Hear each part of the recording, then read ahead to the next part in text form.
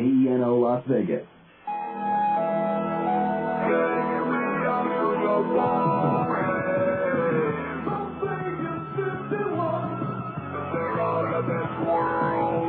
Las Vegas 51's baseball is on Fox Sports Radio 1460. 51's baseball is brought to you by Carl Sr., Budweiser, Golden Nugget, Cox Communications, Anderson Dairy, and Pepsi. Now to the stadium with the voice of the 51's, Russ Langer.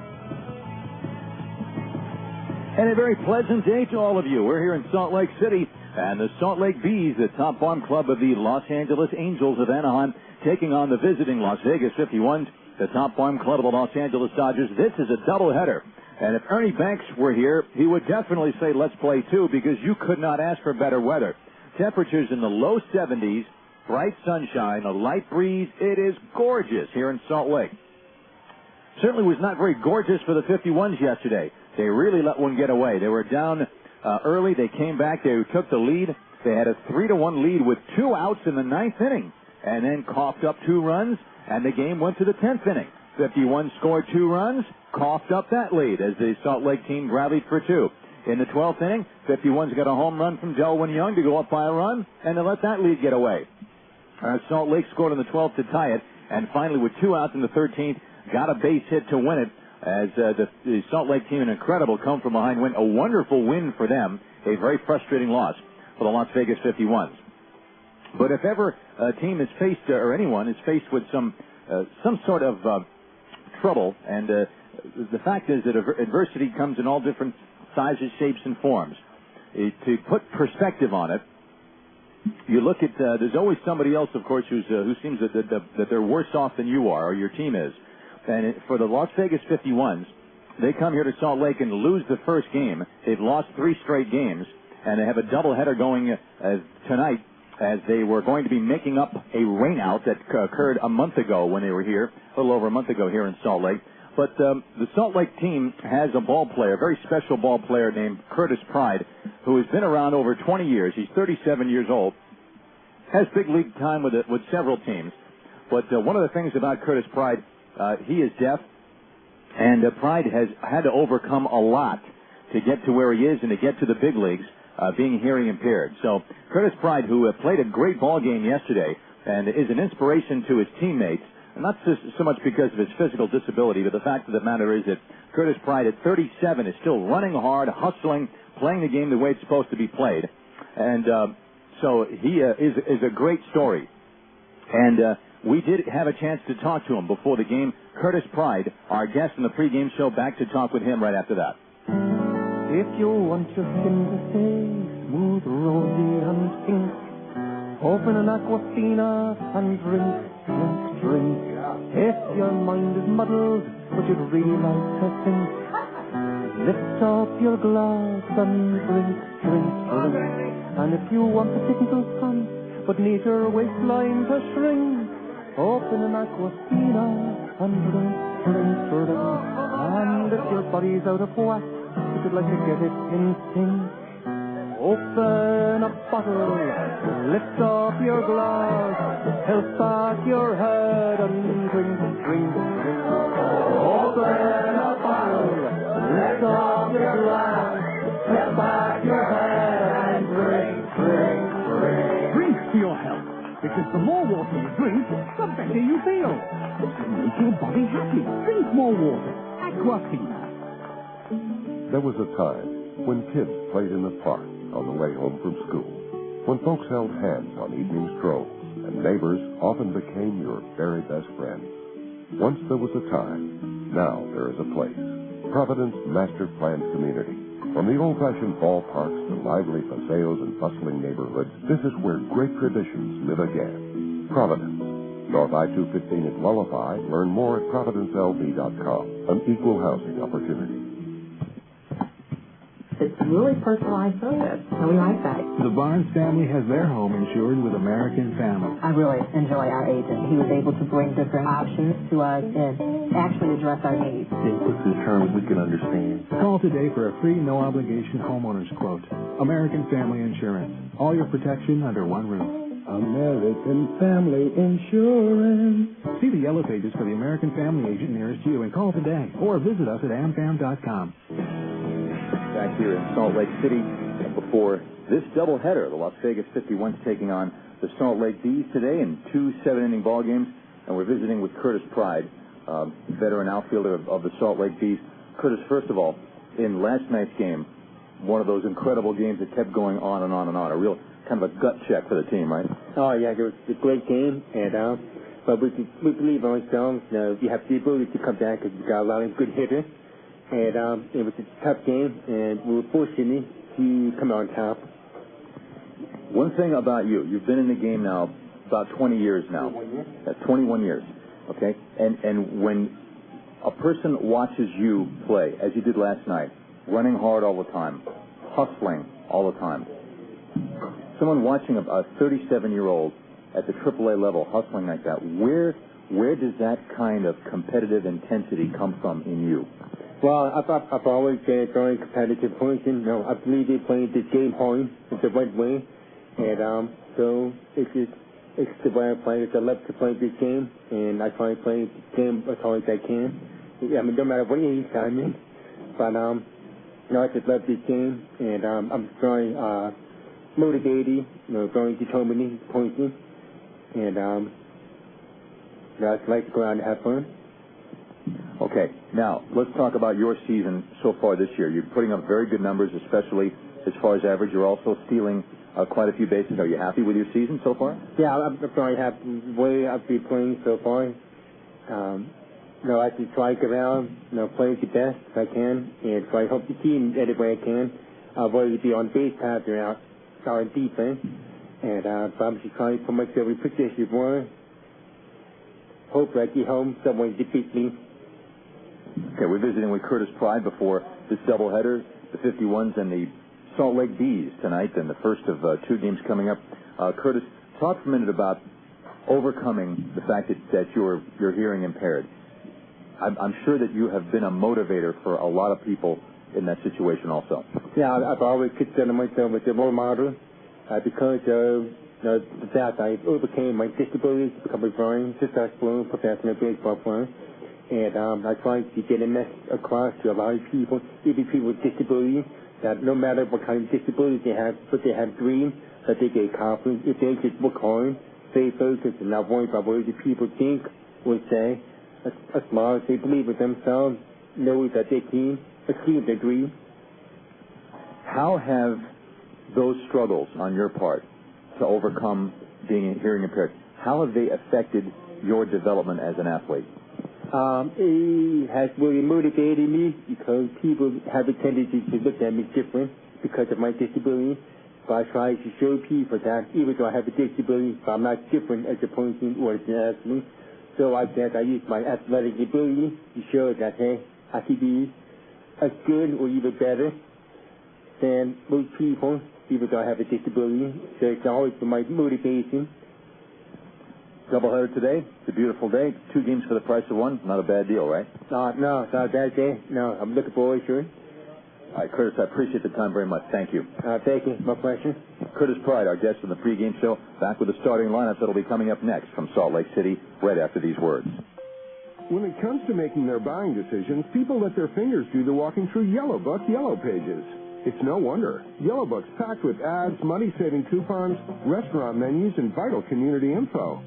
Founded in 1930, Yellow Book is America's oldest and largest independent Yellow Pages publisher. Look for Yellow Book's easy-to-use directories in major markets like Denver, Las Vegas, Chicago, New York, and more, as well as hundreds of smaller markets throughout the country. You'll even find Yellow Book online at yellowbook.com. Delivering to homes and businesses throughout the area, Yellow Book combines the great features consumers want with advertising rates business owners can afford. In fact, an ad in Yellow Book can cost significantly less than an ad in the phone company directory. Don't miss an opportunity to reach thousands of potential customers.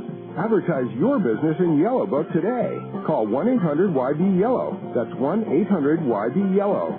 Yellow Book, not the other book. It's opening season at the Golden Nugget. Check out our digs and our new Major League lineup. Play ball! Arrive in style at our new Grand Valley entrance and port to share. Then slide into our remodeled luxurious marble lobby. Experience Vic and Anthony, a rookie to the team who's been recognized as one of America's top 10 steakhouses. Step up to the plate for a prime steak and all-star service. Or try Cantonese, Sichuan, and Pan-Asian cuisine in a contemporary setting. Lily's Noodle House will have all your bases covered. With 29 AAA 4-Diamond awards and 60 years of striking success, Golden Nugget's record is unlike any other in Las Vegas. It's a big hit. The 51s know that the Golden Nugget is the place to be for Las Vegas' great American pastime. Golden Nugget Las Vegas. It's a brand new ball game. Visit GoldenNugget.com for a complete roster of renovations. Nice kid, but a little dumb. Fox Sports Radio, 1460. You gotta just sit back and enjoy it. KENO Las Vegas. Welcome back, friends. We're here in Salt Lake City. 2 7-inning games getting set to go. You know, there was a time when children played in the park on the way home from school, when your neighbors often became your very best friends. Providence is a community built on the notion that some things are just too good to leave in the past.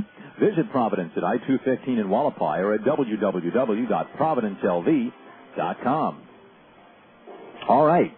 The Las Vegas 51s 37-31, trying to wipe off the bad taste in the mouth from yesterday's very difficult loss here to the Salt Lake Bees. And before we get started, I want to remind you, we're giving you the starting lineups for the Las Vegas 51s, and they are brought to you by Supercuts with 32 convenient locations. Call 1-800-SUPERCUTS for the location nearest you. Supercuts every time. We'll get to the starting lineups. That's coming up right after these words. One company, Advanced Imaging Solutions. One company providing total document solutions, including Kia Ceramita multifunctional network copiers that enable you to copy and print and scan direct to email or fax, all from your PC.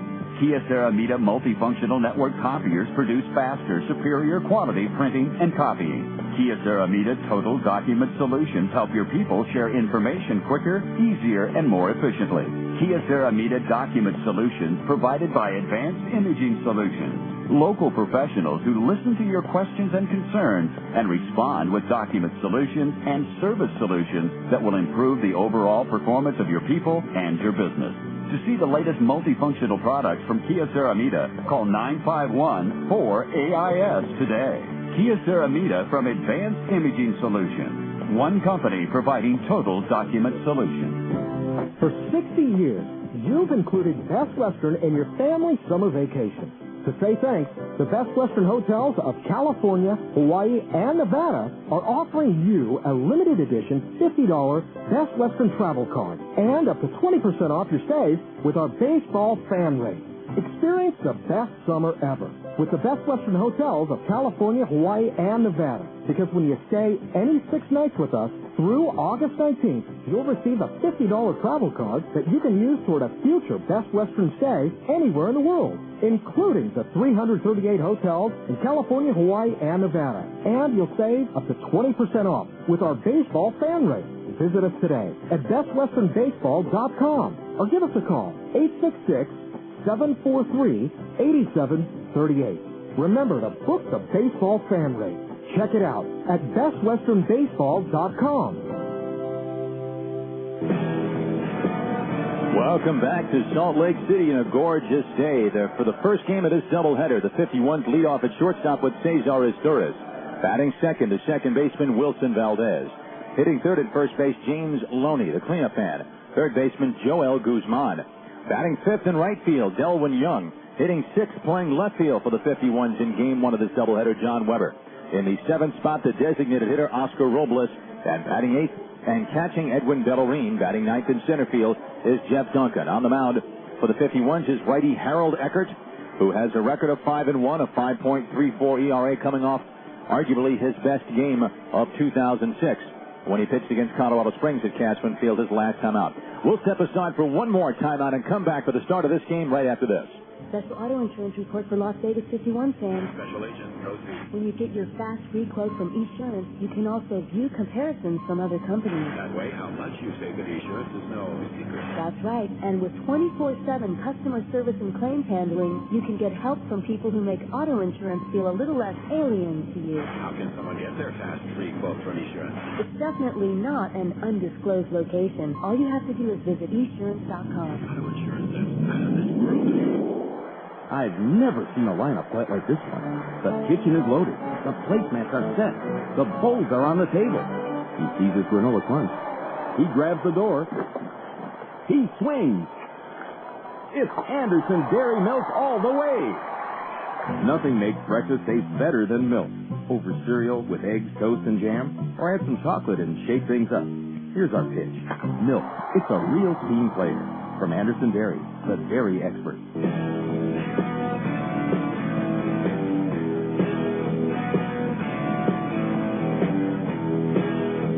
Okay, we're set to get going now. As right-hander Steve Shell, who is 2-2 with a 3.5 ERA, delivers the first pitch of the game, a sinking fastball low and away to Cesar Izturis, and this doubleheader is underway. Izturis hitting .288 in 13 games, no homers, 3 runs batted in. As he faces Steve Shell, big elaborate windup, and the fastball is a strike knee-high toward the outside part of the plate. It's 1-1. Izturis in the doubleheader yesterday was nearly the hero. He ended up going 1 for 6, but the one hit was a double that he legged out with 1 out on the top of the 8th inning when the game was tied. The pitch to Izturis is a called strike, and it's 1-2. He really made a fabulous hustle effort to beat the throw from center fielder Reggie Willis to get that double. Then he scored right after that on a double by Wilson Valdez. There's a high pop-up foul behind the plate. The catcher, Ryan Buddy, off with the mask, and he's got about 2 feet to spare and makes the catch. Izturis fouls out to the catcher, Buddy. I've been waiting all season to say this. Nice play, Buddy. Okay, that's out of the way. 1 out for Wilson Valdez. Let's check the Salt Lake Bees defensively. At first base is Corey Myers. Second baseman, Howie Kendrick. At shortstop is Casey Smith. And over at third base is Mike Elward. Reggie Willits in left. Tommy Murphy is in center. Nick Gorneau is the right fielder, and Ryan Buddy is doing the catching for Steve Shell. Shell is 6'5", 190, 23 years old, out of El Reno, Oklahoma. At Double-A Arkansas last year, he won 10 games. Fastball's inside, ball 1 to Valdez. He was 10-8 with a 4.57 ERA and struck out 126 batters, that is. In his 27 appearances, he walked 58, so he was a mainstay in the Double-A Texas League for the Arkansas Travelers. The pitch is outside, and the count 2-0 on Las Vegas right-handed hitting second baseman for Game 1, Wilson Valdez, who's hitting .299 with 4 homers and 29 runs batted in. Valdez had 7 at-bats in yesterday's doubleheader, which went to yesterday's, well, it felt like a doubleheader. It went 13 innings, a single game. The pitch misses, and it's 3-0. And he had a single and a double, drove in a run, and stole a base. The count to him is 3-0. The wind by Shell and the pitch. And it's a strike, 3-1.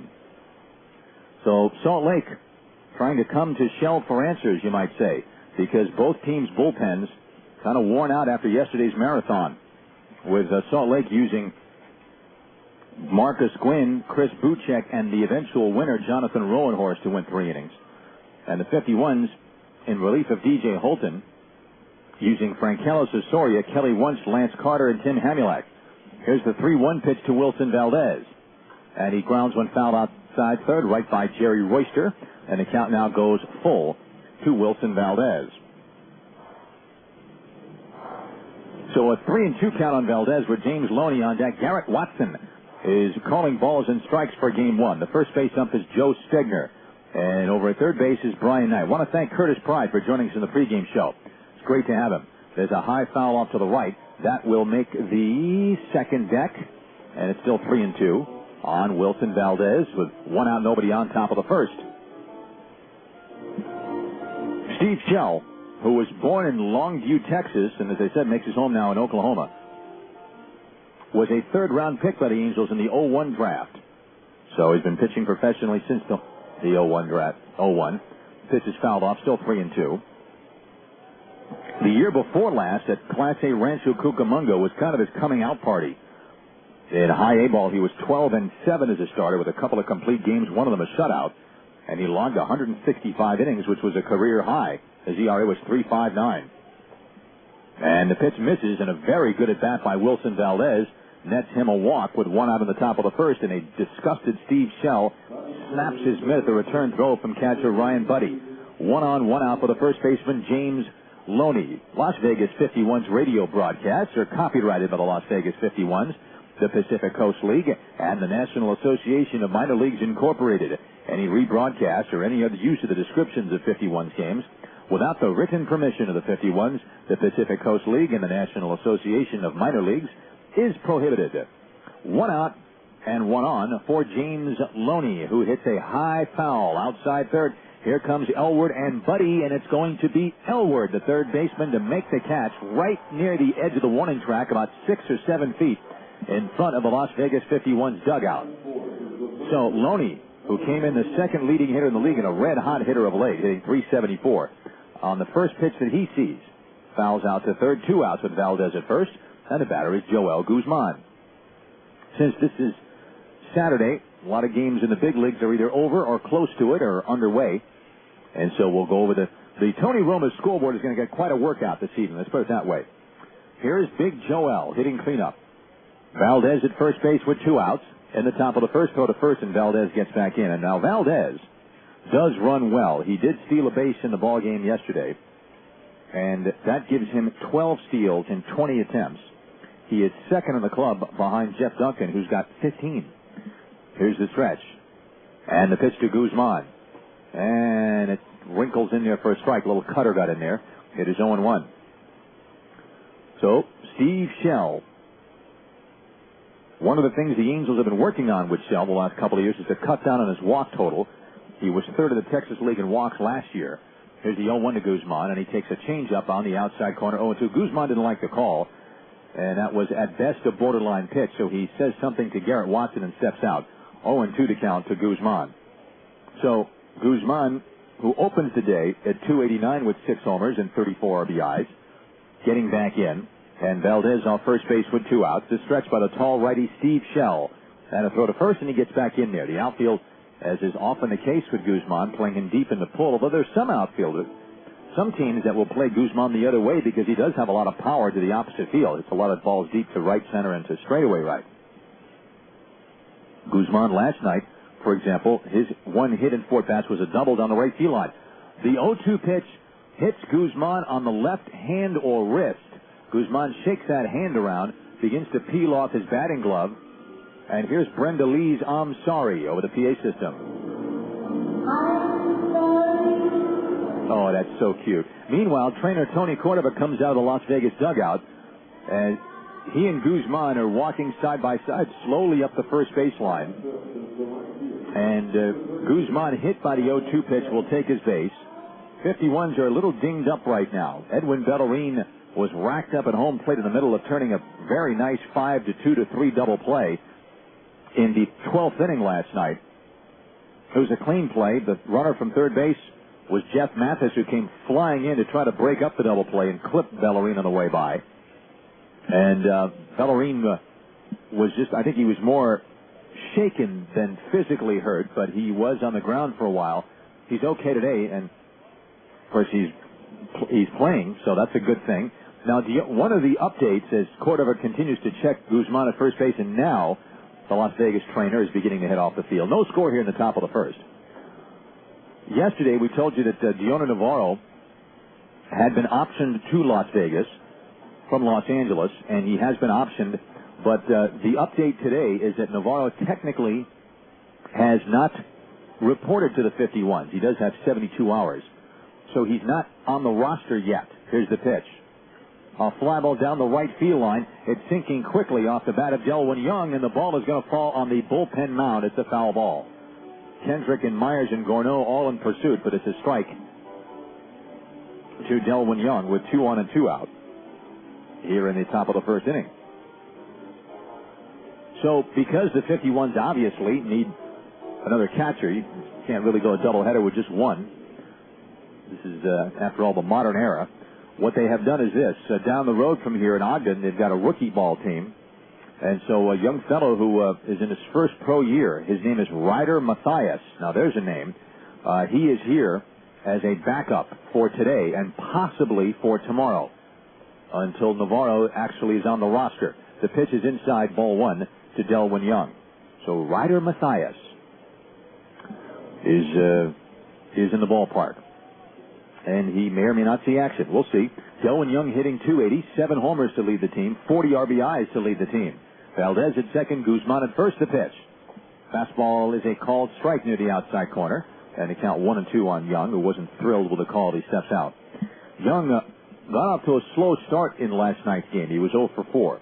When you have a game that's 13 innings, you have plenty of chances to redeem yourself. And Young doubled and scored in the 10th inning. And then he homered leading off the 12th. So he had a decent night for himself, as it turned out. 1 ball and 2 strikes to count. Young, a switch hitter, batting left-handed, playing right field in Game 1.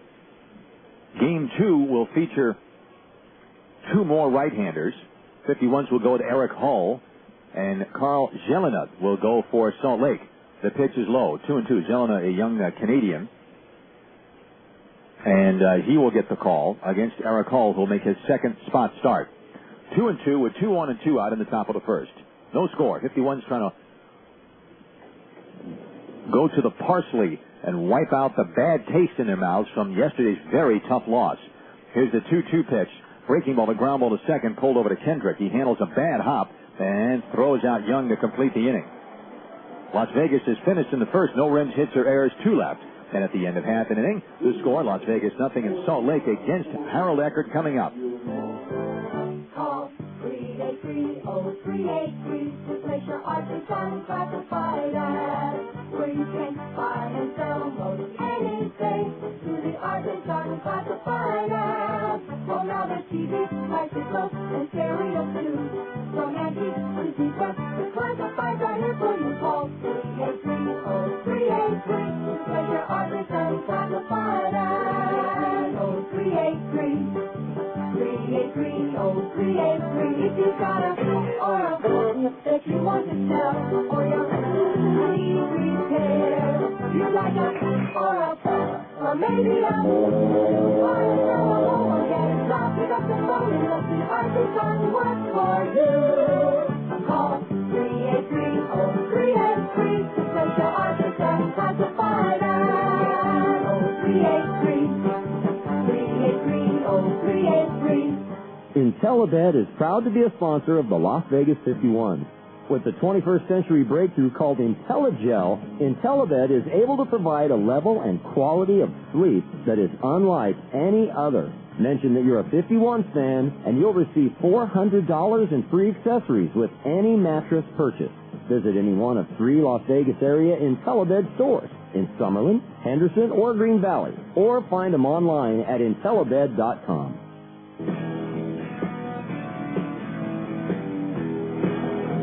Welcome back again, my friends, to Salt Lake City on a gorgeous day. This is doubleheader time for these 2 ball clubs, making up for the rainout in early May.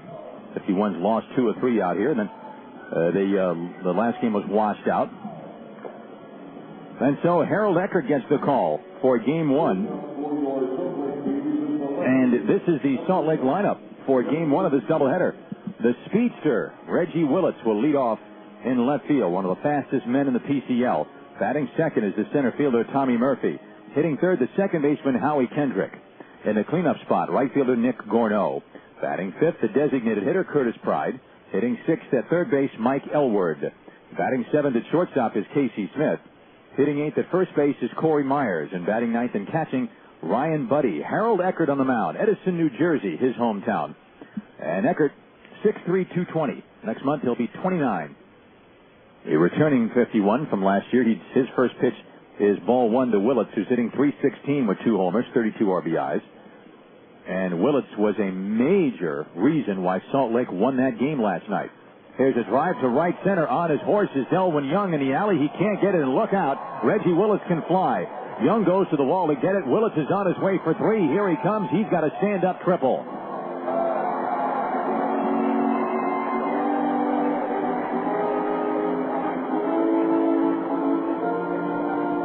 Third triple of the year for the speed merchant, Reggie Willits. Very patient hitter. But the thing about it is, yeah, he's patient, but if he gets his pitch, he can hit it pretty hard. He only had one hit last night, but he walked 4 times and stole 3 bases and scored the game-winning run in the 13th inning on the base hit by Howie Kendrick. So right away, Willits is at third base, and the batter, Tommy Murphy. Las Vegas defensively, James Loney at first, Wilson Valdez at second, Cesar Izturis at shortstop, and Joel Guzman is at third. Eckert from the stretch is pitched to Tommy Murphy, batting left-handed. It's a sinker, low ball 1. Murphy is switch hitter. In left field is John Weber. He's playing shallow and toward the line now for the left-handed hitting Murphy. Jeff Duncan patrolling center. Over and right, Delwyn Young. And Edwin Bellarine catching for Harold Eckert. Here's the 1-0 pitch. And the fastball's up and away. 2-0. Tommy Murphy hitting .342 in 28 games. 2 homers and 17 runs batted in. At his first taste of big league ball when the parent Angels called him up earlier this year. 2 balls and no strikes. Willits at third. The infield is back except for Guzman at third, so they'll give up a run for an out here. Here's the 2-0 pitch. It's a breaking ball grounded foul outside first, and the count is 2 balls and 1 strike. Ball is mishandled by the first base coach, the hitting coach, Jim Eckert, who draws the error, then recovers and grabs the ball and flips it into the seats. No score, bottom of the first. But Reggie Willits at third base with nobody out. 2 balls and a strike to Tommy Murphy. And Murphy, who hails from Boynton Beach, Florida, waits. The look by Eckert, and the 2-1 pitch coming. Good off-speed breaking ball. Murphy swings early and misses, and the count is now 2 balls and 2 strikes. The Angels called up Murphy on May 4th and optioned him back about 5 weeks later. With the Angels, he had .243. He was 9 for 37 with a home run and 3 RBIs, also 2 doubles and a triple. Here's the 2-2 stretch by Eckert. And the pitch. A high foul off to the left. That'll clear the roof. Still 2 balls and 2 strikes on Tommy Murphy. All right. So Murphy up with a 2-ball, 2-strike count. Harold Eckert, he talked about the fact that his last start was arguably his best one. It was Monday night at Cashman Field against Colorado Springs in the opening game of that series. Las Vegas ran away and hid from the Sky Sox, winning 10-1. Here's the 2-2 pitch. Breaking ball on the outside corner, strike 3 call. Great backdoor slider by Harold Eckert to freeze Tommy Murphy. A strikeout leaves Reggie Willits at third base with 1 out and brings up the second baseman, Howie Kendrick. Eckert in that game went 6 innings, allowed 1 run earned on a Sean Barker home run with 1 out in the second on a 1-2 breaking ball that Eckert hung a little bit. He walked 1, hit a batter, and struck out 5. Probably his best game of the year. He threw 111 pitches, 73 strikes. Here's Howie Kendrick, and the pitch is up and away, ball 1. Howie Kendrick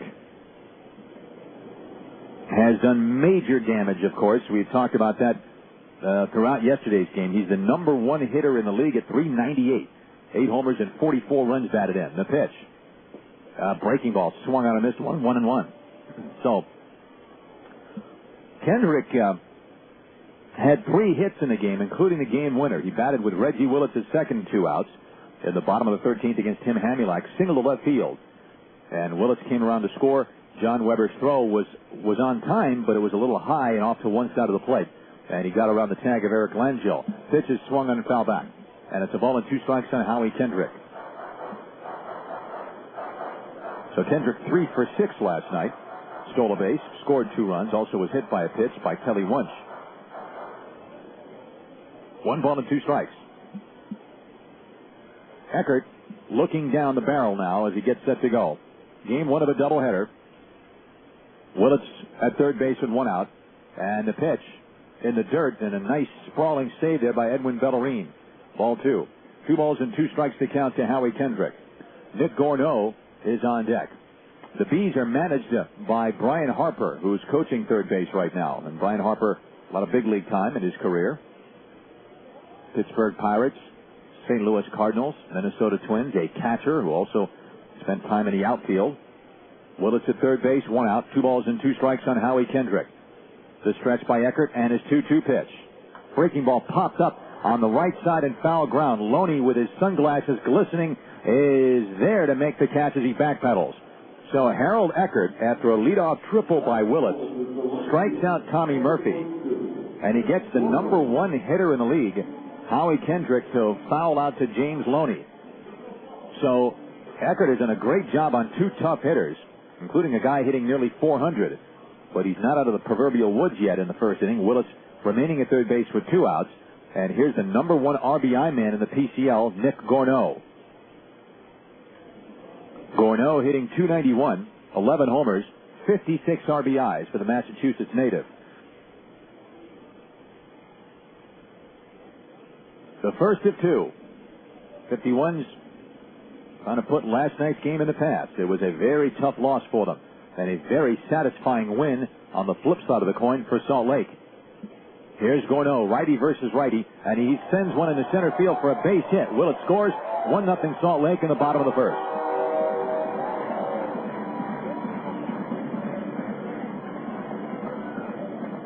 Not to belabor the obvious, but that is why Nick Gorneau is the number one RBI man in the Pacific Coast League. When he has an opportunity, he will take advantage of it more often than not. Then it was not a bad pitch. The pitch was away from him. He swung and the ball was off the end of the bat, but he served it out there in the center field. It was not a hard hit ball, but he found a hole and dropped it in there for a base hit. Willett scores. It is 1-0 Salt Lake in the bottom of the first. And for Nick Gorneau, his league-leading 57th RBI. And the batter is the designated hitter, Curtis Pride. Left-handed batter with an open stance. And as a line drive base hit to left field, in to pick it up is Weber. Stopping at second base is Gorneau. So 3 hits in the first and a run. And Pride, our pregame guest, who came in at 347, is at first base. And the batter's the right-handed hitting third baseman, Mike Elward. Despite the fact that Salt Lake has reached Eckert for a run on 3 hits, including a triple and 2 singles with 2 outs, Eckert can get out of this pretty decently if he can get Elward. Elward hitting .259 with a homer and 16 runs batted in. And Eckert bending at the waist, looking in at Bellarine. Gorneau is at second, Pride is at first. And Eckert's pitch. Fastball up and in, nearly hit him in the shoulder. You turn his back on it, ball 1. 1 ball and no strikes. Elward, in the game yesterday, had a single in 4 at-bats, scored a run, laid down a sacrifice bunt, and also drew a walk. He batted 8th in that game. He's batting 6th in this game. Right-handed hitting third baseman. He can also play first base. Here's the 1-0 pitch. A line drive base hit to right field. Gorneau being sent in by Harper. Here he comes. The throw by Delwyn Young is way up the third baseline, off the glove of a diving Bellarine. So Pride is going to try to score. He will score as Eckert gets the ball into the dugout. Down to second goes Elward, and Salt Lake now leads 3-0.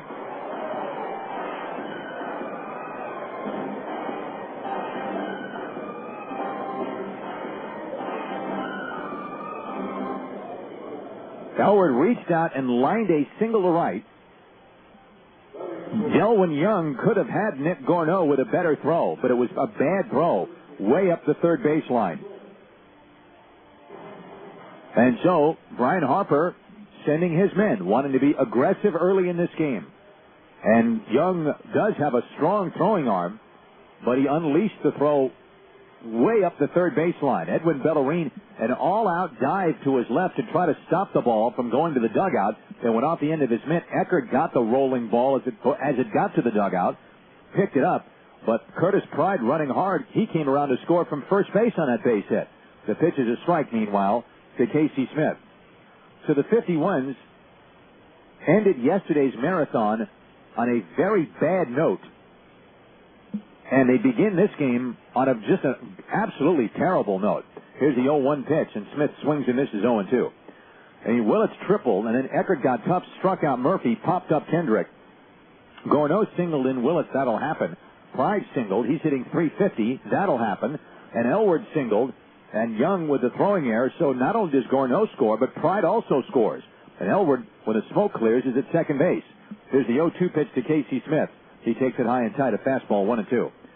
Smith hitting .273 with no homers and 18 runs batted in. So it is a single for Elward. He gets an RBI on it to score Gorneau. Pride takes third on the single and scores on the throwing error charged to Delwyn Young. Remember, defense was not exactly a strength for the 51s in the game yesterday. The pitch is a call third strike on the outside corner, and the inning is over. However, the Bees score 3 runs in the first inning on 4 hits and an error, and they leave 1. After 1, Salt Lake 3, Las Vegas 0. As temperatures rise, so do your chances for car trouble. Help meet the demands of summer driving by taking your General Motors vehicle to an expert, Cadillac of Las Vegas. Let Cadillac of Las Vegas give your car a seasonal checkup to make sure it's ready for virtually anything summer can dish out. Cadillac of Las Vegas is your GM Goodwrench Service Center, featuring GM-certified technicians, advanced diagnostic equipment, and genuine GM parts. So stop by your GM Goodwrench Service Center, Cadillac of Las Vegas at 2711 East Sahara in Las Vegas, and keep yourself and your car cool this summer. Nearly 60 years ago, St. Rose Dominican Hospital's mission of compassionate health care for every patient began in Henderson. And this summer, St. Rose will carry this mission to Southwest Las Vegas with the opening of their 3rd location, the San Martin campus. When open, San Martin will be more than a building. It will be a haven for the mind, body, and spirit. It will be more than quality emergency and cardiac care. It will be peace of mind. It will be more than 4 floors of all private patient rooms. It will be a place healing will call home. After all, they're building more than a new hospital. They're building a place for you and your family to find safety, peace, and well-being. The St. Rose Dominican Hospital San Martin campus, 8220 Warm Springs Road, near the intersection of I-215 and Durango Road in southwest Las Vegas. St. Rose Dominican Hospital's new San Martin campus. It's all about life. Visit stroshospitals.org to learn more.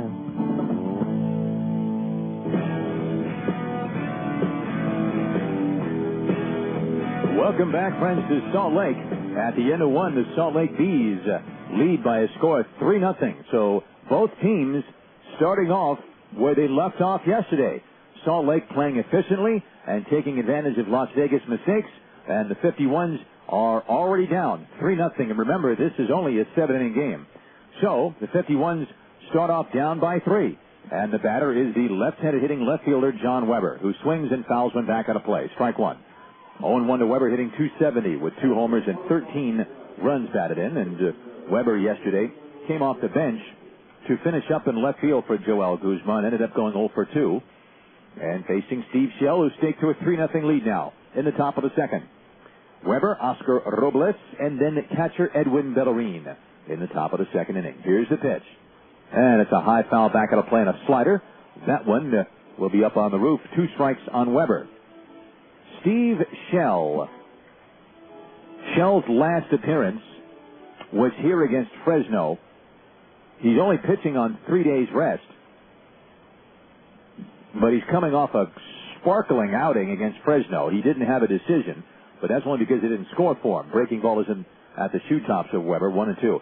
He went 6 innings, allowed no runs on 4 hits. He walked 1, and he struck out 5. He's got 2 losses with a 2-2 record. One of the losses at the hands of the 51s at Cashman Field. Line drive, base hit to right by Weber. He reached out on a 1-2 off-speed pitch and pulled it out to Nick Gorneau. 51s have their first hit, and the batter's the DH, Oscar Robles. He has faced the 51s twice. Once was here back on May 3rd. He had no decision, but he pitched very well. 7 innings, 2 runs earned on 5 hits. Then, when he was beaten at Cashman on May 26th, he went 5 innings and was roughed up for 6 earned runs on 10 hits. It was, without question, his roughest start of the year. The pitch is ball 1 to Oscar Robles. Shell facing Robles. Robles hitting .284 with no homers and 14 runs batted in. Left-handed hitting DH. And the pitch is a strike, and the count is now 1-1. Third baseman Elward hovering right near the edge of the third base, the grass over there. And the count to Robles is a ball and a strike. Weber at first base being held on by Corey Myers. As Shell looks in at Buddy for a sign. And now he brings his hands together right in front of his chest. The 1-1 pitch to Robles. Fastball is about letter high, ball 2. 2 balls and 1 strike is the count. Shell has done a lot better at home than on the road. His ERA here, 2.77. Away from here, 4.18. Just to illustrate the point. 2 balls and a strike to Robles. Weber, a good lead off first base. And the pitch. Robles takes a strike on the outside corner. Good pitch.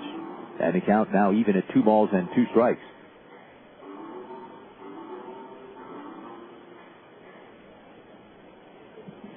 Shell was at AA Arkansas to start the season and was 1-2 for them with an ERA of 4 in the 3 starts that he made. He turns and throws to first, and Weber is back and standing up.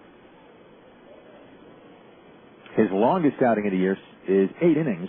That was in Tacoma way back on April 28th. 2 balls and 2 strikes. Weber at first, nobody out. Top of the second, 3-0 Salt Lake in game 1. And Robles swings very late at a fastball that misses and strikes out. First strikeout for Shell. And the batter is the catcher, Edwin Bellarine.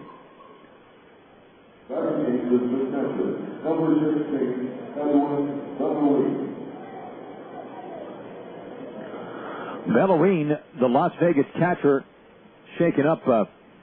You heard his knee on that play at the plate we're talking about in the pregame show. In the middle of a double play, the 51's turn with the bases loaded. Third to home to first double play, 5-2 to 3. Here's the pitch to Bellarine. He swings and fouls one back out of play. Strike one, 0-1. The Bellarine okay to play today. Well, he's a little dinged up.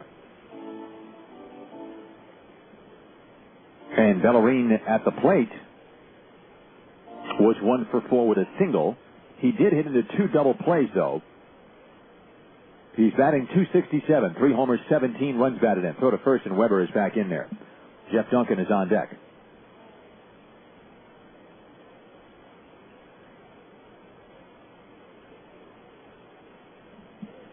(0-1). Bellarine with his open stance from the right side waits, and a quick toss to first base, and Weber scoots back in there safe again. Coaching at first base is the hitting coach Steve Yeager. The skipper in the third base box, that is Jerry Royster. 0-1 the count to Edwin Bellarine. Shell taking his time from the stretch position again. Weber off the bag, and there's a slider hit in the air foul over the first base dugout in about the third row of seats. And a guy who looks like Jerry Garcia's cousin, with the beard and all, hustles down the aisle to grab that ball. He's got the tank top on. And those big baggy shorts. Maybe they'll play Uncle John's Band between innings as a tribute. Breaking ball, swing and a miss, strike 3. So, there is the second strikeout for Shell. Good slider he snapped off to get Bellarine swinging with a one-handed cut. And with 2 outs, here's the center fielder, Jeff Duncan.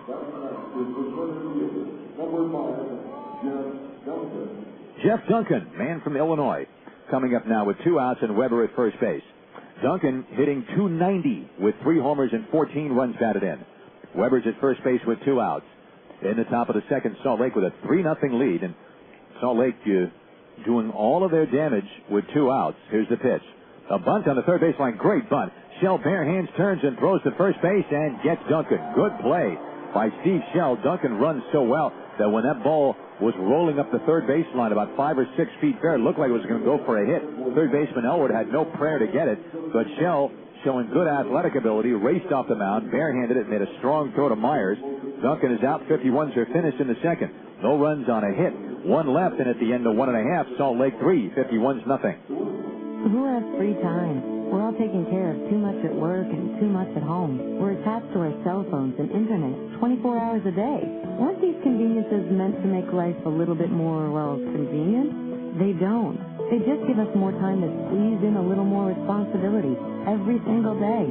Your Country Insurance and Financial Services agent knows you only have time for straightforward answers to your auto, home, and life insurance questions.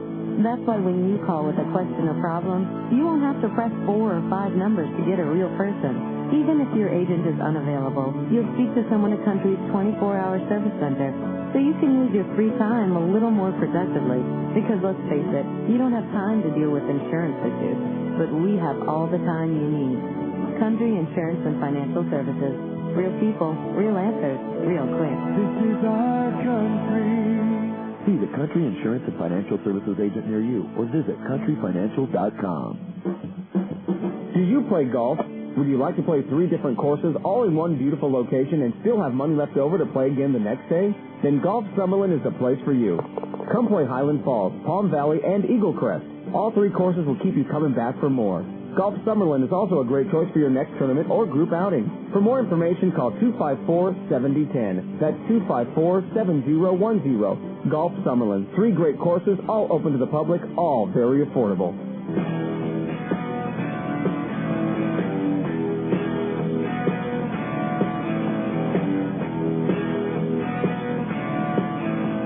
Welcome back, friends.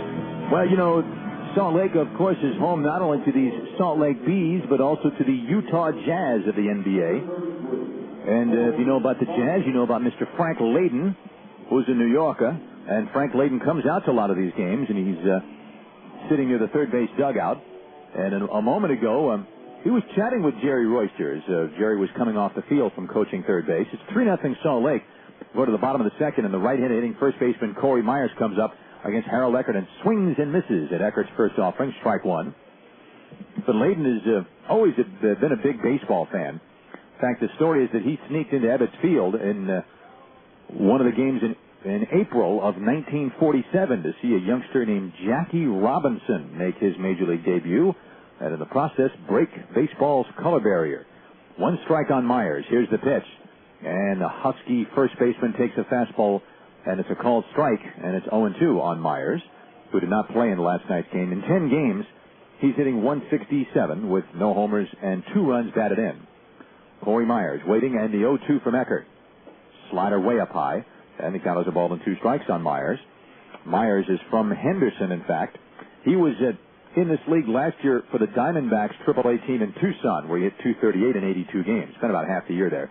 1-2 pitch, and it's a called third strike. Eckert took something off that slider and got it in over the outside corner. So Myers is Eckert's third strikeout victim. 1 out, and the catcher Ryan Buddy comes up. If you're just tuning in saying, wow, it's a 3-0 game already, what happened? Well, this is what happened. Las Vegas did not score in the top of the first. It left a couple of men on base against starter Steve Shell.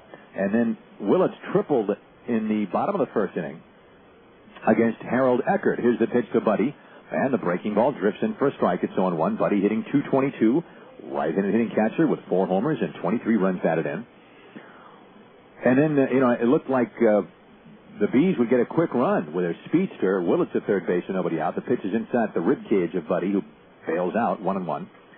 But then Eckert struck out Tommy Murphy, and he got the second baseman and the leading hitter in the league at 398, Howie Kendrick, to foul out to first baseman James Loney, and he was an out away from getting out of the inning. There's a ground ball up the middle. Shortstop is throws to his left, and he has it. Fires on the first base, a little low, but Loney able to cradle the ball. 2 down, the batter Reggie Willits. But that's when the fun really started for Salt Lake. Nick Gorneau, a soft single into center to score Willits. Curtis Pride kept the inning going by singling to left sharply. Then Mike Elwood reached out and poked one in the right for a base hit. Gorneau was waved in. Delwyn Young was playing fairly deep and took an extra step to get his throw off. He does have a good arm, but then his throw was way up the third baseline. An on-target throw, and they had a definite good chance to get Gorneau. But the throw was well up the third baseline. And so Gorneau scored, and because the throw was so wild, there's a bunt by Willits on the third baseline, barehanded by Guzman, who throws to first base safe. Now, Joel Guzman played third base in the first inning, but he is not, I'm just noticing right now, there was no announcement on this made, he is not on the field now. Eric Riggs is playing third base for whatever reason. So Guzman apparently has been pulled out of the game after getting hit by a pitch, and that's, I'm guessing, just speculating, that's got to be the reason. He was hit on the hand by a pitch in the first inning from Steve Shell. There goes Willits. The pitch is low. Throw to second by Bellarine is high and late, and guess who has stolen another base? Yep, him again. Reggie Willits, who now has 19 steals in 28 attempts. He stole that one off of Eckert. I mean, there wasn't much Bellarine could do. A strong throw, but high and just too late. So Willits a bunt single. And 51s are in rough shape right now. Here's the 1-0 to Murphy. He sends a fly ball to center. Duncan backing up, but he has a play in that Sunfield and makes the catch. The inning is over. But the 51s are in rough shape because they're short on players anyway, with LaRoche hurt and Navarro not activated yet, and Bellarine not 100%. And on top of all of that, they only have a couple of extra guys for this doubleheader. Now Guzman is pulled, apparently because he got hit on the hand or the wrist by that 0-2 pitch from Steve Shell. And the Salt Lake second, no runs, 1 hit, 1 left. We go to the third, 3-0 Salt Lake. You like that? That's the sound of speed waiting to be unleashed. You can get the same feeling with Cox high-speed internet. Currently unleashing blazing fast speeds of up to 5 megs. That's up to 90 times faster. It's no wonder Cox high-speed internet was ranked highest in customer satisfaction by J.D. Power and Associates. So you think you're ready for Cox high-speed internet? Get it today for as low as $29.99 a month. Call 933-9854. That's 933-9854. For J.D. Power and Associates award information, go to jdpower.com. Limited time introductory offer. Restrictions apply. Call for details. Dear 3-day weekend. Sometimes you're right there on the calendar. And sometimes you have to make your own. With a few friends and a crisp, clean taste you can only find in Budweiser.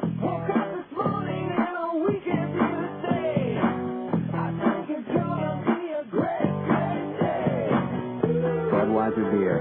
Anheuser-Busch, St. Louis, Missouri. Hey, Nick, didn't we just cut your hair yesterday? Yeah. Remember when you said my Supercuts haircut would help me get noticed by women? Uh-huh. It worked a little too well. You are my swoopsie. Sweetie, I'd like to introduce you to my Supercut stylist, Tina. Tina, this is Barbara. Brenda, hey. And I'm so excited to meet the woman who makes my special guy look so cute. I can't breathe. Supercuts is quick, right? We're fast. Because I can't stand to be away from my poopykins. Kill me, please. Supercuts, we know how it is. We play 2 in game 1 of this doubleheader. Salt Lake leads 3-0 top of the third. Cesar Asturis takes a sinker low from Steve Shell. Asturis fouled out to the catcher, Buddy. In the first inning, he hits a slow, weak ground ball to the right side. Second baseman Kendrick fields, throws, and gets him. And there's one out, and Asturis is 0 for 2. Batter is Wilson Valdez, who walks. So now, I can't tell you, and I don't know that I'll get word between games of the doubleheader. I'll try, but sometimes information is not always easy to come by with regard to injuries, so we'll do our best. I'll do a little detective work and see if we can find out about Joel Guzman. But I will tell you this, that at least for now, if Guzman cannot continue, and he did have to come out of the game after getting hit by that pitch, Valdez swings and misses at a slider. It's 0-1. He walked his first time up. The 51s have exactly 2 extra players now for the remainder of this doubleheader. Remember, this is the third inning of game 1. Eric Langell and Ryder Mathias. There's a ground ball foul to the third base dugout. 0-2. That's it. 2 young catchers. Langell, who had to finish up yesterday because Bellarine got racked up, can come in. And then the fellow who just got drafted by the Dodgers, I'm talking about earlier this month, got drafted. There's a high foul outside first, and it's back in the seats. 0-2 on Wilson Valdez. And that'll be the case as far as the 51's catching is concerned until Diona Navarro officially joins the roster, which is not the case at this point. 0-2. So the 51s are really short on players. This is their 69th game of the season. Here's the 0-2 pitch to Valdez. He sends a fly ball to left field toward the corner. Willett's fighting the sun at the line, and he makes the catch about 2 feet into foul ground. He had just enough room to get it. One of the fans trying to Steve Bartman that ball, reaching for it, but Willits was able to grab it before it settled into the seats. With 2 down, here's James Loney, who fouled out to the third baseman Elwood in the first inning. So, and don't forget the 51's bullpen also is in a situation where it's not bad. It could have been worse, but they did go 13 innings yesterday. Here's the pitch coming up to James Loney. And he takes a strike 0-1. Loney, amazingly hot, has hit safely in 15 of his last 17 games. And over that stretch, he's hitting .411 entering today's play. 0 for 1 today. 2 outs, nobody on. Here's the pitch to Shell. And Loney hits a hard ground ball past the diving Howie Kendrick in the right field for a base hit. So Loney stays hot. Las Vegas has hit number 2 off a Shell. Now the batter is going to be Eric Riggs, who is finishing up at third base for Joel Guzman. So the 51s, who are having a tough enough time trying to beat Salt Lake, a team that has always given them a tough time here in this ballpark. And they proved it again yesterday by taking the game away from the 51s. When the 51s looked like they had it won a number of times. Riggs takes a fastball low and inside ball 1. 51s a couple of the big issues on their plate. You talk about having a lot of fish to fry. Well, they're trying to get a win, and they're also trying to avoid getting dinged up any more than they are. Here's the stretch by Shell. Loney does not have a big lead. Here's the pitch, and Riggs takes low. It is 2-0. Riggs, by the way, is hitting .375 in 22 games with 2 homers and 12 runs batted in. And in the game last night, he had 1 hit in 3 at-bats, laid down 2 sacrifice bunts, drew a walk, and drove in a run. Here's the 2-0. And he looks at a strike, 2-1. Riggs had a tough day defensively. He was charged with the error with 2 outs in the 9th inning on a ball hit between his legs by Casey Smith, which otherwise would have ended the game, and the 51s would have had a win. And then, in the very next inning, with Kelly Wunsch pitching, Tommy Murphy hit a ground ball, which Riggs looked like he was going to get, and he reached for it and just missed it. Loney goes, and the pitch is foul back, 2-2 on Riggs. Rather generous scoring, got a base hit for Murphy on that ball, but as a play that Riggs can make. But there's no denying Eric Riggs' value at any level because he has hit extremely well. He's a switch hitter who can play a number of different positions, infield and outfield. Here's the 2-2. Loney takes his lead, and Shell delivers. And Riggs takes a fastball just inside. Ooh, that was close, right at the belt. 3-2, so Loney will take off on this pitch. And the 51s are especially glad to have Riggs today because, again, they are woefully short on the bench with now, as if they needed this like a hole in the head for Guzman to get hurt. Riggs fouls one back out of play, 3-2. And Navarro has not technically arrived from the big leagues after being optioned. And Andy LaRoche has a bad shoulder.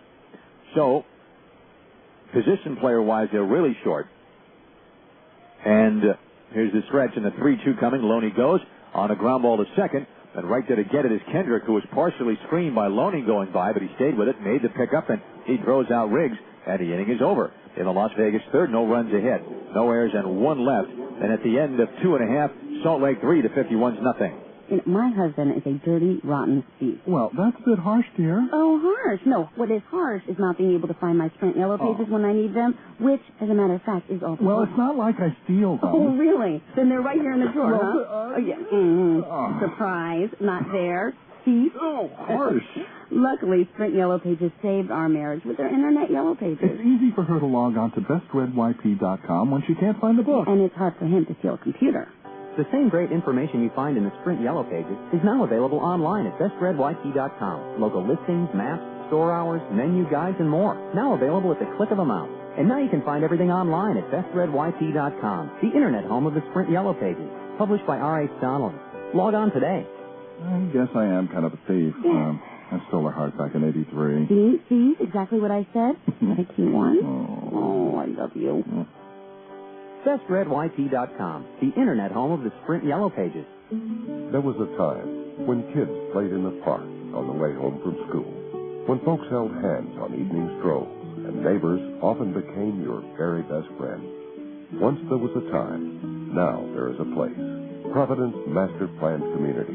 From the old-fashioned ballparks to lively paseos and bustling neighborhoods, this is where great traditions live again. Providence. North I-215 at Wallapai. Learn more at providencelv.com. An equal housing opportunity. Hey, fans, 2.5 innings of play. Salt Lake leading 3-0 in game 1 of a doubleheader. Harold Eckert looking at the 3, 4, and 5 hitters. Howie Kendrick, Nick Gorneau, and then Curtis Pride. You've got a chance to help your favorite 51's player get to the AAA All-Star game, which will be next month. For the first time in minor league history, fan votes will help to choose the starters for the AAA All-Star game. I'll tell you in a moment how you can do that. Here's the pitch. Howie Kendrick gets a line drive to center. Here comes Duncan to make a chest-high catch. And Howie Kendrick, it's a lot of line drives, but that one was caught by Duncan. Kendrick fouled out in his first at-bat, so he's 0 for 2. And with 1 out, here comes Nick Gorneau.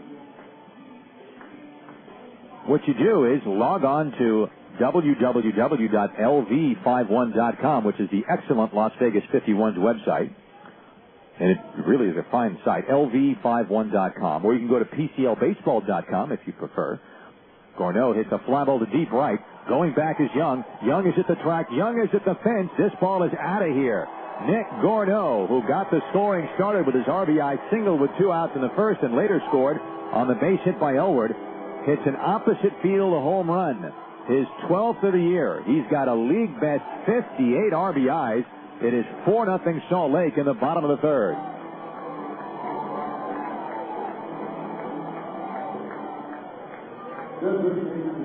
Curtis Pride comes up now. So a line out to center, a home run by Gorneau. And here's Pride, who singled and scored in the first. Pride was at first base with 2 outs after singling. Elwood singled to right. Pride was going to third. And on Delwyn Young's throwing error, Pride scored. So to vote for the AAA All-Stars, the starters, go to lv51.com or PCLbaseball.com, or you can also go to MILB.com to vote for your favorite 51s player, and at the same time, register for a chance to win a trip to the 2006 AAA All-Star Game, which this year is in Toledo. Voting is until this Friday, the 23rd, so hustle up and log on and get the voting done. The pitch is a sinker low to Curtis Pride, ball 1. 1 ball and no strikes to Pride. 1 out. Nobody on. Bottom of the third. This is a 7-inning game, and the Bees have a 4-0 lead. And here's the 1-0 to Pride. He hits a high foul off to the left. That's back out of play. 1 ball and 1 strike. Curtis Pride, again, want to pass along our thanks to him for joining us in the pregame show. Real inspiration. Hearing impaired, and yet he hasn't let it stand in the way. Been playing professional baseball since 1986. He's also was a 4-year starter on the basketball team at William and Mary. Pride tried to hold up on a low pitch, and he went around. Strike 2, 1 ball and 2 strikes. That William and Mary basketball team also featured another big star named Wendell Wallace. And Pride, also a big soccer guy. He's a tremendous all-around athlete. He was on the U.S. national team that played in the Junior World Cup tournament in Beijing, China in 1985. 1-2 to Pride. He takes it low, ball 2. 2 balls and 2 strikes to count. The Mets got him first in the 86 draft. And he actually played in the Mets organization while attending William and Mary. Curtis John Pride with a 2-ball, 2-strike count. And Eckert reads the signs of Edwin Bellarine. The 2-2 pitch. And it's lifted foul to the left. That goes into the second deck. Still 2 balls and 2 strikes on Curtis Pride. Big league time with Detroit and Montreal, Red Sox, Atlanta briefly. And he's been all over the map. He's also played some independent ball. And last year at Salt Lake hit .289, 9 homers and 56 RBIs. The pitch is low from Eckert. 3 balls and 2 strikes. 4-0 Salt Lake. And we're in the bottom of the third inning. Pride with Mike Elwood on deck. And Salt Lake with 6 hits to this point. 3 singles swinging, a bunt single, a triple, and a home run by Nick Gorneau. This will be a 3-2 pitch to Pride. Eckert delivers.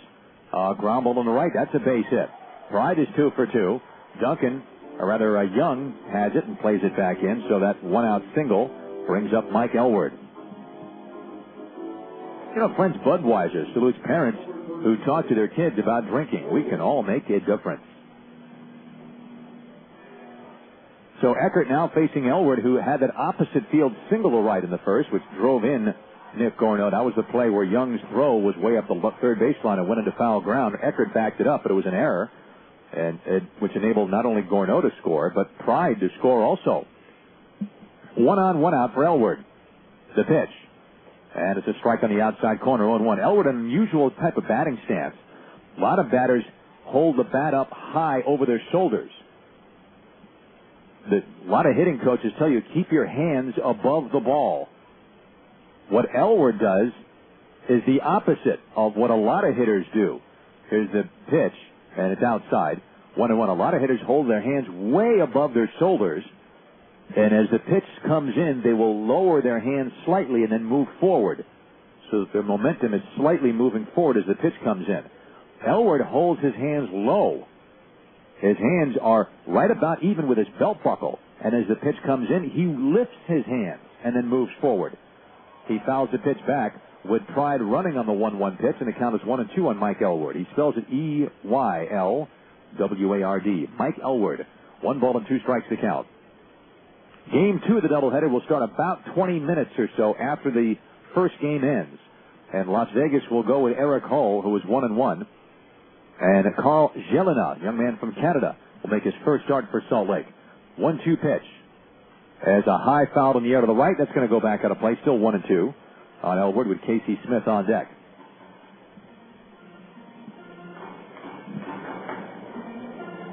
Tomorrow, it'll be game 4 of the series. We'll start at 1 o'clock Las Vegas time, 2 o'clock here in Salt Lake Mountain Time. Pre-game show will air at 12:45. 1-2 stretch. Pride off first base. And the pitch is a pitch out. Pride not going. 2-2. Why are they keeping such a close eye on Curtis Pride? Well, he's got 13 steals in 15 attempts. So he's got the credentials, no doubt.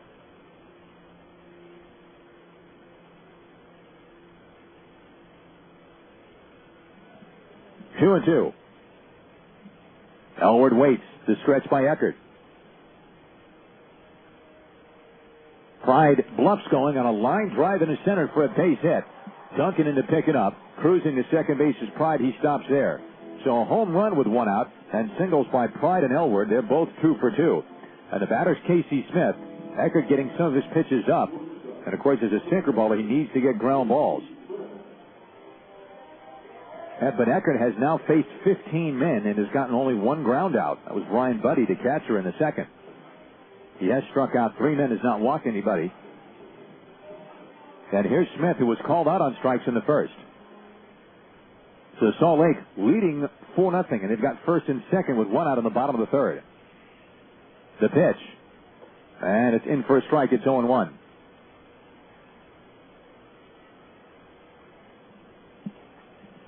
One strike on Casey Smith. Right-handed hitting shortstop. In the ball game yesterday, Smith had a long night.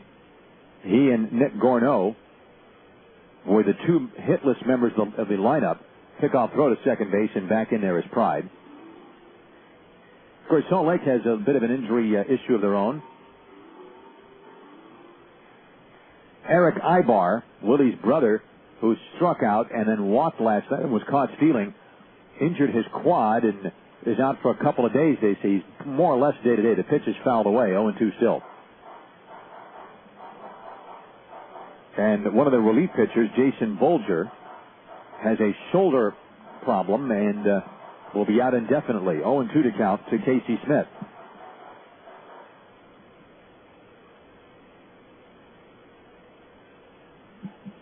Here's the 0-2 stretch by Eckert. 2 on, 1 out. The runners take big leads. There goes Pride. The pitch is high. Throw to third base by Bellarine, and he is called safe. A close play at third. Pride had a good lead and a good jump. Bellarine made a pretty good throw, a little high maybe, but it was pretty close. And Pride steals third. The trail man, Elwood, steals second. And Salt Lake pulls off the double steal. Mentioned it several times last night, but Salt Lake, it does have the number 1 offense, the most efficient offense in the league. And now they're trying to pad a 4-0 lead in the third. Pride is at third. Elwood is at second. Pride now has 14 steals and been caught twice. The infield is in. The 1-2 to Casey Smith. Slider lined over Eckert's head. Pass Valdez in the center for a base hit. 1 run is in. Here comes Elwood. He's going to score as the throw is cut off by Loney. It is 6-0 Salt Lake in the bottom of the third inning.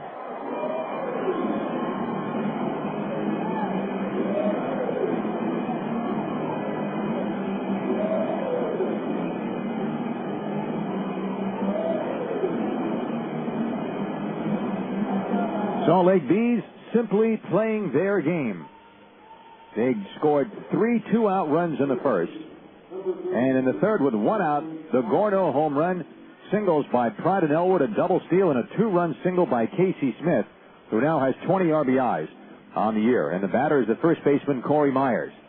Here comes Ken Howell to visit with Eckert, who has been so good as a starter. But it's been a rough day for him in game 1 of this doubleheader. The 51s, of course, bullpen-wise, they've got the rest of this game, and this is a 7-inning game. And they've got another game to consider after this one, a 7-inning game. And they've got Eric Hull, who could not get through 3 innings in his first start his last time out against Colorado Springs. And so they need to save a few arms. In fact, it was to the point today where a lot of times you'll see players, including pitchers, throwing in the outfield prior to team stretch.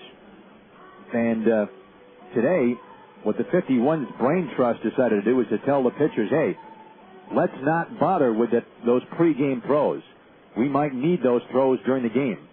If you spend 15 minutes playing catch, there's a high drive to deep left field off the bat of Myers. That ball is way back, and that ball is off the concession stand. A 2-run home run by Myers, and the Salt Lake Bees have scored 2 more here in the bottom of the third.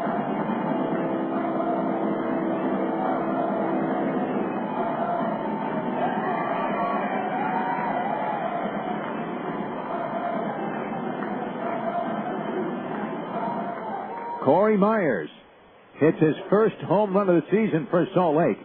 A high soaring drive. It was a no-doubter. It cleared the fence and the grass berm and went up against the concession stand. It is 8-0 Salt Lake. And the batter's the catcher, Ryan Buddy. He takes it on the inside corner, a strike. Buddy bounced out to short in the second inning, his first time up. So the wheels really have come off for Eckert and the 51s here in the third. They were down 3-0. But 5 straight men have come up and they've all scored. There's a one-hopper to short, backhanded by Asturis from the outfield grass. He throws in the dirt, dug out by Loney, and they're 2 down. Nice play by Asturis, and a nice dig at the other end by James Loney. And the batter, Reggie Willits.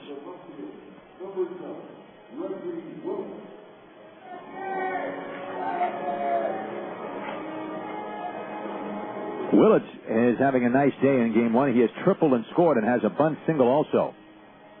Here, Myers was just signed as a free agent on May 27th. So he's hardly been around as far as the Salt Lake team is concerned, but he just hit that 2-run home run, and here's Willits with 2 outs and nobody on. He's the 8th man to bat here. And the pitch is low and inside ball 1. 8-0 in favor of Salt Lake. So talking about Harold Eckert before, he began the season in the bullpen with mixed results. Here's the 1-0 pitch to Willits. He hits a line drive in the left center. Weber coming over. He can't get it. It's in the gap. Weber has to run the ball down, and the ball rolls to the warning track. Weber fires it back in, and Willits will stop with a double. So Reggie Willits has a single, a double now, and a triple in this game, and we're only in the third. And the batter's the 9th man to bat, Tommy Murphy. Eckert began to become a member of the rotation the first week of May after Aaron Seeley got called up, and has made a series of very good workmanlike starts. And again, the last start he made when he beat Colorado Springs was his best start. He hasn't lost since May 6th. He's had 4 wins since then in a series of no decisions. Murphy swings and misses, and the count is 0-1. Murphy has struck out and flied out to center. And in terms of both runs and earned runs, what's happening in this game is the roughest results for Eckert so far in 2006. And the pitch is low. 1 ball and 1 strike. Now, the 51s did not want to have to go to the bullpen for more than an inning in game 1. And again, this is a 7-inning game. But they do have Justin Reed beginning to play catch down there. Here's the 1-1 pitch to Tommy Murphy from Eckert. A changeup, and he fouls it on the ground to the left of the plate. It is 1-2.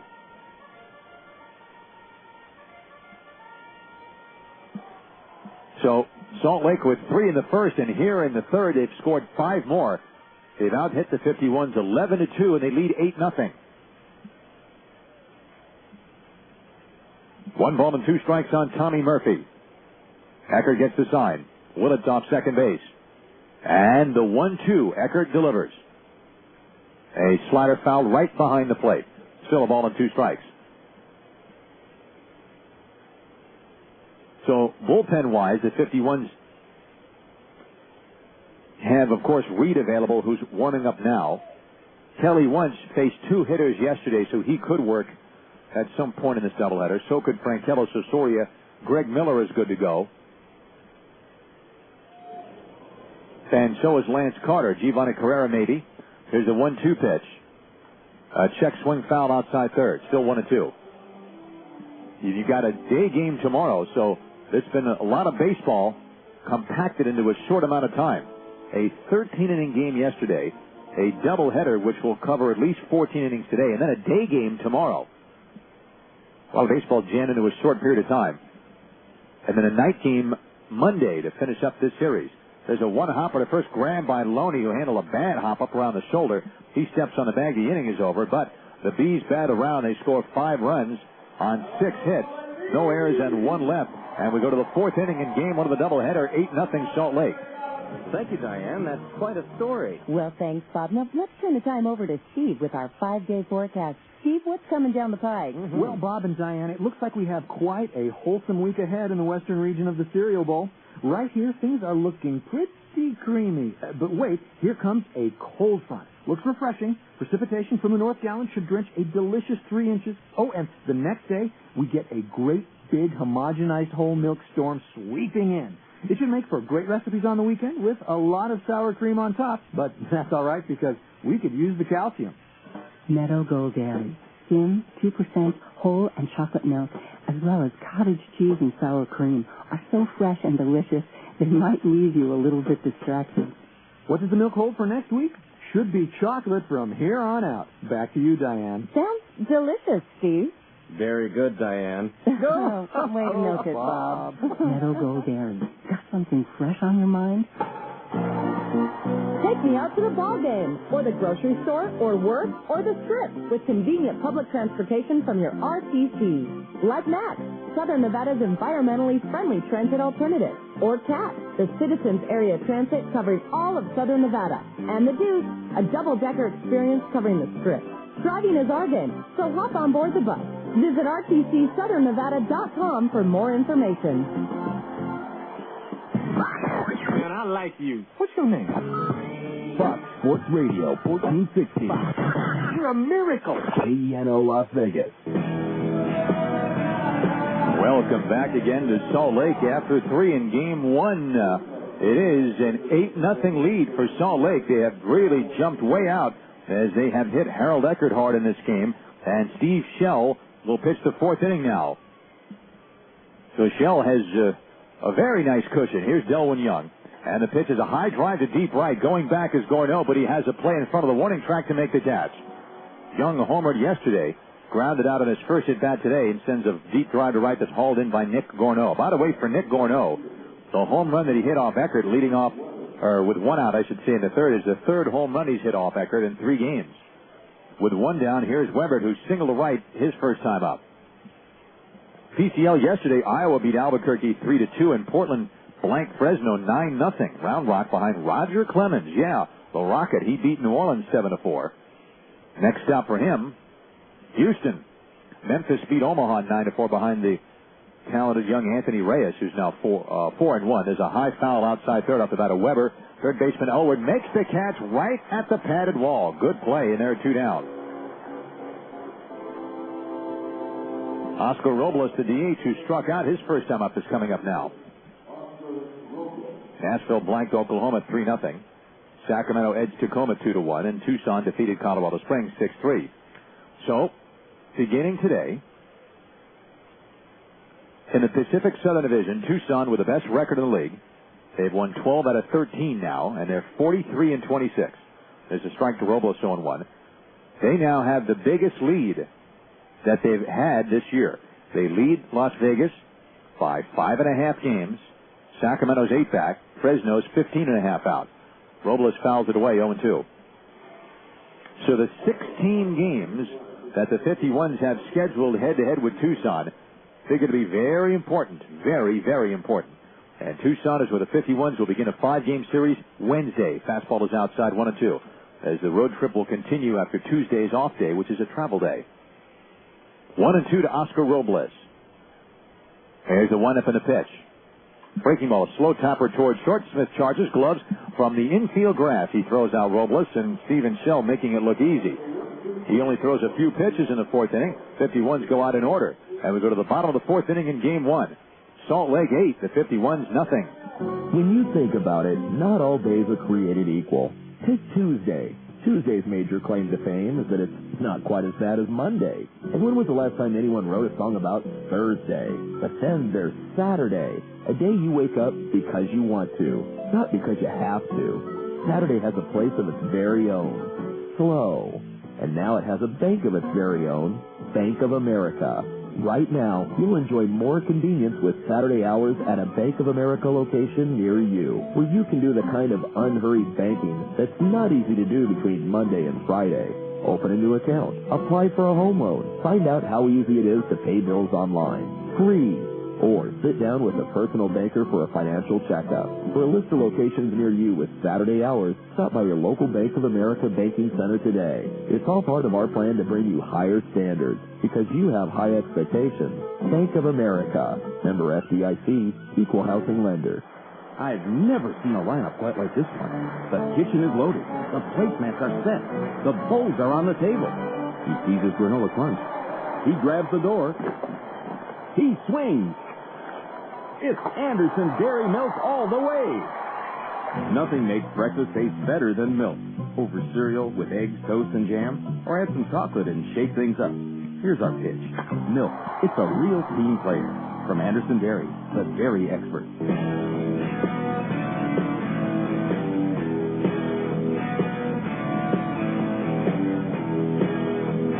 Welcome back again, friends. We're here in Salt Lake, and the Salt Lake Bees, after pulling out a game in dramatic style yesterday. I mean, that baby last night had more twists and turns than any kind of mystery novel you could think of. Alfred Hitchcock would have been happy to have that one on his resume. 51s were leading late in the game, 1 out to go, couldn't hold the lead. In the 10th inning, they held a 2-run lead, couldn't hold that. In the 12th, they had a 1-run lead, and Salt Lake got 1 in their half of the 12th to send to the 13th inning, and they finally won it at Salt Lake. Harold Eckert's breaking ball to strike to Howie Kendrick, who was fouled out and lined out. He opened the 3rd inning with a drive to center that was caught by Duncan, but that's when things really unraveled for Eckert. Here's the 0-1, and a ground ball to first base, a 3-hopper for Loney. He scoops and takes to the bag, and Kendrick, the league's leading hitter, is 0 for 3. 1 out for Nick Gorneau. Harold Eckert will face Gorneau, who's been a major problem for him this year and today. Gorneau has hit 3 of his 12 home runs off of Eckert. And in this game, he has singled in a run and scored and homered. 2 for 2. Harold Eckert wanted to make sure that his family back in New Jersey, he wants them to know that he's thinking of them. There's a swing and a miss, 0-1. Passing along Happy Father's Day and all the good wishes. 1 strike on Gorneau, 1 out, nobody on at the bottom of the 4th inning in game 1 of this doubleheader. Eckert has the sign from Bellarine and the 0-1. A slider popped up out over second base behind the bag. Isturis and Valdez. Isturis wants it. He makes the catch, and they're 2 down. So Gorneau retired. He's 2 for 3, and here's the DH Pride. 2 for 2 with 2 singles, a steal, and 2 runs scored. Well,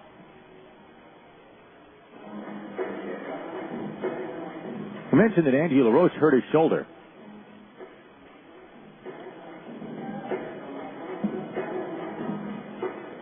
And we don't know the full extent of that injury. He is day-to-day. Here's the pitch to Pride. Fastball's outside, ball 1, 1-0. Cesar Isturis, his rehab stint here is supposed to end in a day or so. Here's the 1-0 pitch to Pride. And it's outside, ball 2.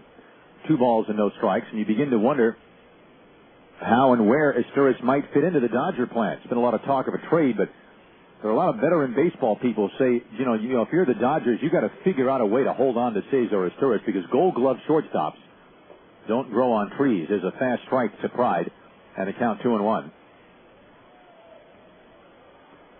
And Isturis has told the Dodgers he's most comfortable in the middle infield, shortstop or second. 2-1 the count to Curtis Pride. And Eckert with a sign and delivers the 2-1. Fastball is outside. It's now 3-1. Phil Miller had knee surgery, and he's had some setbacks from that, so they don't know really at all when Miller is going to be back. Here's the 3-1. That's outside, ball 4. Pride draws the first walk issued by Eckert. And the batter's Elwood, the third baseman, who's 2 for 2 with an RBI single in the first. And in the third, he singled, was the trail man in the double steal, with Pride stealing third.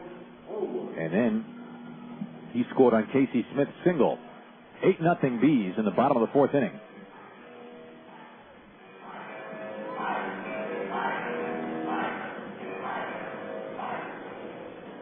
No matter how you slice it, when Izturis is activated, the Dodgers are going to have to make a move on their roster to make room for him. Pitches outside, ball 1 to Elward. Dodgers have 12 pitchers currently active. There's been talk of trying to move Odalis Perez. Here's the 1-0 pitch to Elward. Line drive caught off the glove of Izturis, who picks it up, throws to second base, safe. Izturis was gliding to his left. It looked like the ball was in the webbing of his mitt, but it squirmed out and hit the ground. Then he picked it up as his momentum was carrying her into center field, twirled around and threw to Valdez. It was close, but Pride, hustling, just beat that throw. So it looked like a line out, then it looked like it might be a force out, and when the dust settles, it's a base hit, and Elward is 3 for 3. 2 on, 2 out. 12 hits now for Salt Lake. We're in the bottom of the fourth. And here's Smith, who has struck out, hit a 2-run single and scored on Corey Myers' home run. The pitch is a strike, 0-1. The Dodgers owe Dallas Perez a lot of money, though. So they have to eat a chunk of his salary, it looks like. Here's the 0-1, and the pitch is low. It's 1-1. He checked up on his swing. Jay So has really struggled for the Dodgers. He's had some good outings, but a number of not-so-good ones. He's out of options. So he'd have to clear waivers if they're going to do something with him. Eckert delivers a sidearm slider for a strike. Good pitch, 1-2 to Smith. Of course, the simple move would be to send Hong-Chi Kuo back to Las Vegas.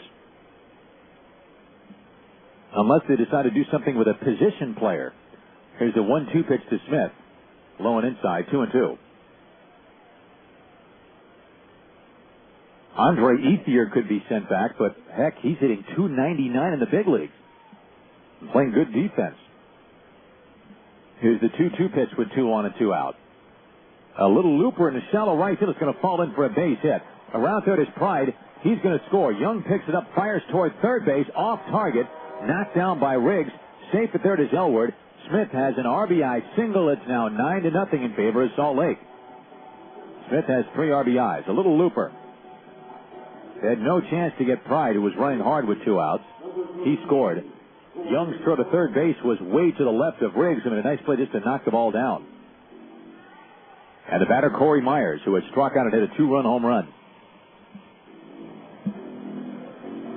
Well, we will see.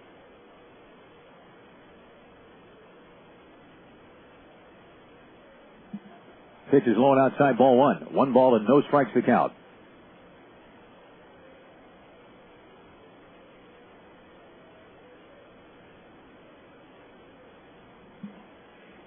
First and third, 2 outs, the 1-0 to Myers. He swings and misses, and the count is now 1 ball and 1 strike. J.D. Drew did not play in Thursday's game in San Diego after a night game. Was not in the lineup yesterday against Oakland's Barry Zito. Here's the 1-1 pitch. Low and outside, 2-1. Drew is, of course, a history of injury trouble. When he's in there, he's been great. But he's still a little bit dinged up. And the pitch. A strike at the knees. 2 balls and 2 strikes to Corey Myers.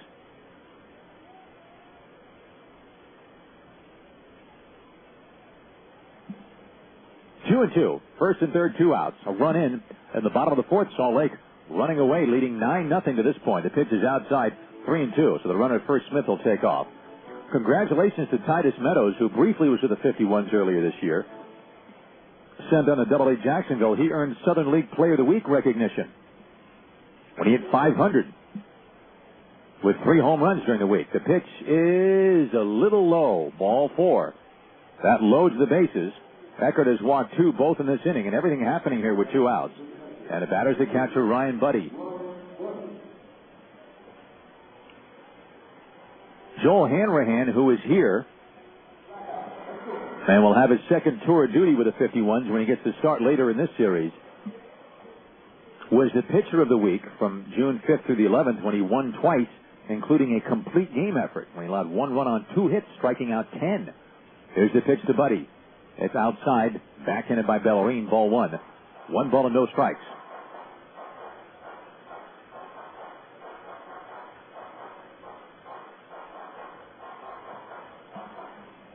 Bases loaded, 2 down. Bottom of the 4th inning, a 7-inning game for Game 1. And it's been all Salt Lake today in Game 1, leading 9-0. 1 ball and no strikes. Justin Reed was up earlier and stopped throwing. Now a left-hander's up in the Las Vegas bullpen. I believe that's Greg Miller. 1-0. Elwood at third, Smith at second, Myers at first base. Eckert's pitch. A tapper towards second, charged by Valdez. He's got it, throws on the first, and gets his man, and the inning is over. Salt Lake adds a run in the 4th inning on 2 hits. They lead 3. We head to the 5th inning in Game 1. Salt Lake 9, 51-0. It's opening season at the Golden Nugget. Check out our digs and our new Major League lineup. Arrive in style at our new Grand Valley entrance and Port Cochere. Then slide into our remodeled luxurious marble lobby. Experience Vic and Anthony, a rookie to the team who's been recognized as one of America's top 10 steakhouses. Step up to the plate for a prime steak and all-star service. Or try Cantonese, Sichuan, and Pan-Asian cuisine in a contemporary setting. Lily's Noodle House will have all your bases covered. With 29 AAA 4-Diamond awards and 60 years of striking success, Golden Nugget's record is unlike any other in Las Vegas. It's a big hit. The 51s know that the Golden Nugget is the place to be for Las Vegas' great American pastime. Golden Nugget Las Vegas. It's a brand new ball game. Visit GoldenNugget.com for a complete roster of renovations. At Supercuts, we pride ourselves on listening to our customers, but there are exceptions. So what are we thinking today, Todd? Let's shave it, except leave the words Todd Rules in the back. You know, in hair. I don't think so. All right. But hey, all my friends pay like $100 for their haircuts, so would it be okay if I did the same? Yeah, that's not really Supercuts policy. Oh, I got one. This side leave long, the other side bald. We can call it the 2 sides of Todd. Saving men from themselves. Supercuts. We know how it is. Welcome back, friends, to Salt Lake. Salt Lake Bees buzzing and buzzing. They've got the number 1 offense in the Pacific Coast League. They used it to come back several times from late deficits last night in Game 1 to take the game away from the 51s and win in 13 innings, 7-6. The best aspect of the game last night and right now in the 5th inning, in Game 1 of this doubleheader, Salt Lake leads 9-0. But the biggest silver lining from the 51s, aside from the fact that the team, they played hard, and it wasn't for lack of effort, but they saw those leads get away. But the best thing about the game from the 51 standpoint, the fact that the experiment for DJ Holton, the starting pitcher for Las Vegas last night, with his new motion, his more simplified, more compact motion, really paid off. 7 innings, 1 run, 5 hits. He struck out 8 and walked 3. He looked great. Pitches ball 1 to Bellarine, who struck out his first time up, and he takes a strike now. And it's now 1 ball and 1 strike. And pitching coach Ken Howell said that, DJ did a great job. Great to see, but today is a new day, and he's got to start thinking about his next start now. There's a ground ball to third. Elwood's got it, throws across the diamond to first, and there is 1 out here in the top of the 5th inning in Game 1 of this doubleheader. Bellarine 0 for 2, and the batter Jeff Duncan, who tried to bunt for a hit, and Shell, the pitcher, came off the mound toward the third base line to barehand the ball and threw him out. Tony Roma's scoreboard. A lot of interleague stuff going on. 7th inning in Cincinnati. The Reds lead the White Sox 5-4. Home run by Felipe Lopez, who's 7th for Cincinnati. 5th inning, Tampa Bay leading at Philadelphia 3-2. Rocco Baldelli is homered for Tampa Bay. There's a drive to left field coming in as Willits to reach up and make the catch. Duncan, drive to left, 2 down. 6 straight retired by Shell since the Loney single in the 3rd. And with 2 outs, the batter Cesar Asturis, who's fouled out and grounded out. The Phillies have solo home runs by Nunez. And let's see, we'll get an update here in just a second about that game and the rest of the Major League scores here. Interleague play all over the board. Sal Fasano hit his 4th. The pitch misses. And the count to Cesar Asturis is 1 ball and no strikes. Steve Shell back with a 1-0 pitch. Here it comes. Fastball is outside, ball 2. 2-0 the count. 6th inning, Cleveland 2, Milwaukee nothing. And in the 4th inning in St. Louis, the Cardinals lead the Rockies by a score of 4-1. Juan Encarnacion, a home run for the Cardinals, his 9th. Historis takes a strike, 2-1. He also has hit his 10th now. Cardinals have 3 hits. 2 of them are Encarnacion home runs. Matt Holliday homered for the Rockies, homer in the 2nd. That's his 14th. Pitch is fouled back by Historis. It's 2-2. The Red Sox beat Atlanta 5-3. Josh Beckett, the winner, 8-3 over Lance Cormier, who's 2-2. Jonathan Papelbon, the 25-year-old closer, got his 22nd save. Red Sox had a home run by Kevin Youkilis, his 8th. Pappy, David Ortiz, his 19th. There's a high foul behind the plate. Buddy's going to watch that one sail out of here. Still 2-2. At Wrigley, the Tigers beat the Cubs 9-3. Justin Verlander, the winner, 8-4. Marmol, the loser, 1-1. Carlos Guillen homered for the Tigers, his 8th. Pitch is low, 3-2 to Historis. Seattle at home beat the Giants 8-1. Gil Mesh, the winner, 7-4. Jason Schmidt, who's been pretty hot, but he took the loss, 6-3. Richie Sexton, his 11th home run for Seattle. Reed, his 4th row. Labanez, his 13th. 3-2 pitch, a fly ball to center, hit well, but Murphy has a play drifting to his left and makes the catch to retire the side. Ray Durham homered for the Giants run, his 6th. More scores later. 51s go out in order in the 5th inning, and Steve Shell rolling along. He's retired 7 straight, and to this point he's got a 2-hit shutout going. We go to the bottom of the 5th inning. It's Salt Lake 9, 51s nothing. How have you been feeling recently? Have you been moody and uptight? You could be experiencing reality overload. I recommend that you get some unreality at the Pyramid ASAP. The Pyramid at Luxor, Las Vegas has the power to balance your everyday existence with out-of-the-ordinary entertainment. The Pyramid has ways to help you escape, like Carrot Top. Talk about seeing around corners. Carrot Top guy sees even the most everyday objects from a unique angle. There's also Fantasy, the adult review featuring 8 of the most gorgeous and talented dancers on the strip, all on one stage. And from Broadway, the big, fat, hilarious hit musical, Hairspray. Ask yourself, is reality pushing you to the edge? Well, maybe it's time you pushed back. Luxor, Las Vegas. How will the Pyramid affect you? Go to Luxor.com. This summer, there's something you can do to make the crowd go wild. That something is recycling, and Republic Services wants to remind you that it's a great way to help everyone on the planet. Just drop your cans, plastic bottles, and newspapers in the proper color-coded bin, and they'll pick it up. Go to RepublicServicesVegas.com for more information. And remember, when it comes to recycling, we're all on the same team.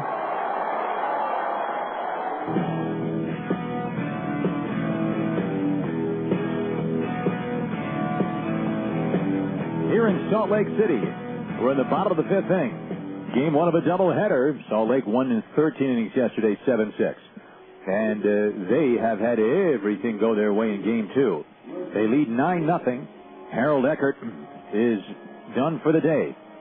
It is Eckert's toughest start of 2006, as it simply was not his day today. He goes 4 innings and is charged with 9 runs earned on 13 hits. Eckert in this game walked 2 and struck out 3. And now the left-hander Greg Miller comes in the 5th inning with Salt Lake leading 9-0. Here's the pitch.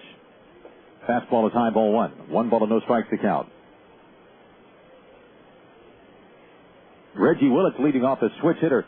He's batting right-handed. He is a home run away from the cycle. Willits is not a power guy. He's a speed guy. He does have 2 homers, though. And Miller's 1-0 pitch. Fastball. That's a strike. 1-1. Miller has a 1-0 record, an ERA of 0 in 10 appearances, 11 2/3 innings. No earned runs, 12 hits, walking 10, striking out 11. Willits has tripled and scored, laid out a bunt single, and stole second, and doubled. Pitch is low, 2 balls and 1 strike to count. Other scores, as far as the Tony Roma's scoreboard is concerned today. The Angels at home beat San Diego 3-2. Irvin Santana got the win. He's 7-3 over Jake Peavy, who's now 4-8 for the Padres. There's a base hit to right and a fastball from Willits. Reggie Willits is 4 for 4. Young gets the ball back in. And the bat is going to be Tommy Murphy. For Reggie Willits, his 5th hit in the series. He's 5 for 7. But beyond the fact that he's 5 for 7, he's been on base 9 times now in the 2 games, and we're only in the 5th inning of the 2nd game because he did walk 4 times yesterday. Here's Murphy. Fastball, high ball 1. Murphy has struck out, fly to center, grounded to first against Eckert. Switch hitter batting right-handed now against the southpaw Miller. Frankie Rodriguez got the save for the Angels. His 16th. Jared Anderson, his 7th home run. Dallas McPherson, an inside-the-park home run. Fastball is high, 2-0. McPherson's 6th home run of the year. A slugfest at RFK, where the ball normally doesn't travel that well, but Washington came back. They got 2 in the 7th and 3 in the 8th.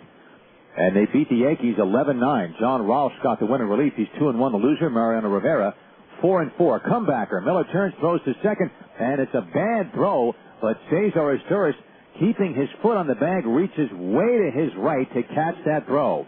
It's a force out that easily could have been a double play. A force out that goes 1-6. Good play by Izturis to prevent a bad throw. 1 on, 1 out. Prevent a wild throw. And here's Kendrick, who is 0 for 3. He's fouled out, lined out, and grounded out to first. 9-0 Salt Lake, bottom of the 5th. A pitch from Miller. Fastball to strike, 0-1. Chad Cordero got the save for the Nationals, who evened up the series with the Yankees now at 1.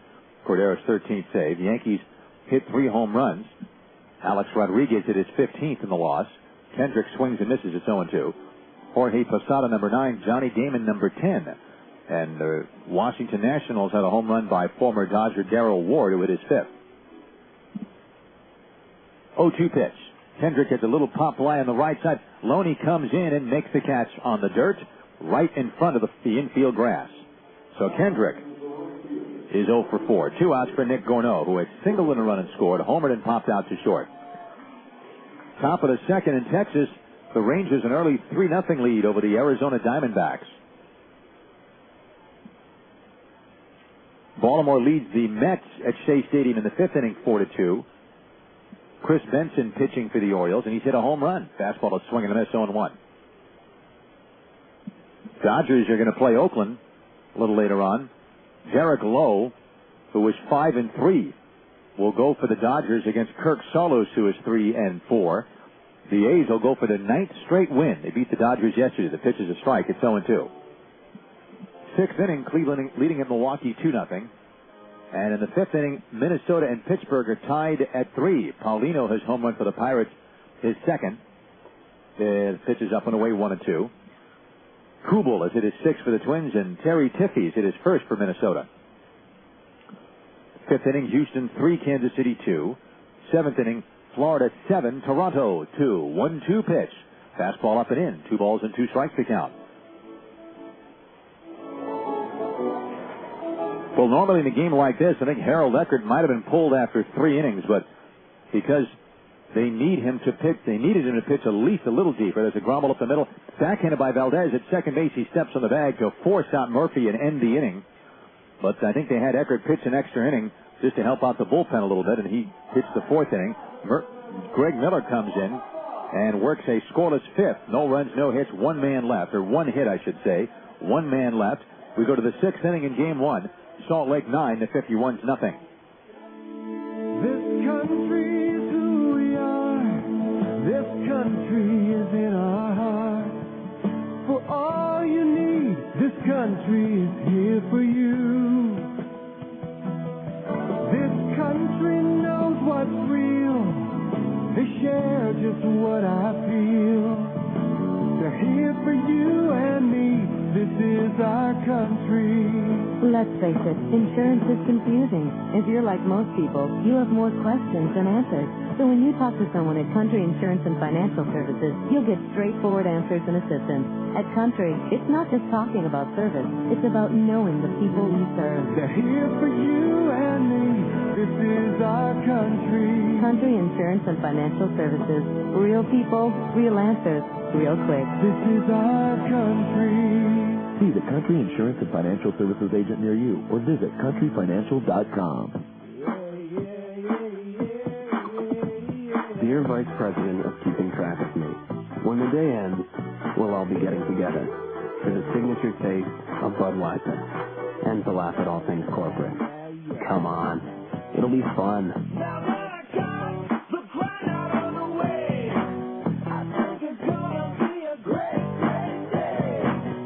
Budweiser beer, Anheuser-Busch, St. Louis, Missouri. Welcome back. We're in Salt Lake. This is game one of a doubleheader. Salt Lake, a dramatic come-from-behind win yesterday in game one in 13 innings, 7-6. And they're running away and hiding in game one here. We're in the sixth inning of a 7-inning game. Salt Lake leads at 9-0. Matt Wilhite will relieve starter Steve Shell, who goes 5 scoreless innings, giving up 2 hits. He walked 1, hit a batter, and struck out 2. Wilhite, the side-arming right-hander, delivers a strike to Wilson Valdez, who has walked and fouled out to left. So Shell, the worst thing he did to the 51s was hit Joel Guzman with an 0-2 pitch in the first, because Guzman had to lead the game. Pitch is up and away, 1-1. We might find out between games how bad Guzman is, but it's one of those things we might not know till tomorrow or the next day. 1 ball and 1 strike. Wilhite's pitch. And a sinker's in the dirt, ball 2. 2-1. Wilhite 6-1, 185. He'll be 25 in about 2 weeks. He's from Franklin, Kentucky. And Wilhite has pitched well against the 51s this year. Overall for the season, here's the 2-1, and it's fouled back out of play. 2 balls and 2 strikes. Wilhite is 2-1 with a 4.34 ERA. It's his 26th game, all out of the bullpen. 1 save, 37 in the third innings, 38 hits allowed, walking 13 and striking out 15. Matt Wilhite in relief of Steve Shell. Valdez, Loney, and Riggs in the top of the 6th. Here's the 2-2. A 2-hopper to third. To his left is Elwood. He has it, throws, no, and now he drops it. He had it and was getting ready to throw, and in the process of making the transfer from the glove to the bare hand, he lost the handle. So Valdez is safe at first base. And the batter, James Loney, and that is an error on the third baseman, Elwood. First error of the game for Salt Lake. 51s have committed 1. Loney has fouled out and singled. John Weber has the other Las Vegas hit.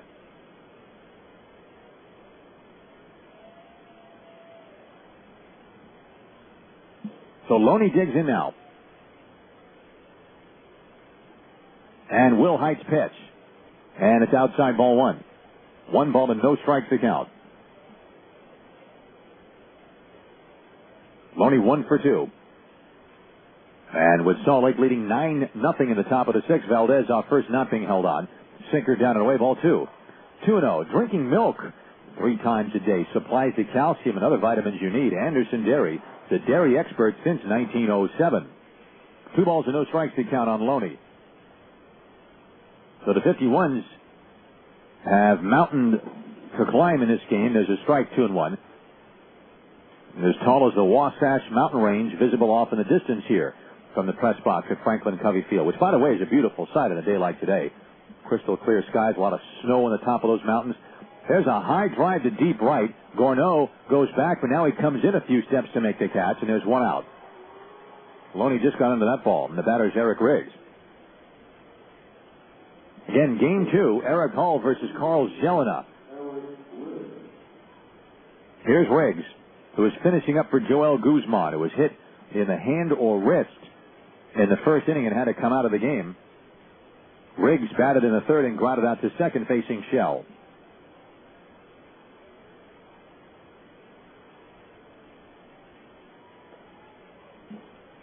There's a strike to Eric Riggs on 1. Talk about Justin Verlander getting that win for the Tigers earlier. And at some point, every ace starting pitcher, there's a ground ball to the right side, bouncing in the right field, a base hit for Riggs. Around second is Valdez. He's going to third. The throw by Gorneau is late. So Riggs singles Valdez over to third. 51s have a runner at third base for the first time in the game. First and third, 1 out. And the batter, Delwyn Young, who's grounded out and flied out to deep right. So Valdez pedals over to third base. Gorneau's got a great arm and made a good throw, but the ball was hit so slowly that by the time Gorneau got it, Valdez was well on his way to third base and beat that throw. So the 51s have 3 hits. First and third, 1 out. In the top of the 6th, 9-0 Salt Lake. And the batter is Delwyn Young. Oklahoma and Nashville are underway. First of a doubleheader. 6th inning, Nashville 3, Oklahoma 1. The pitch is a strike, 0-1 to Young. Omaha and Memphis are being held up by rain at an AutoZone Park in Memphis right now. Pitch is outside, 1 ball and 1 strike. Albuquerque leading Iowa 1-0 in the 2nd in Des Moines, Iowa. Round Rock and New Orleans 1-1 in the 2nd over in Round Rock. And Young swings and misses. It's 1-2. Tucson's at Colorado Springs. That's later on. And Fresno is at Portland. Tacoma at Sacramento. All later on in the PCL. 1 ball and 2 strikes on Delwyn Young. Wilhite gets set. And the 1-2 pitch. High fly ball to left. Should be caught. Willett shielding his eyes from the sun, waiting for it to come down. He's got it. Tagging at third is Valdez. He cruises home. It is a sacrifice fly for Delwyn Young. And the 51s are on the board in the 6th inning. The Salt Lake lead is now 9-1. Delwyn Young gets the sacrifice fly to pick up his 41st RBI to lead the team. 2 outs. And the batter is the left fielder, John Weber. Weber has singled right and fouled out to third, and a good play by Elwood right by the wall, just beyond the third base dugout. And Weber up now. At first base is Riggs with 2 outs. The pitch. Ground ball chop fouled outside first. Strike 1. 0-1 is the count. Most big league teams these days have what you might call a vacancy sign blinking in search of an ace. But every year it seems that there's some young pitchers who emerge as possible aces. There's a high foul outside third. Elwood on the move for this ball, but he'll not get it. It's back in the lower deck by about 7 or 8 rows. 0-2.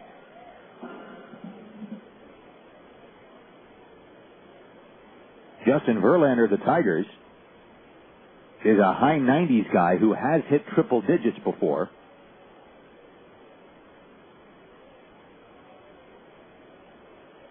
He's a big guy, too, 6'5", 200 pounds. Had a chance to see him in spring training. Riggs at first base, 2 down. The stretch by Wilhite. And the pitch coming up to Weber. He swings at the fastball, tips it into Buddy's mitt. Strike 3. The inning is over. Las Vegas gets a run unearned, but it's up. On 1 hit, 1 error, 1 left.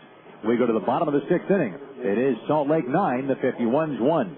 Oh, Bob, are you still awake? I can't breathe. What's wrong? It's my dog, Tylerson. Oh, Bob. Are you one of the millions like Bob who suffer from chronic sinus congestion? Now there's help from Karl Jr. The new jalapeno burger is piled high with extra-strength jalapeno peppers. Put this in your mouth, Bob. All right. Jalapenos contain capsaicin, a chemical that creates a burning sensation so intense it clears congested mucous membranes fast. I can breathe again. Oh, Bob. The new jalapeno burger at Karl Jr. with pepper jack cheese and spicy Santa Fe sauce. Available in single, double, and for those really tough colds. Extra strength Angus beef $6 burger. The previous claims are completely bogus. For a limited time at participating restaurants. This summer, Republic Services asks that you strike 3 items from your curbside trash. First, barbecue coals. Try! Second, pool acid. Right! And third, cooking oil. Strike 3, you're out! Instead, take these items to a designated hazardous waste center. You can find one at RepublicServiceVegas.com. And remember, proper waste disposal is always a hit.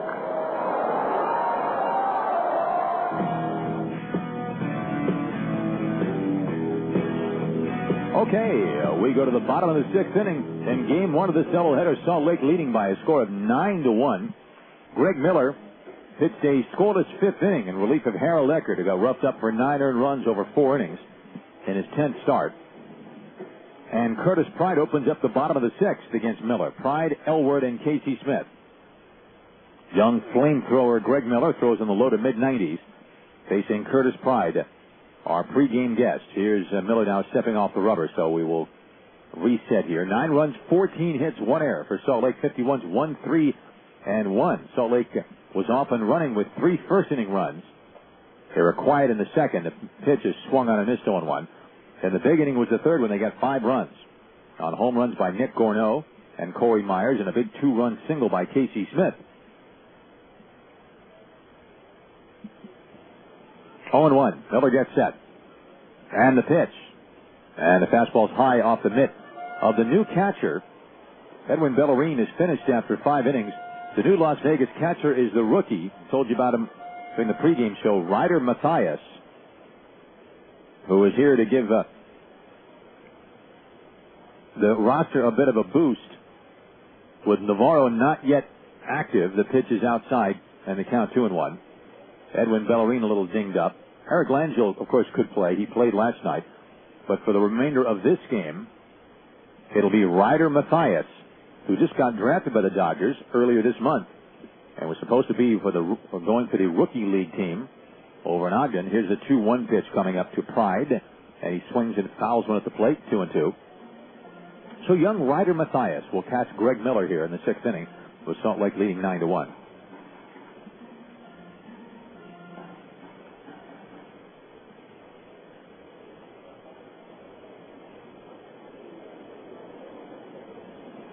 Two balls and 2 strikes. Miller likes to work out of a stretch all of the time. And now he steps off. So we'll reset now with a 2-2 count. Now Miller gets set. And number 52 unravels the 2-2 pitch. Fastball up and in. Ball 3. 3-2. Sometimes when young starters look like they're going to be aces, it does pan out. Every true ace, whether it's a Randy Johnson or anyone else you want to talk about, at one time was a prospect. Here's the pitch. It's outside, ball 4. So Pride draws a leadoff walk, and the batter Mike Elward, who has singled and a run, singled and scored, and had an infield hit. He's 3 for 3. So part of the fun is to see a young emerging starting pitcher and to try to project how good of a pitcher he could be. The Diamondbacks' Brandon Webb, just 2 years ago, remember, lost 16 games. But he started off this year 8-0. He's lost a couple of games recently. The pitch is ball 1 to Mike Elward. Milwaukee's Chris Capuano, who used to be in the Arizona organization, spent a couple of years at Tucson. There's a ground ball to short. Torres has it. He goes to second for 1. And Valdez turns and throws to first base wide of the bag, but Loney tags Elward out going by, so that is a 6-4-3 double play. 2 down. Nice play by Loney. Casey Smith, who has struck out and singled in 2 runs, and singled again, has knocked in 3 runs on the day, coming up now. Bottom of the 6th, 9-1 Salt Lake here in Game 1.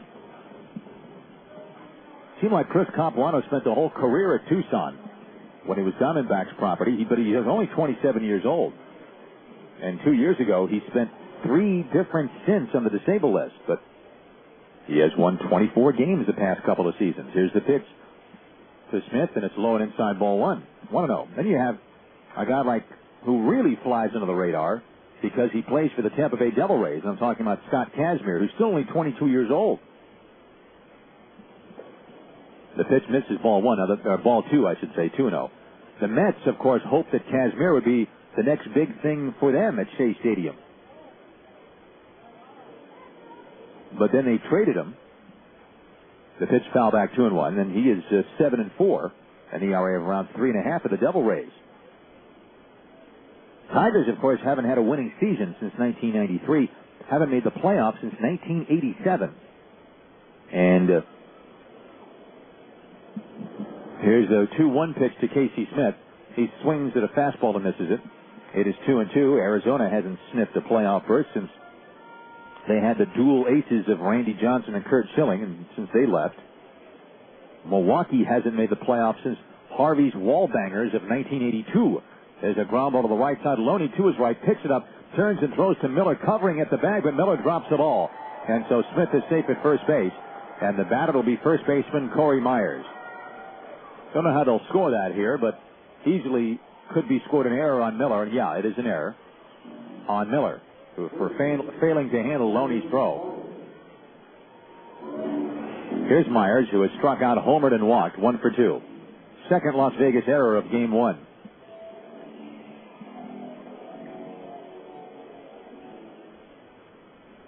Former Dodger Orel Hershiser was talking about that very thing not long ago. The pitch hits him.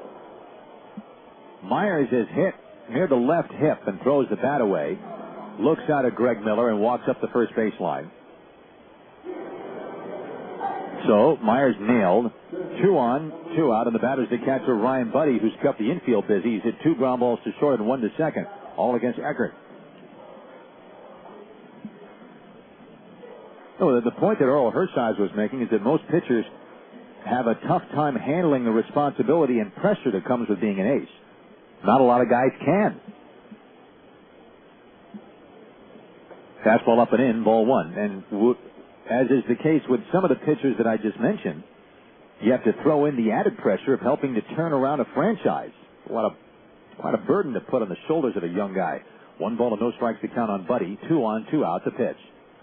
Fastball foul back. It's 1 ball and 1 strike now.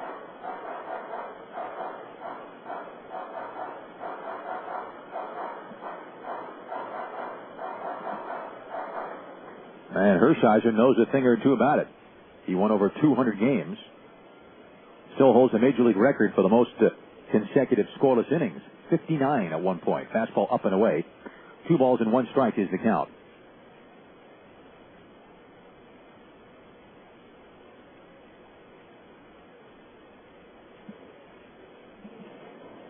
One ball and 2 strikes. 2 on, 2 out.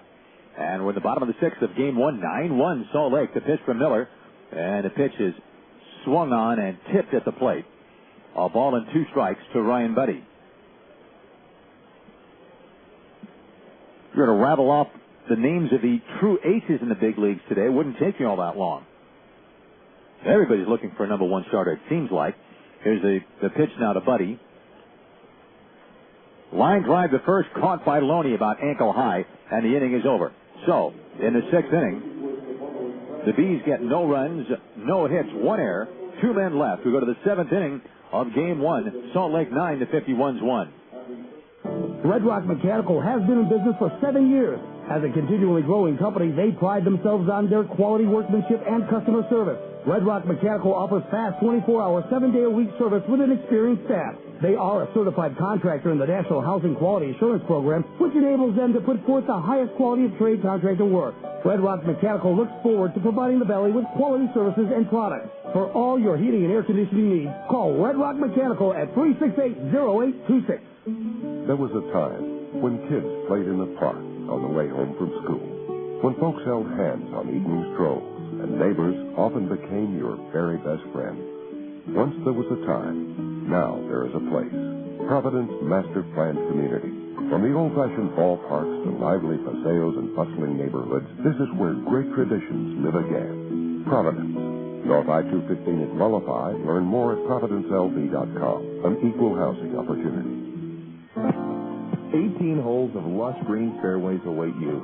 The grass is greener and the rates are golden at Mountain Falls Golf Club in Pahrump. The 7,082 par 72 Parkland-style golf course offers breathtaking views of the mountains and the refreshing feeling of wide-open spaces. Mountain Falls Golf Club 18-hole rates start at just $35.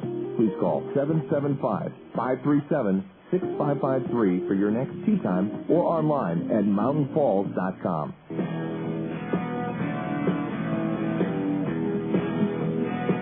Okay, we go to the 7th inning of Game 1. Salt Lake way out in front 9-1 as they try to take Game 1 of this doubleheader.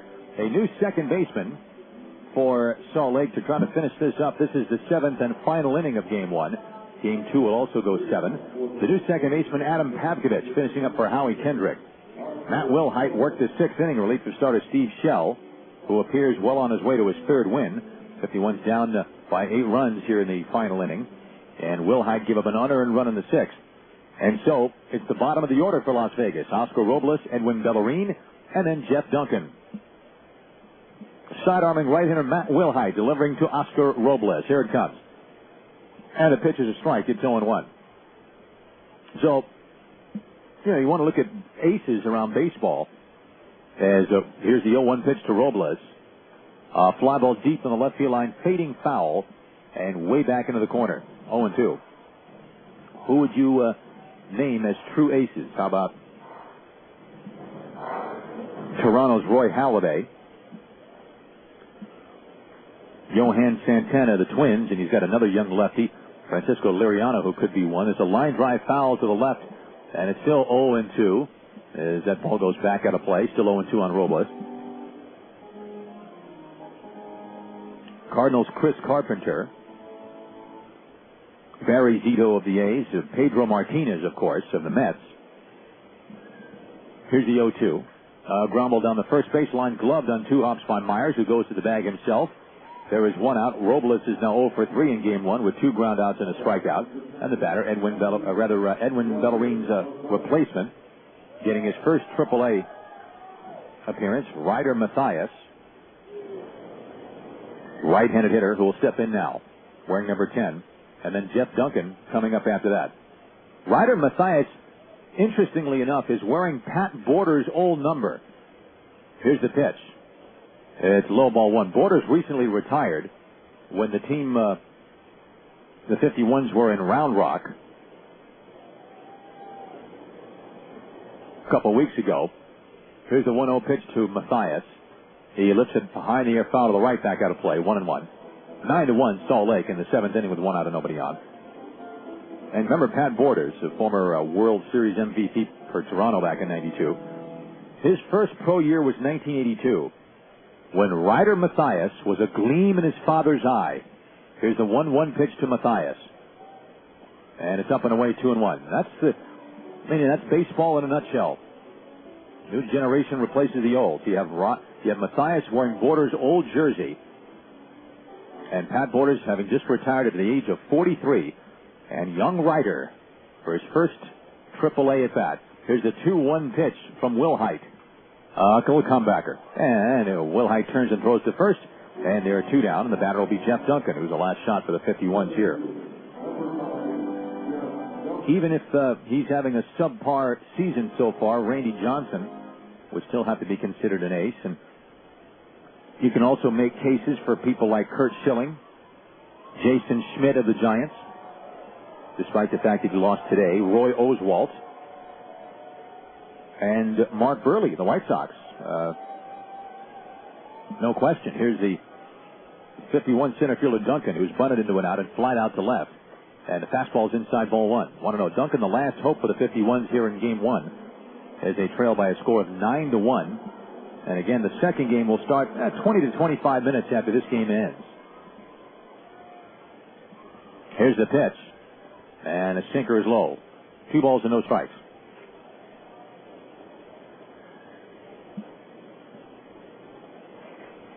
If Duncan gets on his Duras, he'll be next. Here's the 2-0.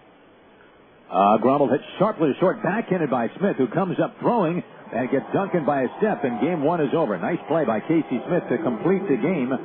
51s go out in order in the 7th and final inning, and Salt Lake puts a big exclamation mark on game 1 of this doubleheader, leaving no doubt they win by a score of 9-1 over the 51s. The totals for Salt Lake to win: 9 runs on 14 hits and 1 error. And for Salt Lake in this game, they left 9 men on base. For the Las Vegas 51s, 1 run on only 3 hits and 2 errors.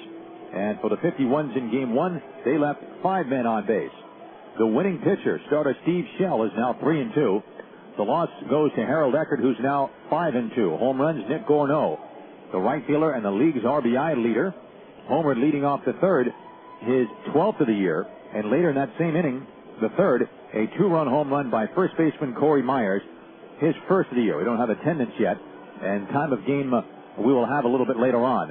What we'll do now is throw it back to the Fox Sports Radio 1460 studios and to give you some between-game programming. The second game of this doubleheader will start probably between 7:20 and 7:25 here in Salt Lake, which is between 6:20 and 6:25 Las Vegas time, Pacific time.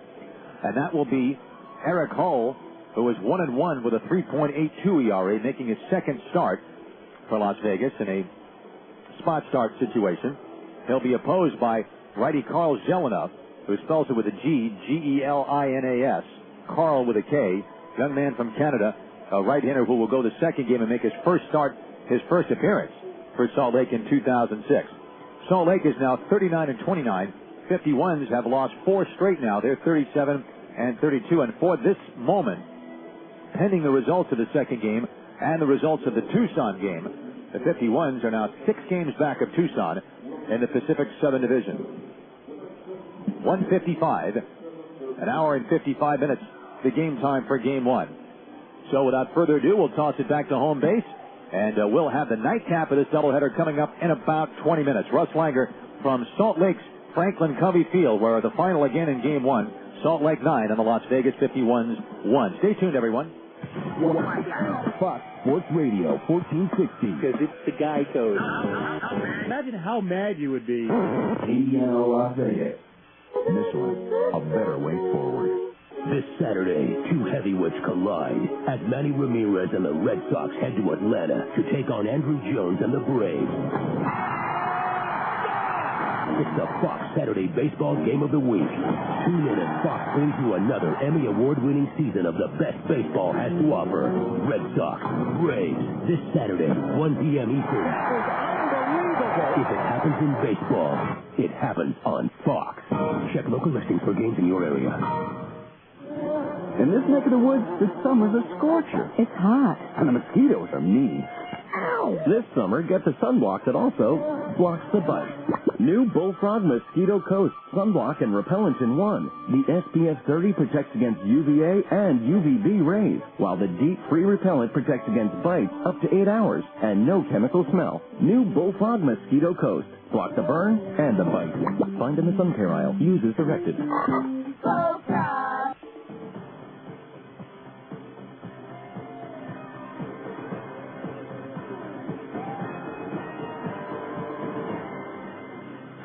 It's Father's Day weekend. So, prop Dad up next to the radio with his chips, brew, and crank up FSR. It's what every father wants. Or that. This is Fox. Game time Saturday React. All right, for this Father's Day weekend, here's where we're going to start. Little MLB. The NBA Finals. Golf. And NASCAR. So, Strike up the band. Great. Put on side 2. Let's rock.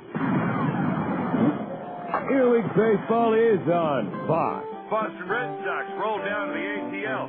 Face the Braves. America's Loudmouths and Yankees take a trip to America's capital against the Nationals. Padres, the Halos. Tigers taking on their babies and the Cubs. The Giants, Seattle. Blue Jays against America's Swang, the Marlins. White Sox and the Reds. The Royals have a problem with Houston. Minnesota, Pittsburgh. The Indians facing the Fruit Crew.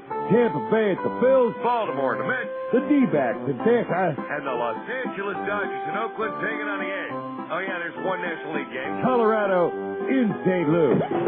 Plus, we touch on the NBA Finals as the Heat finally made it a series. It's not over. Also, the U.S. Open at the tough Wing Foot. Who's going to swing their way to the top of the leaderboard?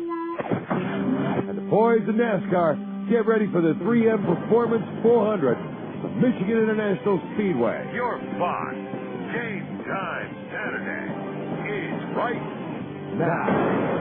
Live from the AutoZone studios of FSR in Phoenix. This is Fox Game Time Saturday React. With our basketball insider, Jeffrey C. Arnold. Here he is, Bruce Jacobs. All right, welcome back. Hour number 2 right here on Fox. It is Fox Game Time Saturday React. No Jeffrey C. tonight. Jacobs solo for the next 3 hours. 877-99 on Fox. That's the toll-free number.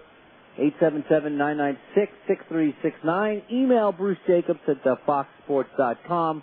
Even stupid emails like this one are acceptable. This is from Mark Katayama, or Kukiyama, as he should be called. Bruce, I hope you read this on the air because you are completely arrogant and pitiful. I will give you 3 reasons why you are completely stupid. First point, if you really think that the players who play soccer couldn't play another sport, case in point, DeMarcus Beasley was recruited to play basketball but ended up playing soccer because he liked it more. That's the way the emailer, okay? Because he liked it more. DeMarcus Beasley was recruited to play basketball but ended up playing soccer because he liked it more. I hope DeMarcus Beasley speaks better than you write, Mark Katayama.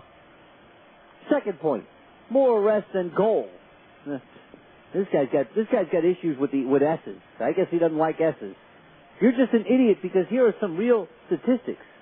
And then he runs through these arrests at basketball games, yeah, whatever you say. Third point, challenge. I will challenge you, I love this. I will challenge you to a game of one-on-one. Hitting a baseball off of me. And you be goalie and try to stop some shots from me. That's it, Mark. And when do you want to do this marathon, Mark, tonight? How about right now? How about just drop the headphones, stop the show, fly to wherever you are, pay the expenses to go play one-on-one with you.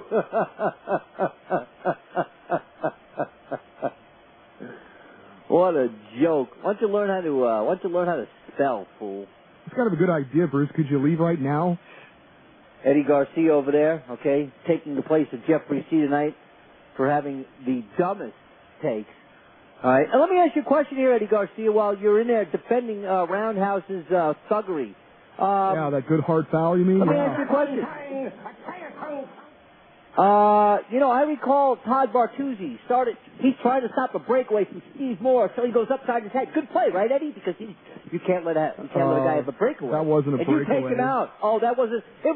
He didn't even have the puck. What Stackhouse did was the equivalent of what Bartuzzi did. That is the stupidest thing you have ever said. It was the equivalent. There is no comparison to what Todd Bartuzzi did to Steve Moore. You're an idiot. In the hospital is because he is 7'3", you are an idiot. 350 pounds. You're right. This is the exact same thing. It is a guy going up for a layup and being fouled extremely hard, or play. a guy hitting a guy in the back of the head and driving him into the ice. I cannot believe what I'm hearing. I cannot believe the guy launches at a player, doesn't go for the basketball.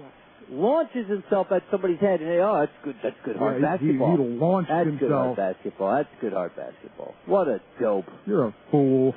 Just a little pop. You're right. Let him score for the NBA fool. Finals. Yeah. You know what? You've got a layup. Yeah, go ahead. Okay. I'll just stand here and watch you. Okay. All right. 877-99 on Fox. Let's take a whip around some sites, okay? Because of course we are there. Scott Johnston's in Edmonton. Game 6. Oilers trying to stay alive against the Carolina Canes. What's going on there, Scott? Officials just coming on the ice. We're about to get going in the second period. In the opening period, the Hurricanes had the first 2 shots on goal. They didn't get their third until the dying second as the Oilers shot 10 at Cam Ward in between and blocked a whole bunch of Hurricane shots in between.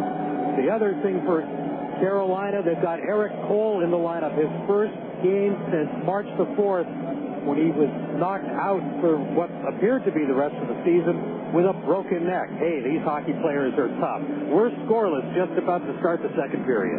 All right, there you go. That's a check-in Edmonton. Now let's go to the ballparks in Philadelphia, where really everybody's, the Phillies are losing again. But it doesn't really matter because their season's over. The Mets ended it this week. But let's check it anyway as the D-Rays visit the Phillies interleague play, and Michael Luongo is there. Mike. D-Rays now leading by a score of 6-2 as we move to the bottom of the 7th inning. Johnny Gomes with a pinch double in the 6th, a 2-run double by Carl Crawford in the 7th. Rocco Baldelli, a solo home run in the 3rd, an RBI single in the 1st. Phils with back-to-back home runs in the 2nd. From Abraham Nunez and Sal Posado. Phil's batting bottom 7. It's the D-Rays 6, Phillies 2. All right. There you go. Boy, what a joke this Philly. You know what? Let me pick a day right now on the calendar. Write this down, all right, Green Party John? Write this down. August 23rd. That's the day the Mets officially wrap up the NL East. Hey, Brave fans, your 14-year run is done. That's right. Beat the Mets. Beat the Mets. Step right up and get beat by the Mets. Bring your kitty and your wife. Hey, don't change the words on me. Because the Braves run in the NL East is over.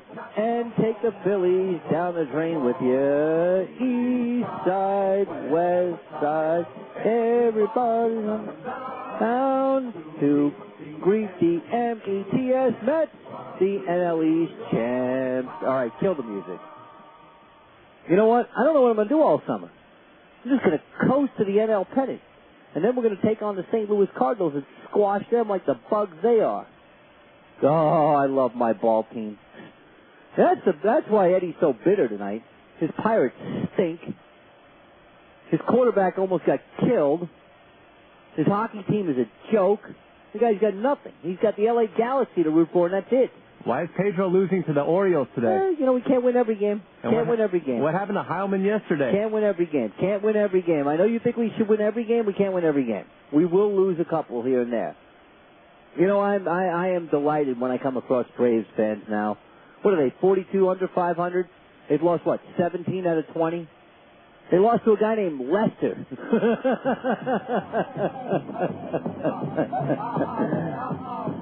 They lost to a guy named Lester.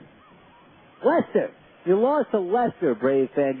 Your run is over, Braves fan. I hope you realize that. I know you think you have like a permanent lock on the NL East, but it's done. It's over. Okay?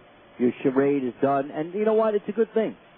Think about this, ladies and gentlemen. The baseball world will be spared the stinking New York crappy Yankees from going to the postseason this year, and we'll be spared watching the Atlanta Braves get crushed in the first round because neither's going to the postseason. What a beautiful thing. Now, Brave fans, here's my question, I guess. Are you glad that you're getting kicked around in the regular season, thus saving you the pain of another October dive? Or would you like to make it to October just to get walloped again? I say you're better off going down this way. This way nobody can say you're a choke artist, whatever, and you can claim that you're retooling and all this business and blah, blah, blah, blah, blah. But here's the very reality for you Braves fans. It's now the New York Mets who have a chokehold on the NL East. Because not only are we good this year, we're going to be good for a long time. We've got great young talent. Nothing on your team. I wouldn't trade one of my players for one of your players. Not one. Well, I'll take John Smoltz, though. All right, 877-99 on Fox. That's a toll-free number. Yeah, you go ahead and light up that crack pipe. Let me go to a man who obviously has a degree of intelligence, I believe. Greg Ventura. How you doing, Greg? Yo, Greg. How you doing, man? All right, brother. How you doing? Been loving your political views for years. Thank you, sir. You're one of the few talk show hosts that is a conservative and is willing to come out of the closet and admit it and speak it and say it, and I commend you for that. Well, I appreciate that. And I also love your take on soccer. And I'm thinking about Ukraine and Ivory Coast, Ivory Coast, and Ecuador. And I mean, these are world powers. These are the teams that are supposed to unite the world and all that. I mean, it's ridiculous. Oh my gosh, the Ivory Coast. And how about my favorite, Tobago, Tobagan, or whatever the hell they are? What is that? There you go. A good hurricane, and there won't be any more Tobago. Oh, jeez. All right. Hey, Bruce. That's your guy, Bruce. One thing I got to say, though, I wouldn't give up your day job for singing. Yeah, and, I don't. Secondly, I do think that Stackhouse. Yeah. I have to go on Eddie Garcia on this one. I do think that Stackhouse committing that foul was facing what the league implemented some years ago, this flagrant foul thing, where you get, the guy goes to the line, you get the ball out, and if it really was totally beyond reason as flagrant, I mean, I don't even know that there is such a thing, throw the guy out of the game. But where does the suspension come in? I don't get that. I think that's way too far. I was stunned, and I appreciate the call, Greg, because we got to get to break. I was stunned that he only got a flagrant and no suspension. That was ridiculous. Go back and look at that and tell me that's not one of those scariest plays you've seen. I'm telling you right now, the only reason we don't have an ambulance out there is because it's Shaquille O'Neal. And because he's 7'3", 350, or whatever he's tipping the scales at. That's the only reason. Otherwise, Jerry Stackhouse will be in jail for assault. We have a goal in Edmonton, ladies and gentlemen. Yes, we do. The red-hot Fernando Pisani. Get this idiot off. Put on a real announcer, man, a hockey announcer. Not some guy who can't speak English. We have a goal. Fernando Pisani has lit the lamp. How about Pisani? Scored the game winner in Game 5 in overtime and scores the first goal of the game tonight. The Edmonton Oilers trying to force a Game 7 on Monday, and they lead the Carolina Canes 1-0 here early in the second period. Go Oilers. It happened so quick. I just was in my pants and I threw it down. What? That was Pisani talking about his game-winning goal. It was in his pants? What did he say? Well, the puck kind of hit him in the pants area before he took it in and scored the short-handed one. Oh, okay. I was talking about somebody who's got something in his pants or whatever. What a joke. Listen, and nobody can sit there and tell me that, that Jerry Roundhouse isn't a thug and a punk. You just can't say that. You just go back and look at the play again. He makes no attempt to go for the ball. None. Not an attempt. If this were the regular season, and I don't know why they do it differently, he would get 10 games for that. And if it were any other player, I'm telling you, what we'd have is we'd have a broken neck, we'd have hospitalization, we'd have lawsuits, we'd have the whole 9 yards. We'd have assault charges. Forget about it. Anybody else.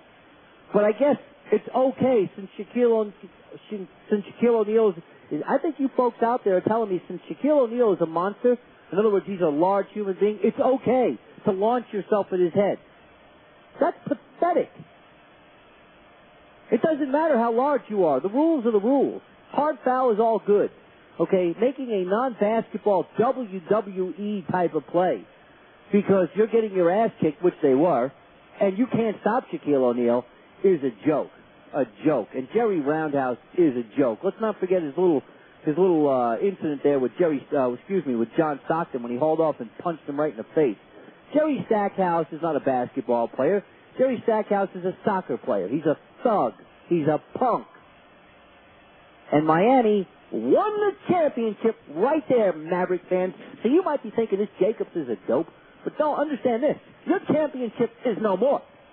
And you can thank that thug Roundhouse because he decided to play WWE. Thank you very much. Miami Heat world champions. This is Fox Sports Radio.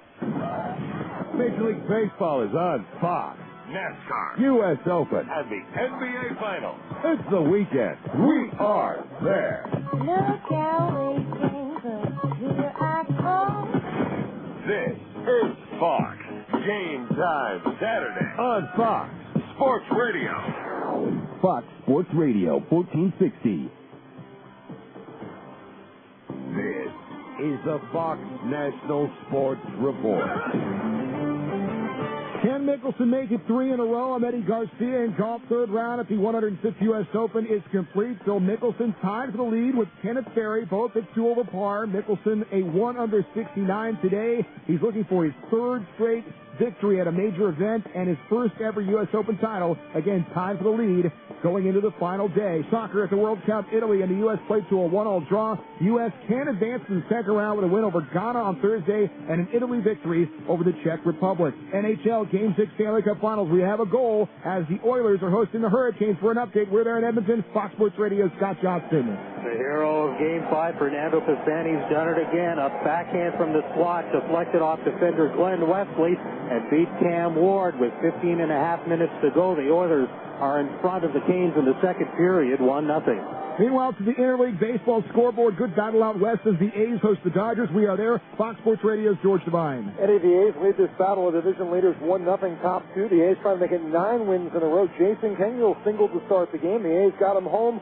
with a walk and a couple of ground ball outs against Derek Lowe. Lowe looks for win number 5 in a row. Lowe against Kirk Starloof. A's lead at 1-0 top 2. Eddie? Elsewhere in progress, 7th inning in Houston, 5-2 Astros over the Royals. 9th inning in Pittsburgh, 4-3 Twins lead the Pirates after 8 in New York. 4-2 Orioles in front of the Mets. 4th inning in Texas, 7-1 Rangers in front of the Diamondbacks. 8th inning in Philadelphia, 6-2 Devil Rays in front of the Phillies. They're in the 9th in Milwaukee, 2-1 Indians in front of the Brewers. And only in the National League, the only game in the National League, 8th inning in St. Louis, 6-1 Cardinals in front of the Rockies. Winners in the interleague scoreboard, Nationals, Red Sox, Angels, Tigers, Mariners, Marlins, and the White Sox. Never more than 20 minutes away from the National Sports Report on Fox Sports Radio. Have you ever found a penny on the ground? Of course you have. Well, imagine that for the next 50,000 steps you take, there's always a penny at your feet. Feels like that. Have you ever put on a pair of clean pants and found a $20 bill in the pocket? Man, that's a good feeling, right? Well, take that feeling and multiply it by 25 pairs of pants, and you're close. New GEICO customers report average annual savings of $500 on their car insurance. Discover how it feels and how much you could save. Go to geico.com. Simple as that. This Saturday, two heavyweights collide as Manny Ramirez and the Red Sox head to Atlanta to take on Andrew Jones and the Braves. It's the Fox Saturday Baseball Game of the Week. Tune in as Fox brings you another Emmy Award-winning season of the best baseball has to offer. Red Sox, Braves, this Saturday, 1 p.m. Eastern. If it happens in baseball, it happens on Fox. Check local listings for games in your area. If you're looking for the ideal job, we have immediate openings for mystery shoppers. As a mystery shopper, you get paid to shop, dine and drink in restaurants, and even go to the movies. Companies want your opinions. They want to know how their customers are being treated and how their prices compare to their competitors. Full-time or part-time, you set your own hours. Bring home hundreds of extra dollars. As a certified mystery shopper, to qualify, you must be able to read and write in English, be over 18 years old, have a checking account or a credit card, and follow precisely the instructions you're given. For a small fee, we'll provide training and assignments. All you need to do is shop. Your first assignment will be to evaluate $1,000 in merchandise of your choice. Best of all, you get to keep the goods free. You'll get all the details when you call. This is a limited offer, so call right now. Call 1-888-850-0943 to find out how you can get paid to shop. That's 1-888-850-0943. Paid shopping assignments are now available in your area. 1-888-850-0943. Offer not available in Nevada. Chris Myers, weekdays at 3, only on Fox Sports Radio 1460. Hey, let's have a chat. Just me and you. Now, I know that we've all done it at one time or another. You're just going out for a beer after work, right? Well, of course, one beer turns into 3 or maybe 6, and then you drove home. I think we can all agree not the smartest move in the world. And, of course, we all think, I'm never going to do that again. Well, I'm going to tell you about a company here in Las Vegas that can make that very, very simple to do. Designated Drivers. 456 Ride. They'll not only take you home, but they'll take your car home, too. And the best part is, you got home safely, you didn't get arrested, you didn't get into an accident, and you still have your driver's license. All you got to do is call 456 Ride. Think about how smart you'll feel the next morning at home. Designated Drivers, your friend behind the wheel. Remember the number, 456 Ride. Celebrate our 5th annual fireworks show at Moapa Paiute Travel Plaza this weekend. Enjoy live entertainment, delicious food, family fun, and great prizes such as gift certificates for fireworks and gas. Moapa Paiute Travel Plaza is the source for Roman candles, firecrackers, rockets, aerials, and more. Buy one, get one free on selected fireworks, and then shoot them off on Moapa's fireworks launch pads. Remember, Moapa has no sales tax. Get more bang for your buck and save an additional 7%. And don't forget to join us this Friday and Saturday for huge entertainment. We will have live bands both nights starting at 6 p.m., live radio broadcasts, food, and family fun, all leading up to a huge fireworks show at 9 p.m. We're open 24 hours, so drive out anytime this week for our amazing selection of fireworks. Don't miss the 4th of July month-long celebration, only at Moapa Paiute Travel Plaza at the Valley of Fire exit. I-15 exit 75, Valley of Fire, the Moapa Paiute Travel Plaza, the gateway to the Valley of Fire. Hi, I'm Jim Rome, reminding you to join me in the jungle weekdays at 9 a.m. on Fox Sports Radio 1460.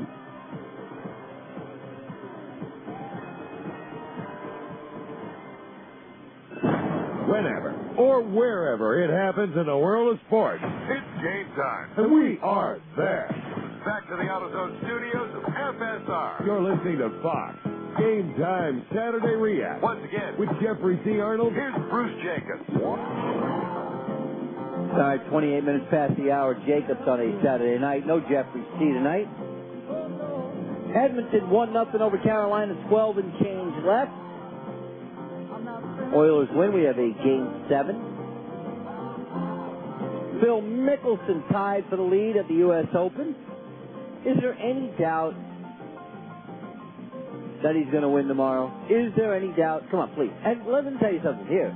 Here's some things you can make bank on, okay? You can make bank that there'll be a riot or some sort of ugly incident at just about every soccer game. You can make bank that the Miami Heat are going to win a championship. Thank you, Jerry Stackhouse. And you can make bank that Colin Montgomery will choke at every golf tournament he ever plays in. Man, that guy is pitiful. I always laugh. He's always in contention on Friday, Thursday, and Friday. And then Saturday comes, and it's goodbye, Colin. Goodbye, Colin.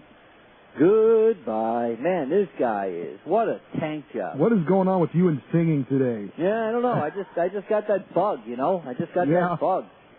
You got something. Jeez. I think you've sung more in this one show than you have the entire time you've been on the air. Thank you very much. All right, Moneyball. Yeah. By the way, we'll get back to your calls here momentarily. Moneyball. You hear it every Sunday morning, 9 Eastern, 6 Pacific time. And the host of Moneyball joins us every Friday to preview his program and give us a little knowledge and a little wisdom. Rick Harrow is with us. How you doing, Rick? I'm doing well, Bruce. How you doing, man? I cannot complain. How about Colin Montgomery? You know what? I'm telling you, every major. Okay, if I made a wager, he would, when he was tied for first, he would not finish in the top 10, and he wouldn't. But let's talk about Phil Mickelson. Well on his way now to a third straight major, and not one of these Tiger Slams, but a legitimate Grand Slam. Yeah, well, you know, the whole Open, everybody over the last few days was talking about the perils of Tiger not making the cut and how it really killed the U.S. Open. That might have been true 4 or 5 years ago when we were talking about the Tigerization of the tour.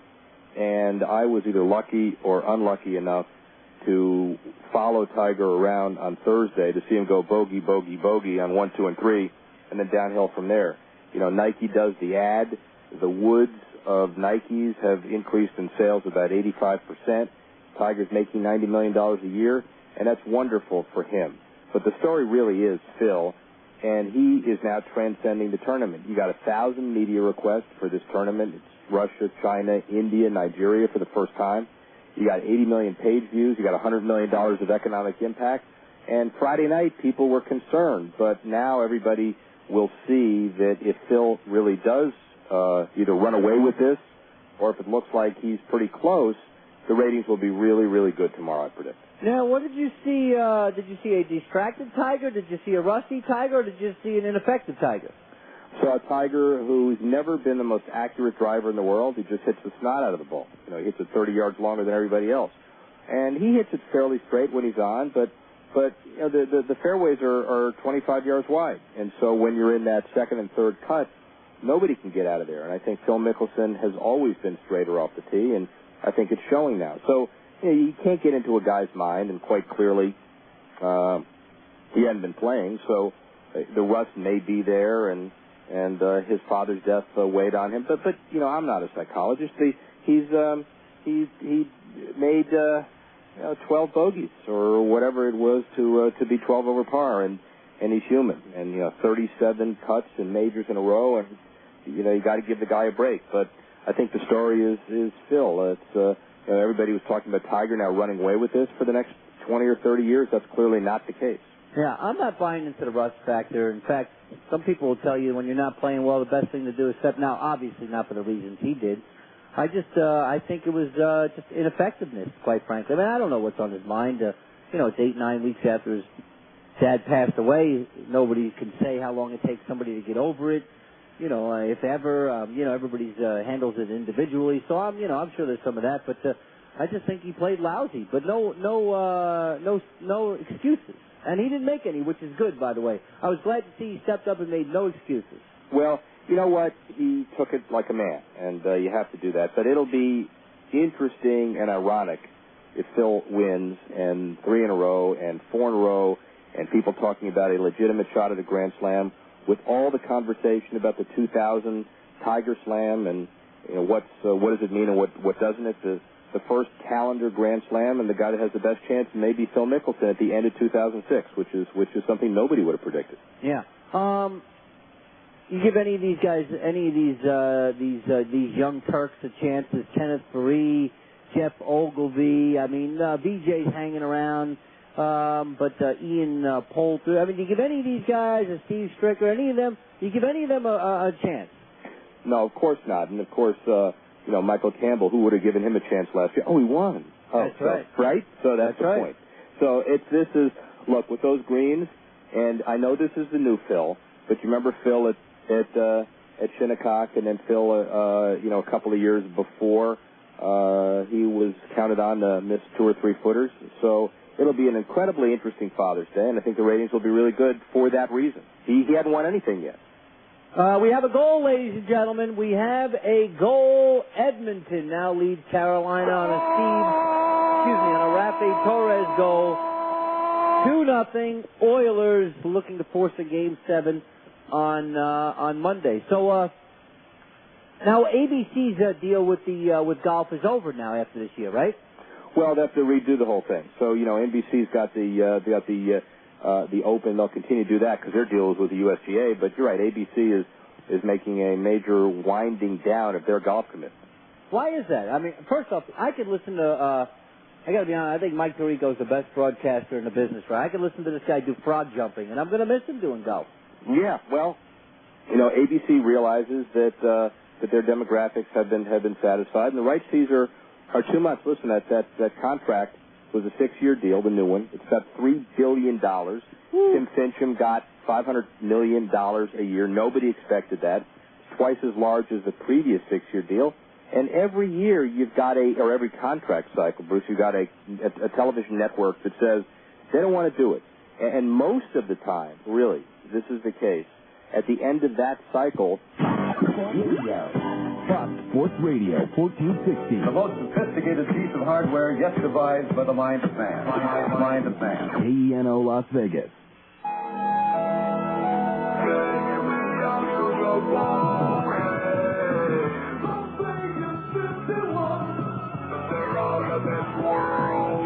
Las Vegas 51's Baseball is on Fox Sports Radio 1460. 51's Baseball is brought to you by Carl Jr., Budweiser, Golden Nugget, Cox Communications, Anderson Dairy, and Pepsi. Now to the stadium with the voice of the 51's, Russ Langer. Welcome back again to Salt Lake. It's a gorgeous evening, but it's not been a gorgeous evening or 2 evenings for the Las Vegas 51s, who were beaten in 13 very interesting innings last night. They saw lead after lead get away, beginning with the 9th inning when they were 1 out away from winning it. They were 1 out away from winning it in the 10th. They were 3 outs away from winning it in the 12th. And they could not hold any of those leads and ultimately lost the game in 13. So this is the second game of today's doubleheader. And the 51s didn't have to worry about blowing leads today because they were flattened 9-1 by the Bees. So the Bees have won the first 2 games of the series. Although in the season series, Las Vegas still has a slight advantage over this team. But if the Beavs win this game, they'll pull even in the season series with 2 games to go. But the Las Vegas 51s, who are now 37-32 after losing 9-1, are going up now against Karl Gelinas, a young man from Canada, and we're almost set to go. The starting lineup brought to you by Supercuts. That's right, Supercuts, with 32 convenient locations. Call 1-800-SUPERCUTS for the location nearest you. Supercuts every time. Leading off in center field for Las Vegas, Jeff Duncan. Batting second, the shortstop, Wilson Valdez. Hitting third at first base, James Loney. In the cleanup position, right fielder, Delwyn Young. Batting fifth in left field, John Weber. Hitting sixth, the third baseman, Eric Riggs. Batting seventh at second base, Oscar Robles. Hitting eighth, the designated hitter, the rookie, Ryder Mathias. And Las Vegas catcher, Eric Langell. That's ninth against Karl Gelinas. Here's the pitch. And it's a strike in the inside corner. It is 0-1 to Jeff Duncan. So we are underway in the nightcap of this doubleheader. 0-1. 51's trying to balance the books and get a win and to split the doubleheader. The pitch is a little bouncer back toward the mound, between the mound and the first baseline. Gelina off the mound, fields, turns, and throws and gets his man. 1 out. And Jeff Duncan, who in the first game batted ninth and went 0 for 3, little bounder. 1 gone, and the batter is Wilson Valdez. Defensively, for Salt Lake in Game 2, Mike Elwood at first, Howie Kendrick is the second baseman, Casey Smith at short, Adam Pavkovich is at third, Curtis Pride in left, Reggie Willits, the speedster, in center, Tommy Murphy in right, and Jeff Mathis is catching for Karl Gelina. More about Gelina in a little bit as Wilson Valdez steps in, right-handed hitting shortstop. He played second base in Game 1. He takes a strike and it's 0-1, and he was 0 for 2 with a walk, reached on an error and scored the only Las Vegas run off reliever Matt Wilhite on a sacrifice fly by Delwyn Young in the 6th inning. So Valdez hitting .296, and he reaches out and hits a soft one-hopper to the second baseman Kendrick. With a sidearm toss, he throws out Valdez. Quickly 2 down, and the batter James Loney. This is not the most power-packed lineup the 51s have assembled this year. You got Duncan and Valdez at the top. Those are more speed guys. James Loney, a line drive type guy, and the 1 RBI man is Delwyn Young. After Young, you've got John Weber, Eric Riggs, and then you've got the singles hitter Oscar Robles. Then you've got 2 fellas with very little playing time. Ryder Mathias, who's from rookie ball, here just filling in until Diona Navarro is officially on the roster. And then the catcher Eric Langell. Here's the pitch to James Loney. He takes it low, ball 1, 1-0. Loney, the number 2 hitter in the league at .374. 3 hitters and 3 homers and 30 RBIs. He was 1 for 3 in Game 1. 51s in Game 1 only had 3 hits. To Steve Shell, who got the win, and Matt Wilhite, who finished up. Loney takes a strike. 1-1. Carl with a K. Gelina with a G. G-E-L-I-N-A-S. Young Canadian Karl Garrett Gelina. He'll be 23 in August. He's 6'4", 200 pounds. Fastball in the low 90s. There's a cutter for a strike. 1-2. He has got that cut fastball also, a slider and a straight changeup. Gelina has been pitching professionally since 2003. The Angels got him in the 47th round of the 2002 draft. Here's the 1-2 pitch. And it's a called third strike in the inside corner. Loney called out on strikes. So 2 ground outs and a strikeout. And the 51's very quiet in the top of the first in the nightcap of this doubleheader. We go to the bottom of the first. Las Vegas nothing. Salt Lake against Eric Hall coming up. If music was black and white, what would it sound like? But add a little color to it and... you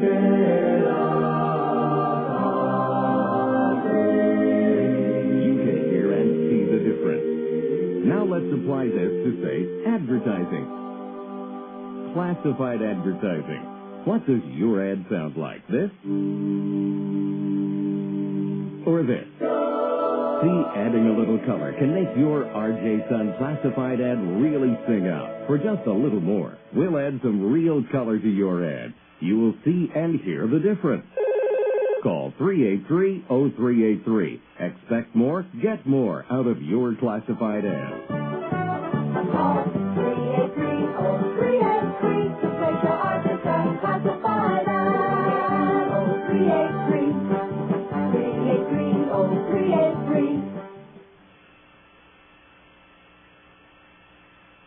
IntelliBed is proud to be a sponsor of the Las Vegas 51.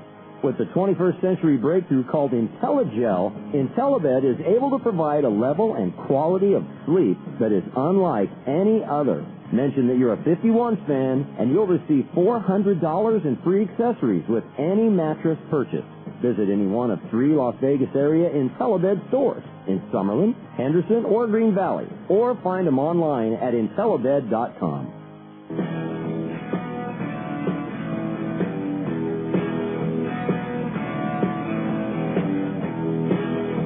Welcome back, friends.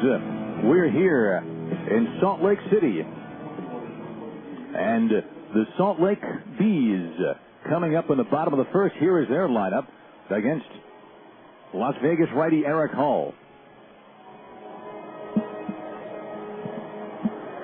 The Salt Lake Bees leading off in center field with Reggie Willits. Batting second is the right fielder Tommy Murphy. In the third spot, second baseman Howie Kendrick. The cleanup man is the designated hitter Nick Gorneau. And batting fifth in left field, Curtis Pride. In the sixth spot, the catcher Jeff Mathis. Eric Hall's fastball jumps in there for a strike, 0-1 to Reggie Willits.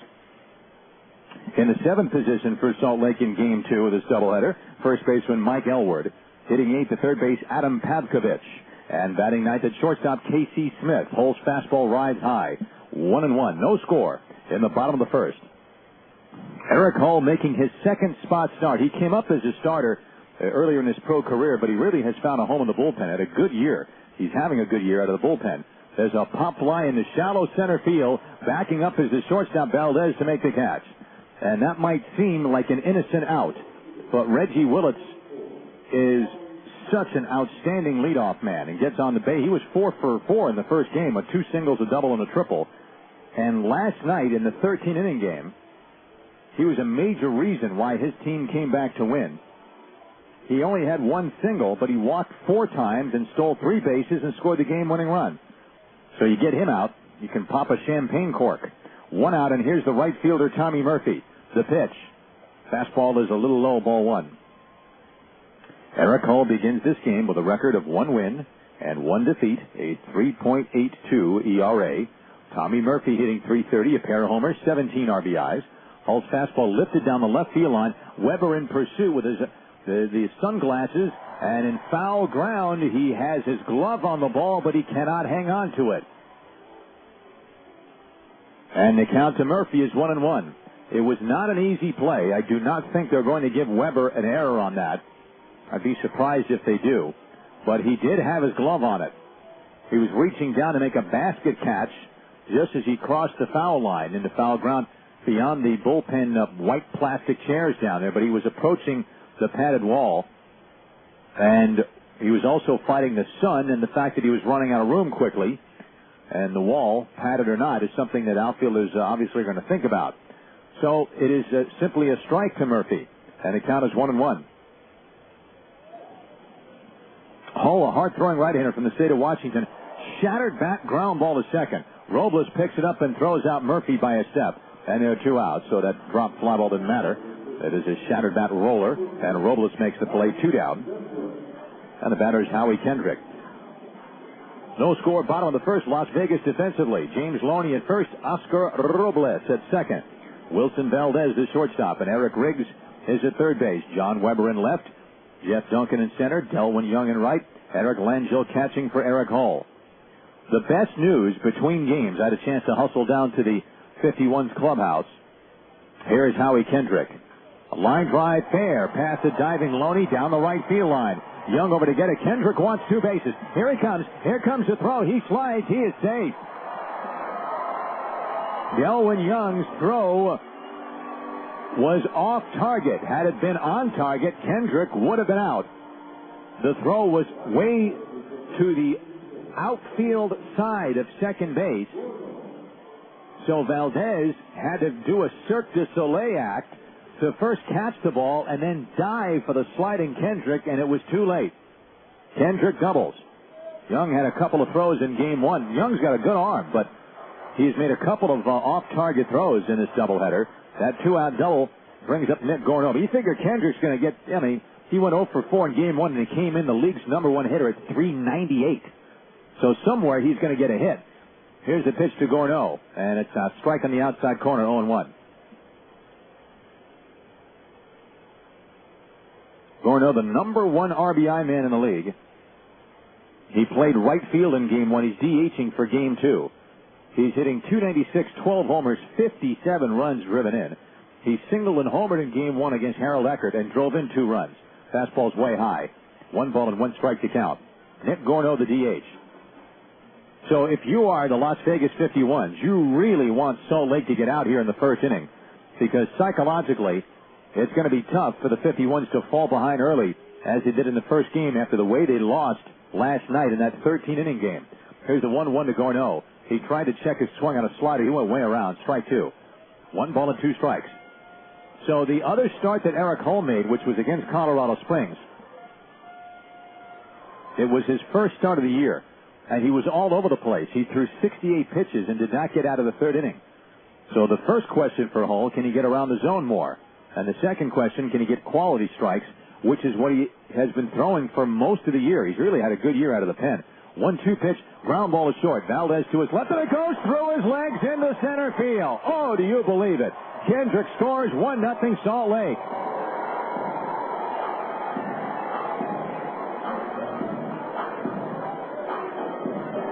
That was a routine with a capital R. Ground ball. Valdez, a superior defensive shortstop, moved to his left, and the ball just went right through his legs. And if you're the 51s, you got to be thinking, wow, what else can happen in this series? 1-0 Salt Lake. First, the off-target throw by Young, then the misplay by Valdez. Kendrick should have been out at second, and that should have been the third out of that ground ball right there. Here's Curtis Pride, left-handed hitting left fielder. Fastball way up high, ball one. In the first inning tonight of Game 1, Harold Eckert allowed a triple to Reggie Willits, but Eckert got tough. He struck out Tommy Murphy. He got the league's top hitter, Howie Kendrick, to foul out. And with 2 outs, the runner goes now. The pitch is a swing and a miss toward to second by Langell, is late and bounces into center field, but it's backed up quickly by Duncan. And so Gorneau holds at second, but he does steal the base. 1-1 the count. Langell rushed his throw, and Valdez couldn't dig it out. So with 2 outs and Willits at third, Gorneau singled in Willits. It was 1-0. That's very manageable, obviously. Pride singled. Then Elwood singled to drive in Gorneau, and Young's throw was way up the third baseline, and it was an error because Pride also scored on that. And that just set the tone for the game. And the Bees just cruised to a 9-1 win. Now they lead 1-0, and this inning should have been over a few minutes ago. The pitch is a strike to Pride, and the count 1-2. Pride in Game 1 was also busy. He was on base 4 times with 2 singles and 2 walks, stole a base and scored twice. He's having an outstanding series. He had a great game last night, and he's hitting .353 with 3 homers, 25 RBIs. Gorneau with a steal at second. That's his 3rd steal and 6 tries. 1 ball and 2 strikes. Pride waiting. Hall gets set. Now Pride calls time and steps away. So the 51s begin this game the way they played most of Game 1 and the way they ended last night's marathon. Couple of misplays on defense. Here's a 1-2 pitch. Fastball low and inside, and the count is now 2 balls and 2 strikes on Curtis Pride.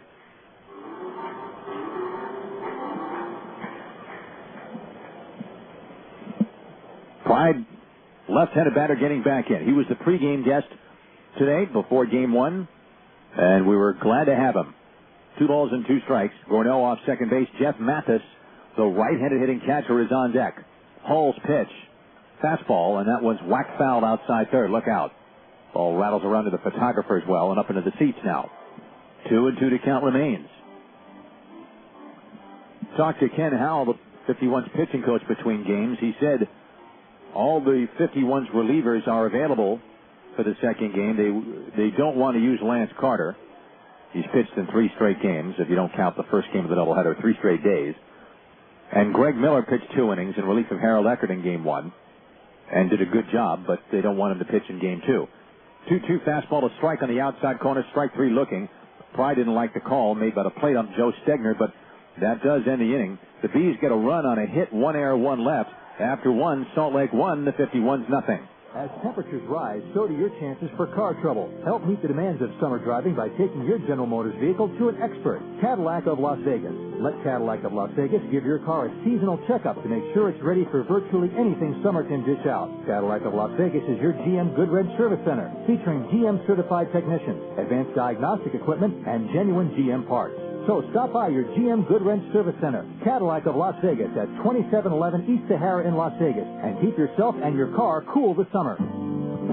Nearly 60 years ago, St. Rose Dominican Hospital's mission of compassionate health care for every patient began in Henderson. And this summer, St. Rose will carry this mission to Southwest Las Vegas with the opening of their 3rd location, the San Martin campus. When open, San Martin will be more than a building. It will be a haven for the mind, body, and spirit. It will be more than quality emergency and cardiac care. It will be peace of mind. It will be more than 4 floors of all private patient rooms. It will be a place healing will call home. After all, they're building more than a new hospital. They're building a place for you and your family to find safety, peace, and well-being. The St. Rose Dominican Hospital San Martin campus, 8220 Warm Springs Road, near the intersection of I-215 and Durango Road in southwest Las Vegas. St. Rose Dominican Hospital's new San Martin campus. It's all about life. Visit strhospital.org to learn more.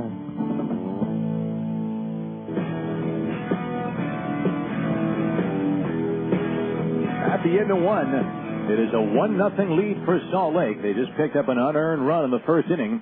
51's just kind of gift-wrapping that run for the Salt Lake team, and so the 51s will try to bounce back as they are looking for a win that'll get them a split of the doubleheader and give them something positive to think about going into tomorrow's day game when they've got to face a fairly talented young pitcher, I would say, Jared Weaver, who was 4-1 when he got called up from Salt Lake to the Angels, was undefeated as an Angel starter, and then got sent back down with an ERA well under 2.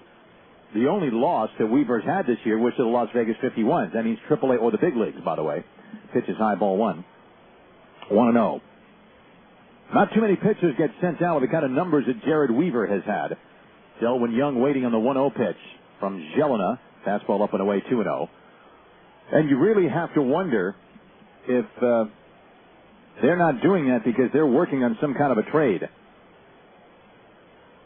Can't think of too many other things that would make any sense. The pitch is a strike, 2-1 to count to Young. Young began the day hitting .280.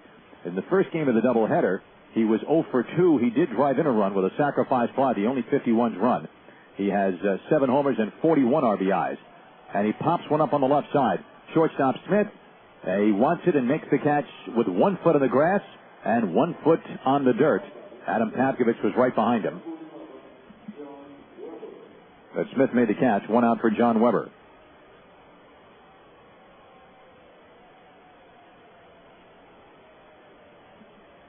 So a 1-0 lead for Salt Lake. And if you joined us just a second ago, with 2 outs and nobody on in the bottom of the first, Howie Kendrick drove one to right field toward the line.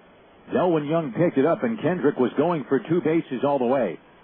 Weber takes a fastball, low, ball 1. Young has a strong arm, and his throw beat Kendrick to the area. But the problem was that the throw was off target. And so Kendrick, who otherwise would have been out, was safe. Fastball is a strike, and it's 1-1. Then Nick Gorno came up and hit a routine ground ball to short, and the very normally reliable Wilson Valdez was right there. The ball bounced through his legs into the outfield. Kendrick scored. And so here's the 1-1 pitch to John Weber. Ground ball to the right side. It bounces, and a diving stop by Kendrick, who gets up and throws him out. You know something? I'll tell you something. The Salt Lake Bees are playing this series like they really want to win. Both teams are giving a great effort, but the Bees just keep making plays after play after play. That was a fabulous play by Howie Kendrick. If there was a series for AAA Web Gems on ESPN, that would have made it, because Howie Kendrick was airborne. When he went into a dive, his body parallel to the ground was at least 2 or 3 feet off the ground. I mean, that was just a sensational play by Howie Kendrick to take a base hit away from John Weber. Eric Riggs fouls it away, strike 1. Riggs, switch hitting third baseman, is up now 1-0 Salt Lake, top of the second. And the pitch from Gelina is a fastball inside, 1-1. Riggs hitting .379 with 2 homers and 12 runs batted in.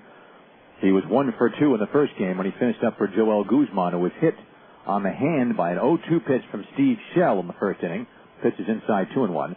And 51's saying again between games that Guzman's going to be okay. It's a contusion, big bruise, but nothing serious, which is a good thing. 2-1 pitch. Riggs takes it a little bit low. It's 3-1. So a little bit more about this French-speaking right-hander, Karl Gelinas, who did go to Northeastern Oklahoma A&M JC, but he is from Quebec. High fly ball to deep right by Riggs. Murphy back. Murphy at the track. Murphy at the fence. This ball is gone. Eric Riggs ties it up on a 3-1 pitch by hitting a high, soaring, majestic drive over the right field fence, 2/3 of the way up the grassy slope near the light standard. It is a 1-1 game. Eric Riggs just hit his 3rd home run. That's his 13th RBI. And with that, $50 is donated by Bank of America to Special Olympics as part of the Dingers for Dollars program. Yeah, It's great for Riggs. And for the 51s, that's a real pick-me-up that he tied the game. Here is Oscar Robles. He takes a strike on the outside corner. It's 0-1.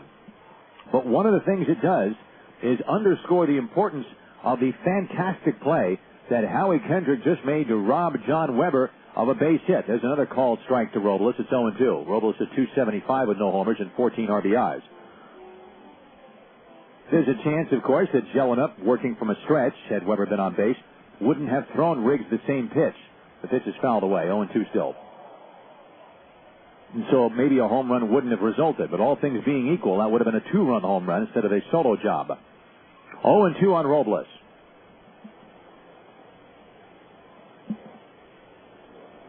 Well, when the first game started at 5 o'clock, not a whole lot of people here, but now for the second game, there are a lot of folks here. There's a fly ball to center field.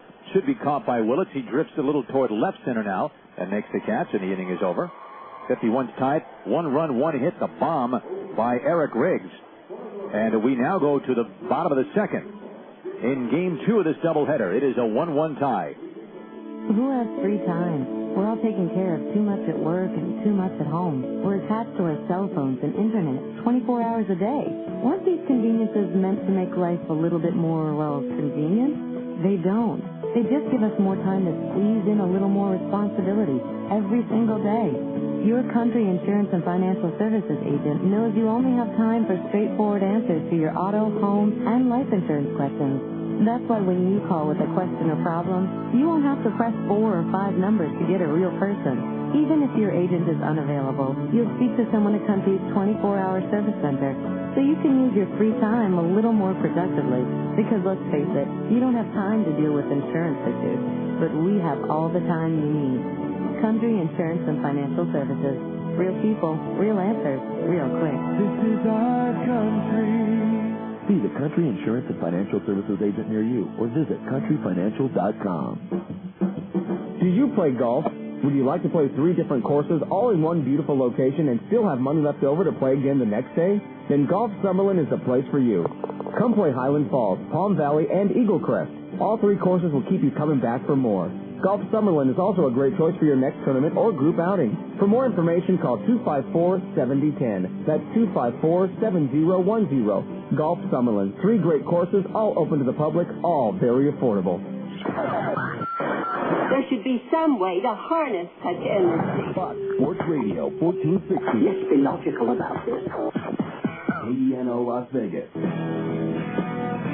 1-1 game. We go to the bottom of the second now. Second game of this doubleheader. You know, there was a time when children played in the park on the way home from school, and when your neighbors often became your very best friends.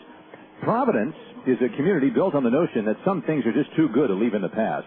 Visit Providence at I-215 in Wallapai or at www.providencelv.com. Eric Hull's fastball is fouled back by the Salt Lake Bees' right-handed hitting catcher, Jeff Mathis. Strike 1, 0-1. Mathis at 306.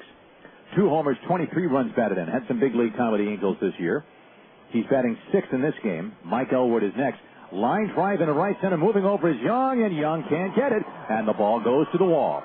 Going over to get it is Duncan. He picks it up and fires it back in. Mathis going for 3 bases. The relay by Robles. He slides. He's got a leadoff triple in the bottom of the second inning.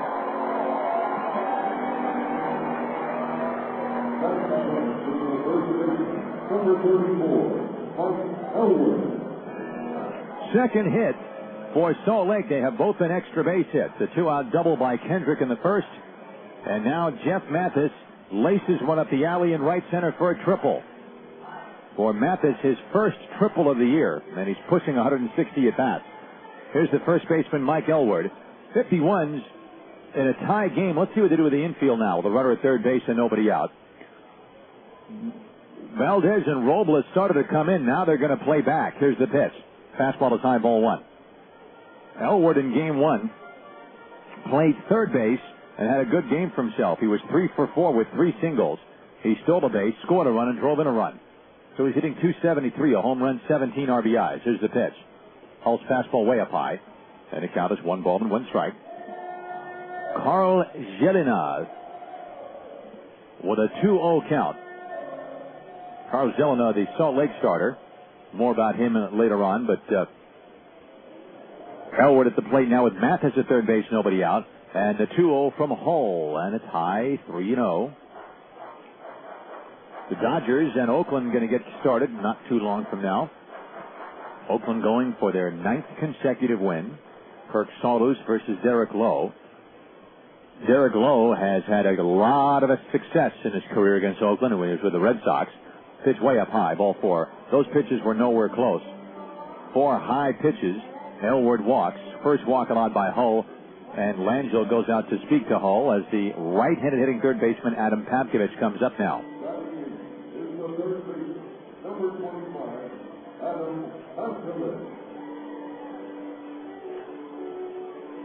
So Derek Lowe against Oakland. I mean, it's been Lowe this year is having a good year anyway. He's 5-3 with a 2.83 ERA. But he has got more wins against Oakland than any other team. He's 10-2 against them. He's also won 7 straight decisions against them. He's not lost to them since 2001. Of course, as hot as Oakland has been, who in the world could figure it out? Here's the pitch to Papkevich. A strike at the knees. Good fastball, 0-1. Papkevich is hitting .228. He's got 6 homers and 20 RBIs in game 1 of the doubleheader. He finished up at second base for Howie Kendrick, but did not have an at-bat. Mathis at third, Elwood at first. Nobody out, bottom of the second. The pitch. Fastball, a strike. Good pitch at the knees. It is 0-2. Lowe obviously will need to be on his game for the Dodgers to end Oakland's season-best 8-game winning streak. The A's won 7-3 last night. 0-2 to count here. Hull looks in. Langell sets a target for him. And the 0-2 pitch. Fastball fouled off to the right, clearing the roof. And it's still 0-2. 1-1 game, bottom of the second. The A's, with their hot streak, have vaulted into first place in the American League West, a half a game ahead of Texas. It figures to be a really good race this year. And they're certainly pitching better than they were earlier in the year, so consequently, they're playing better than they were. Hull gets set. 0-2. The look now. And the pitch. Fastball line foul to the right, and that goes up into the seats beyond the first base dugout. And the count remains 0-2. Never mind the A's, though. Lowe has been hot, period. In his last 5 starts for the Dodgers, he's 4-0 with an ERA of around 1.7. The Dodgers have now lost 3 of the last 4 and are 3-4 on their 9-game road trip. The 0-2 pitch is low, 1 ball and 2 strikes. But they maintain a 1-game lead in the National League West over Arizona. Dodgers haven't had a lot of success in interleague games of late. They've lost 10 of the last 13 to American League teams. And they'll go up against Kirk Saarloos for this ball game. Here's the 1-2 from Hull to Papkevich. Ground ball to short. Could be a double play ball. Valdez fields Robles. That's 1 on the first base. That is a double play. On the play, Mathis scores, and Salt Lake has a 2-1 lead. Good play by Valdez and Robles teaming up on that play. And that high chopper. 6-4-3 double play. Obviously no RBI for Papkevich. 2 outs, and here's the shortstop, Casey Smith.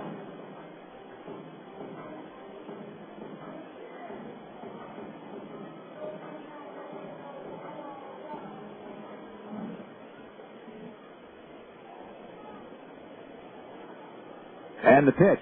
Smith hitting .280, looks at a strike.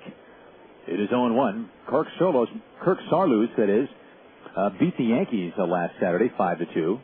Pitched 6 innings and gave up 2 runs. It was his second straight good outing. He had lost to Minnesota the previous start. The pitch is low, 1-1, but he pitched 8 innings in that game and lost 2-1. The other starts he's made against the Dodgers were when he was with Houston a few years back. 1-1 pitch, and the fastball missed someplace, I guess. Ball 2.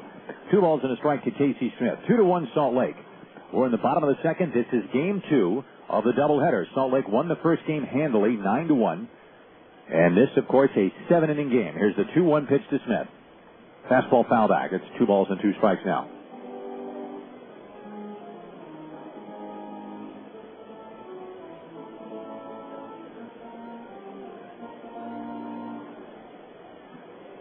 2-2. Holcheck signs again. And he's ready. And the 2-2. Ground ball to second. To his left is Robles. He reaches down, picks it up, double clutches, and throws to first to get his man. The inning is over. But Salt Lake scores a run on a hit. No errors and no one left. And at the end of 2, Salt Lake 2, Las Vegas 1. You like that? That's the sound of speed waiting to be unleashed. You can get the same feeling with Cox High-Speed Internet. Currently unleashing blazing fast speeds of up to 5 megs. That's up to 90 times faster. It's no wonder Cox High-Speed Internet was ranked highest in customer satisfaction by J.D. Power and Associates. So you think you're ready for Cox High-Speed Internet? Get it today for as low as $29.99 a month. Call 933-9854. That's 933-9854. For J.D. Power and Associates of more information, go to jdpower.com. Limited time introductory offer. Restrictions apply. Call for details. Dear Mr. H2O, it's time for us to become reacquainted. Time to dive into every day and every cooler, filled with the signature taste of Budweiser.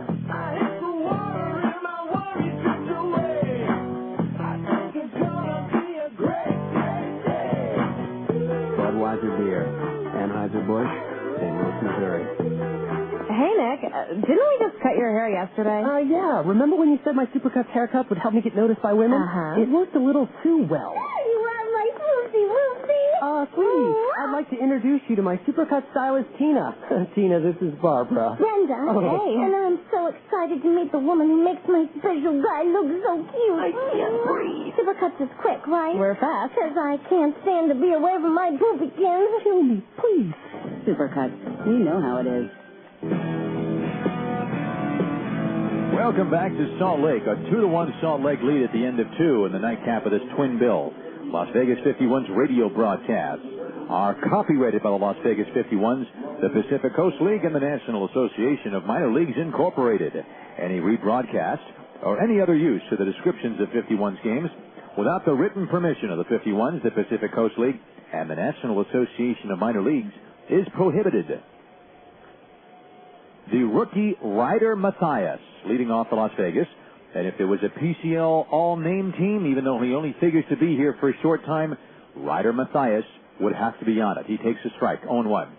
Here's the pitch. And the fastball's a strike on the outside corner. 0-2, young Ryder, who was supposed to be for the rookie ball team in Ogden, Utah, but pressed into service here because the 51s are short on bodies at the moment. Pitch bounces and they count 1-2. In the first game, he came off the bench to finish up catching the last couple of innings for Edwin Bellarine. And in his only at bat, he hit a comebacker to the reliever Matt Wilhite. So Mathias up now, wearing number 10. Eric Langell next. Then the top of the order, Jeff Duncan. He checks his swing on a low pitch. They appeal, no swing. 2 balls and 2 strikes to count to Ryder Mathias. Speaking of the Dodgers in Oakland, on the Tony Romo scoreboard, they're in the 5th inning, and it's a 1-1 game. So Kirk Saarloos and Derek Lowe involved in quite a duel. Dodgers have 5 hits. Oakland has 2 hits. Ramon Martinez just tripled the center, though. Here's the pitch. A foul ball off to the right. Into the upper deck it goes. And it's still 2-2 on Mr. Mathias. 2 balls and 2 strikes. Mathias is the DH. Again, Joel Guzman should be okay. Not quite sure if he'll be ready to play tomorrow, but he does have a contusion on that left hand. Getting hit in game 1. There's a ground ball to second. To his right is Kendrick. He's got it. And with both feet on the outfield grass, he winds up and throws out Mathias. 1 out for Eric Langell. So now you have the 2 gentlemen from Quebec facing each other. Karl Gelinas and Eric Langell. And I'd love to do this entire at-bat for you in French in honor of these 2 fellas, but I don't really speak any French because I didn't pay attention in school during those lessons. But here comes Langell, who in 9 games is hitting .125. No homers and 3 RBIs. Ground ball in the left field, base hit. Sacre bleu. Langell, a base hit against Gelinas. And Pry gets the ball back in. That's as much as I know. Second hit for the 51s in this game as Langell bounces one to the left side. And the batter is Jeff Duncan, who had a comebacker in the first inning. Red Sox beat Atlanta behind Josh Beckett earlier at Turner Field. The final was 5-3. And the American League East race is quite a race. A lot of people figured it to be a 2-team race. Right now it's a 3-team race. Red Sox, Yankees. Yankees lost in Washington 11-9. And Toronto lost today, but they're in the race. Make no mistake. Duncan, it's a ground ball to show they could get 2. Smith goes to second for 1. Kendrick to first. That is a double play. Duncan, a tough man to double up because of his speed, but the ball was hit sharply right at Smith. 6-4-3. The inning is over. No runs hit, no errors, and no one left. And at the end of 2.5 in Game 2, it is Salt Lake 2 and the 51s 1. My husband is a dirty, rotten thief. Well, that's a bit harsh, dear. Oh, harsh. No, what is harsh is not being able to find my Sprint Yellow Pages when I need them, which, as a matter of fact, is awful. Well, it's not like I steal them. Oh, really? Then they're right here in the drawer, Well, huh? Oh, yeah. Surprise. Not there. Thief. Oh, harsh. Luckily, Sprint Yellow Pages saved our marriage with their internet Yellow Pages. It's easy for her to log on to bestreadyp.com when she can't find the book. And it's hard for him to steal a computer. The same great information you find in the Sprint Yellow Pages is now available online at bestreadyp.com. Local listings, maps, store hours, menu guides, and more. Now available at the click of a mouse. And now you can find everything online at bestreadyp.com, the internet home of the Sprint Yellow Pages, published by R.H. Donnelly. Log on today. I guess I am kind of a thief. I stole a heart back in 83. See? Exactly what I said. What a cute one. Oh, I love you. BestRedYT.com, the internet home of the Sprint Yellow Pages. There was a time when kids played in the park on the way home from school, when folks held hands on evening strolls, and neighbors often became your very best friends. Once there was a time, now there is a place. Providence Master Planned Community. From the old-fashioned ballparks to lively paseos and bustling neighborhoods, this is where great traditions live again. Providence. North I-215 at Lullaby. Learn more at providencelb.com. An equal housing opportunity.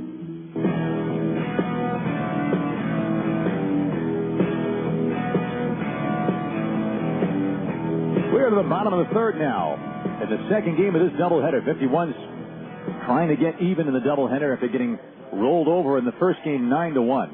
And Eric Hall in the third will look at the top of the order. That's Reggie Willits, Tommy Murphy, and Howie Kendrick. Other scores on the Tony Roma's scoreboard. Texas has opened up an 8-4 lead over Arizona in the sixth inning. Arizona home run by former Dodger Shawn Green. In the words of Vinny, his sixth. Gary Matthews Jr. hit his seventh for Texas. The Angels beat San Diego 3-2, and Seattle took San Francisco 8-1. The speedy Reggie Willits, who popped out to short his first time up, squares the bunt, takes a pitch out of the strike zone. Ball one. The 51's in at the corners. They're trying to take the bunt away from Willits, who has been a major thorn in the 51 side in this series to this point. Hall's pitch. Fastball lifted down the left field line going toward foul ground. Riggs chasing it, and the ball bounces near the home plate section of the bullpen and hops up into the first row of seats. 1-1 the count on Reggie Willits. The White Sox scored late and came back to beat the Reds 8-6. Matt Thornton got the win over Todd Coffey. Coffey's had a really good year for the Reds as their closer, but the White Sox got 3 in the ninth inning, so they turned Coffey into decaf. Jenks got the save, and Felipe Lopez hit a home run for the Reds. Juan Uribe homered for the White Sox in their come-from-behind win. The pitch misses, and the count 2-1 to Willits. Speaking of come-from-behind wins, Milwaukee got 2 in the bottom of the ninth and beat Cleveland 3-2. Jose Capellain, whose fastball is up around 98, 99, sometimes it'll tickle triple digits, got the win over Bob Wickman. No home runs at Miller Park. 2-1 pitch. Willits takes it up and in, and now Hull has fallen behind this very fleet-footed leadoff man, Reggie Willits, 3-1. Not only is he fleet-footed, he knows the strike zone. Very patient hitter. Tommy Murphy waiting on deck. Here's the 3-1 pitch.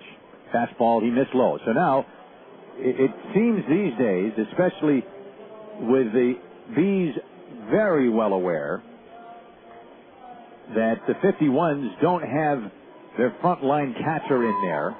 They have neither Deona Navarro nor Edwin Bellarine, but Eric Langell. And there isn't anybody who will give you a better effort when he's able to play than Eric Langell. They'll give you 100% all the time. Never mind 110%. Just 100%. Here's Murphy. He shattered his bat while grounding out to second. The pitch, way inside ball one. So that simply increases the chances that Willits will be running at some point. Reggie Willits stole second base in the second inning of game one. So he's got 19 steals this year. He's been caught 9 times. 1 ball and no strikes on Murphy. Third baseman Riggs near the dirt cutout. And at first base, Loney, of course, has to hold Willits on. He goes. The pitch is outside. Throw to second by Langell, and he is out.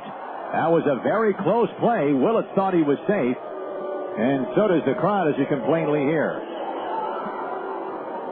Shortstop Valdez slapped the tag on Willits. It was very close. Willits is caught for the 10th time. So Monsieur Langell off to a good start in this game. He has a base hit, and he just threw out one of the fastest men in the league trying to steal. 1 out, nobody on. The count is 2-0 on Murphy. Salt Lake leads 2-1. The pitch is low. 3-0. And we're in the bottom of the 3rd inning. In Pittsburgh, Minnesota beat the Pirates 5-3. Jesse Crane got his first win. He beat Damaso Marte. Joe Nathan got his 10th win, or 10th save, I should say. There's a strike, and it's 3-1 to Murphy. Twins had home runs from Kubel and Terry Tiffey and Justin Morneau. Number 16 for Morneau. Paulino hit 1 for the Pirates. The Cardinals held on. They had to hold on and beat the Rockies 6-5. There's a one-hopper off the glove of Loney down the right field line. Young chasing it. Murphy going to second base, and he'll cruise in there with a double. Murphy hit it really hard. A sizzling liner that had a lot of topspin. Loney lunged toward the line to try to get it, and he did a good job just to get a glove on it. This is a solidly hit ball. And Murphy standing at second base with 1 out, so Langell throwing out Willits is a big play right there. And the batter's Howie Kendrick.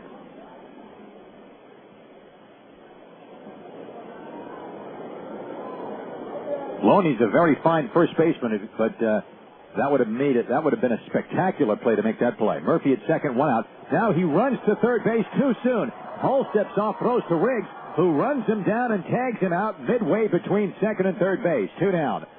Well, the 51s, who made a couple of defensive mistakes that helped Salt Lake get their run in the first inning, have made a couple of nice plays in the third. Reggie Willits thrown out stealing. Tommy Murphy breaking from second base too soon. And Hull noticed it, stepped off the rubber, and immediately threw the ball to Riggs, the third baseman, who ran him back. Murphy slipped and fell, and Riggs tagged him out. That is a caught stealing that goes 1-5. 2 outs. And a pitch in the dirt to Howie Kendrick, ball 1. Kendrick doubled to right and scored when Nick Gorneau's ground ball got away from Wilson Valdez for an error. 2-1 Salt Lake in the bottom of the 3rd. 2 outs, nobody on. Jeff Suppan got the win for the Cardinals over Jeff Francis. There's a high fly to right toward the corner. On the run is Young. Young dives, and did Delwyn Young catch it? He did not. He gets up and fires it into second base, and Kendrick is in with a double.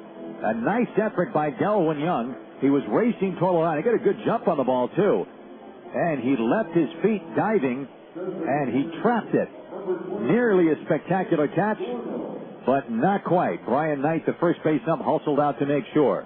So Howie Kendrick, the league's top hitter, doubles in front of a diving Delwyn Young down the right field line. I mean, Hull, in this inning, he owes it all to his defense. He's faced 3 hitters, has given up a walk and 2 doubles.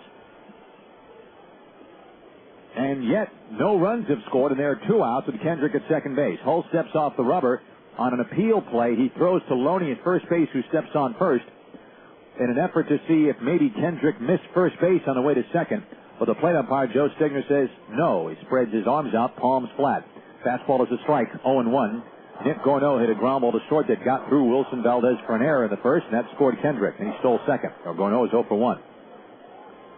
But Gorneau is especially dangerous in situations like this. He does lead the league with 57 runs batted in. He's hitting .295. 0-1 the count. Kendrick off second with pretty good speed. The pitch as a high foul to the right up into the upper deck. 0-2 on Gorneau. So Salt Lake has 4 hits, all extra base hits, 2 doubles in this inning, and a Kendrick double in the first, and a Mathis triple leading off the second. Jason Isringhausen got the save for the Cardinals, by the way, his 23rd. Juan Encarnacion homered twice for St. Louis. The Rockies try to come back, but they fell one short. They had home runs by Matt Holliday, Garrett Atkins, and J.D. Klosser.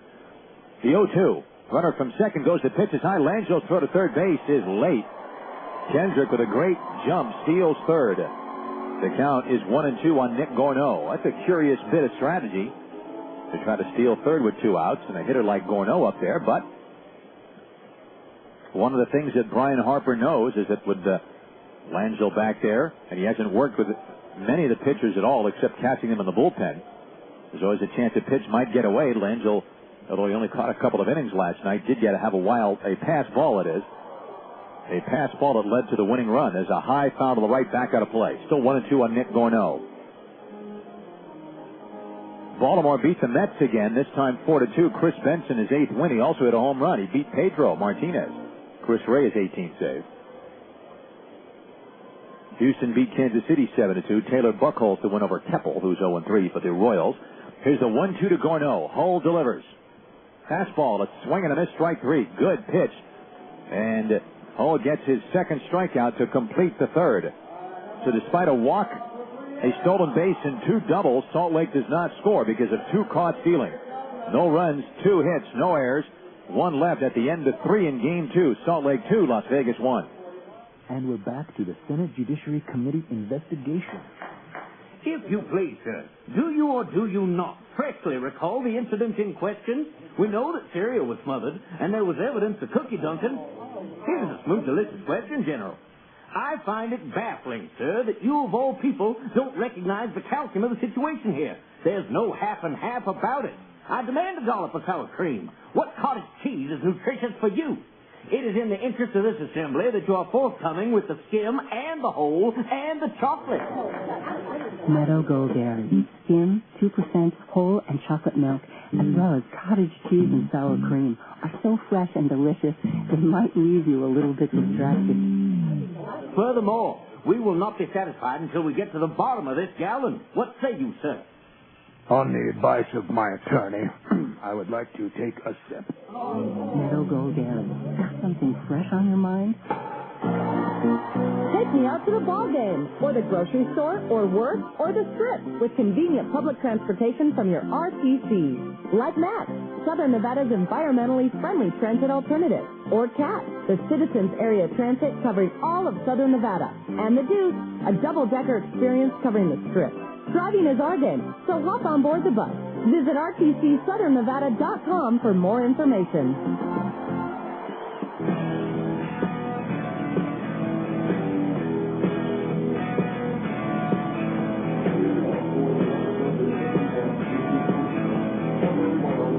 At the end of 3 in the second game of this doubleheader, Salt Lake leads it 2-1.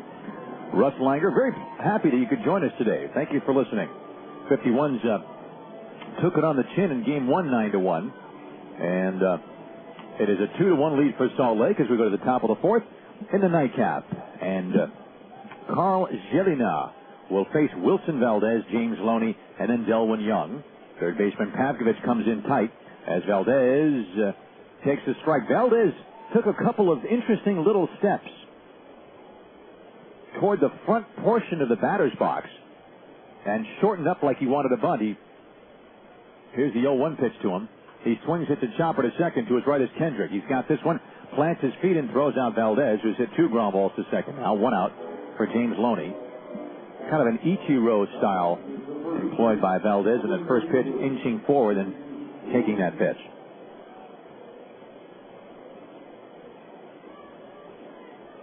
I'm going to try to pronounce the name of the town that Karl Gelinas lives in Canada. Bear with me here. Saint-Jean-sur-Richelieu. I hope it's close. Here's Loney. He struck out looking in the first. And the pitch is grounded foul. Outside first, strike 1. And a fellow who brought his net reaches over and nets that ball in more ways than one. 0-1 the count to James Loney, who's cracked his bat right there. After pronouncing that name,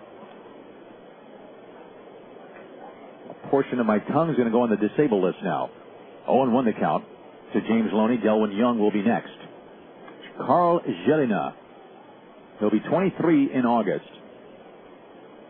So he's from the same general area is Las Vegas catcher Eric Langell. But I spoke to Langell. He doesn't know Karl Gelinas, but he's told me, he said, I don't know him. He's a little younger than I am, but he said, make sure you pronounce his name right. Whatever you say, Mr. Langell. 0-1 the count. Just kidding. Here's the pitch coming up to James Loney. And Gelinas sliders in low. 1-1. 51's had a home run by Eric Riggs in the second, which briefly tied the game. And Salt Lake with a run on the first and a run on the second, leading 2-1. The 1-1 to Loney. And he reaches out, hits a slow ground to the third, charged by Paskovich. He has it from the grass. He throws in time. And there are 2 outs in the Las Vegas fourth, and Delwyn Young will come up. Tampa Bay beat the Phillies 7-2. Scott Kazmir, the aforementioned Kazmir, got the win. He's 8-4 over Matheson, who's 0-1. Rocco Baldelli, Carl Crawford, and Jorge Cantu all homered for Tampa Bay. Abraham Nunez and Sal Fasano. Yul Sal, he hit his 4th for the Phillies. 2 outs for Delwyn Young, who popped out to short in the second inning. And Gelinas delivers. And the pitch is low ball 1-0.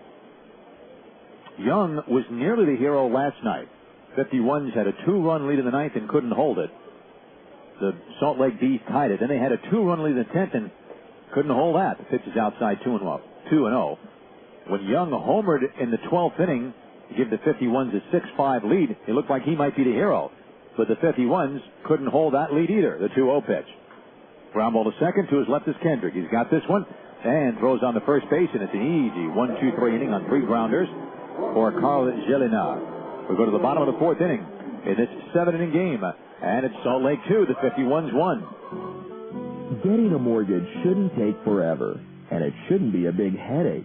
Introducing hassle-free mortgages with 80% less paperwork only from Bank of America. For your next mortgage, Bank of America has what you want.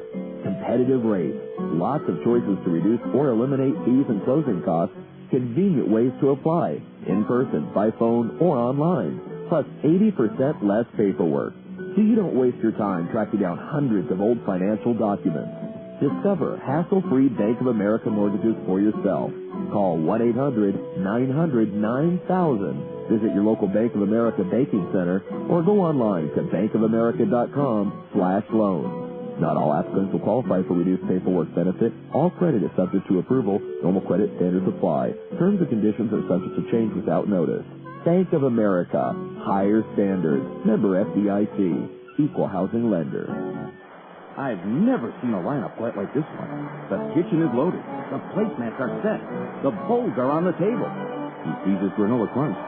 He grabs the door. He swings. It's Anderson Dairy Milk all the way.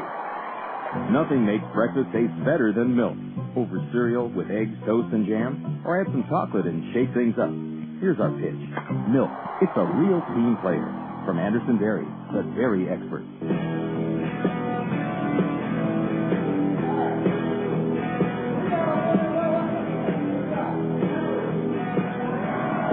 Welcome back, friends. Bottom of the 4th inning. Salt Lake won the first game of this doubleheader 9-1. They lead this one 2-1, bottom of the 4th. Eric Hull fits the 4th inning now to Curtis Pride, Jeff Mathis, and Mike Elward. More scores on the Tony Roma scoreboard. I got your scores here. Detroit beat the Cubs 9-3. Justin Verlander, his 8th win over Marmol. Carlos Guillen, a home run. Florida beat Toronto 8-2. Brian Moeller, his 5th win over Craig Jansen. Both those pitchers are 5-5 now. Fastball up and into Pride, who struck out looking in the first. And Mike Jacobs homered for Florida to help them win his 10th of the year. Former Met. Nobody on, nobody out. Bottom of the 4th inning. And Hull will face Pride, Mathis, and Elward. 1 ball to no strikes.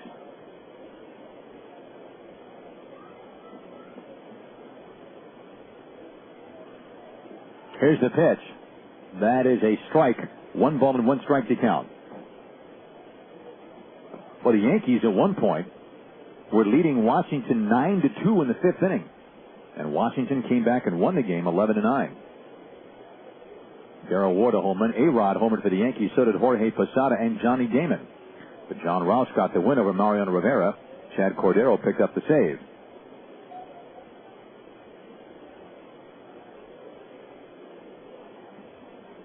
1 ball and 1 strike.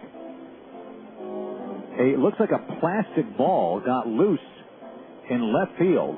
I don't know if it's a wiffle ball or something like it, but John Weber just unleashed a throw midway into left field into the Las Vegas bullpen with that plastic ball. It's one way to practice your throwing. 1-1 pitch, and Pride swings and misses, and the count is 1-2 on Curtis Pride.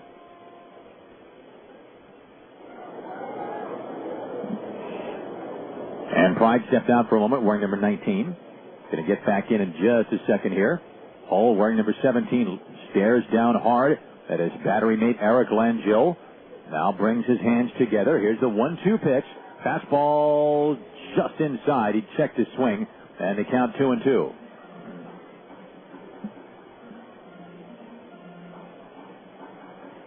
Two balls and 2 strikes.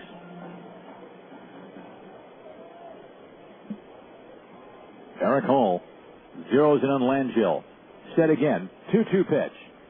And it's a swing and a miss, strike 3. Langell picks it out of the dirt and tags Pride to make sure. So he has struck out Pride twice. And Hull has a total of 3 strikeouts. 1 out for Jeff Mathis. Anheuser-Busch, brewers of the King of Beers, Budweiser and Bud Light, urges you to drink responsibly and please don't drink and drive. Alrighty. Here's Mathis, who tripled to right center, opening up the second. There's a slow ground to the right side. Loney moves over, picks it up, drops it, underhands it now to Hull in time. And Mathis was not running hard. And that might have made the difference right there. The ball wasn't hit hard, a squibber. Loney moved to his right, picked it up, dropped it. But because Mathis was jogging, he had time to pick it up again and flip it to Hull in time. 2 outs. Here's Elward, who walked in the second and then was erased on the double play ground ball by Pavkovich, which did get Mathis in. That's the difference in the game right now. 2-1 Salt Lake. Bottom of the 4th.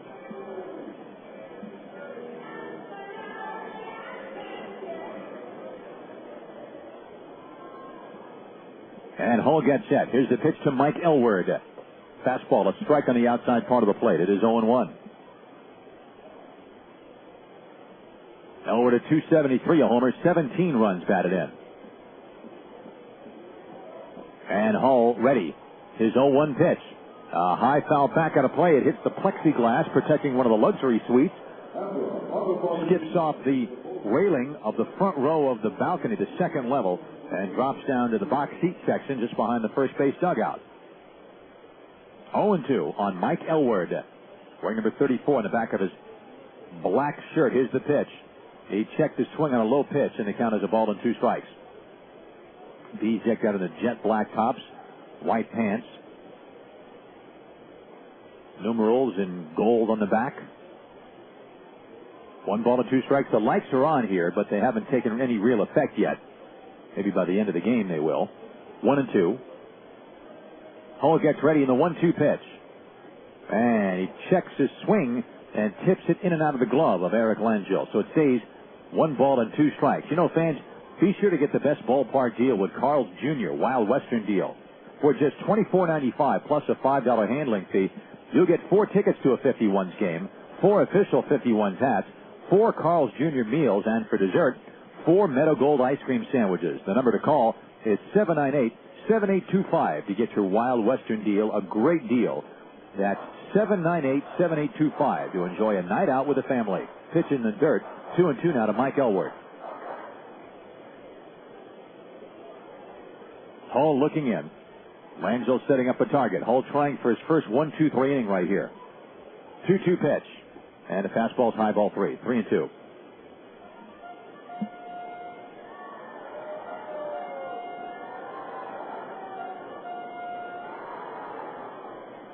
A full count. And Hull set. 3-2 pitch. High foul off to the right. That's going to curl back out of play. Still 3-2.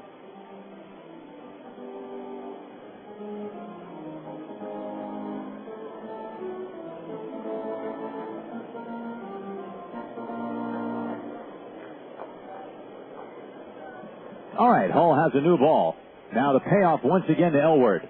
He fouls the fastball back, and he is really making Hull sweat during this at-bat. And the count stays 3 balls and 2 strikes.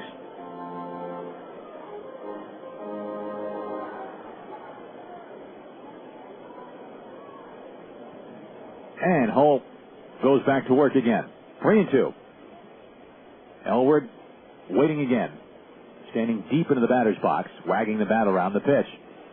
Fastball is a little low, ball 4. So Hull walks Elwood for the second time. A nice at bat for him. Third walk issued by Hull. And the batter's the third baseman, Adam Pavkovich. So a very tough loss for the 51s last night.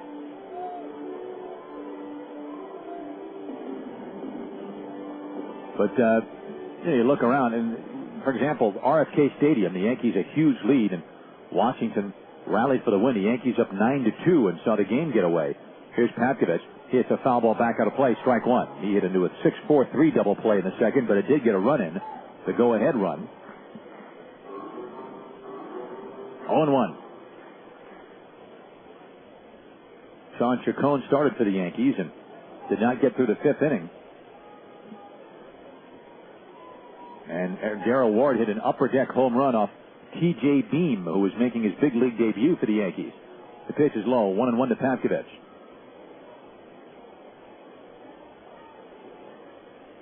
Mariano Rivera, though, took the loss.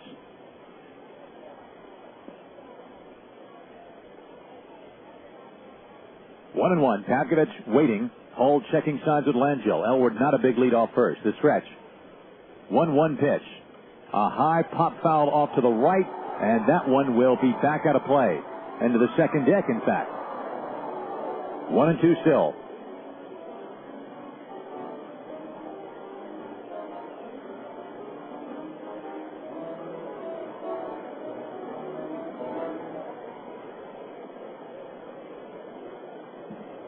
One ball and two strikes on Adam Pavkovich.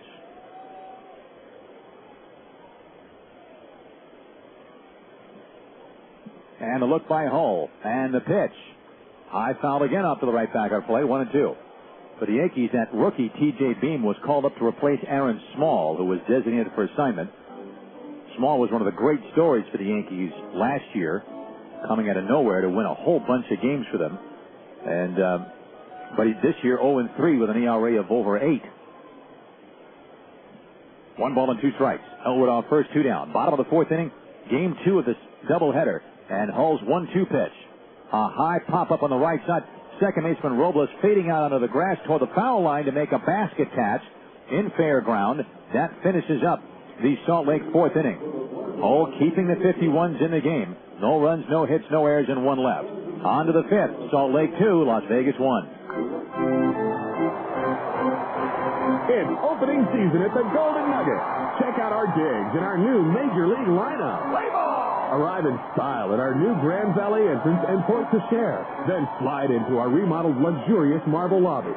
Experience Vic and Anthony, a rookie to the team who's been recognized as one of America's top 10 steakhouses. Step up to the plate for a prime steak and all-star service. Or try Cantonese, Sichuan, and Pan-Asian cuisine in a contemporary setting. Lily's Noodle House will have all your bases covered. With 29 AAA four-diamond awards and 60 years of striking success, Golden Nuggets record is unlike any other in Las Vegas. It's a big hit.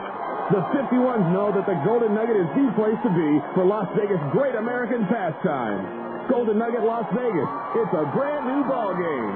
Visit GoldenNugget.com for a complete roster of renovations.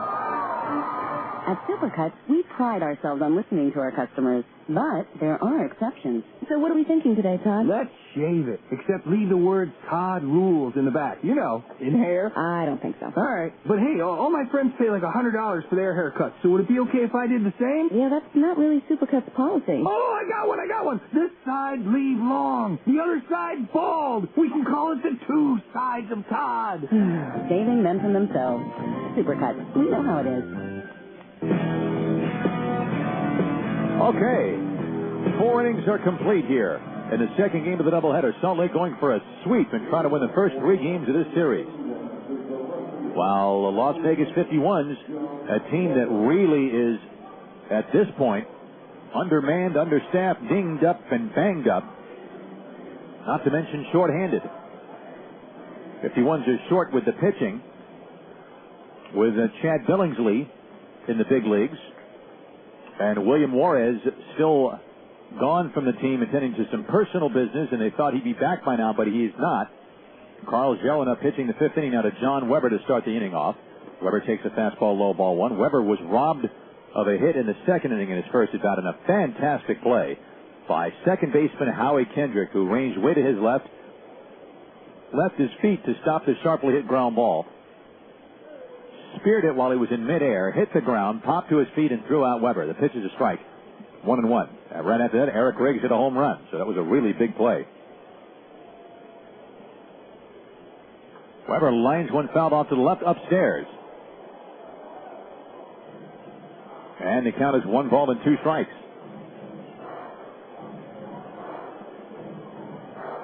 So Weber, Riggs, and Robles at the top of the fifth against Karl Gelinas. 1-2 strikes. Weber hitting .270. Left-handed hitting outfielder. Waiting in Gelinas' pitch. Fastball low and inside. And it is a 2-2 strike count. Gelinas was at Class A Rancho Cucamonga, and he wasn't exactly setting the world on fire in single A ball. He was 0-2 with a 7.5 ERA. As a high drive deep at foul to the left back out of play. Still 2-2. So he gets called up to pitch at AAA here. And he's pitching a good game. Again, the 51s, they don't have a lot of stock in this particular lineup. Here's the 2-2 pitch. Pitch bounces in. It's 3-2. Joel Guzman has a contusion on his left hand of getting hit in his first at bat in game one. And the 51 say he'll be okay. But it's a day-to-day type thing. Andy LaRoche has a shoulder injury. He is out until further notice. Here's a 3-2. Weber lines one to center, but Willits comes in and makes the catch. A well-hit ball. But Willits came in and caught that line drive, so Weber has hit the ball right on the screws twice. And he's 0 for 2. One out for Riggs, who had a 3-1 pitch over the right field fence for a home run in the second, which at that point tied the ball game up.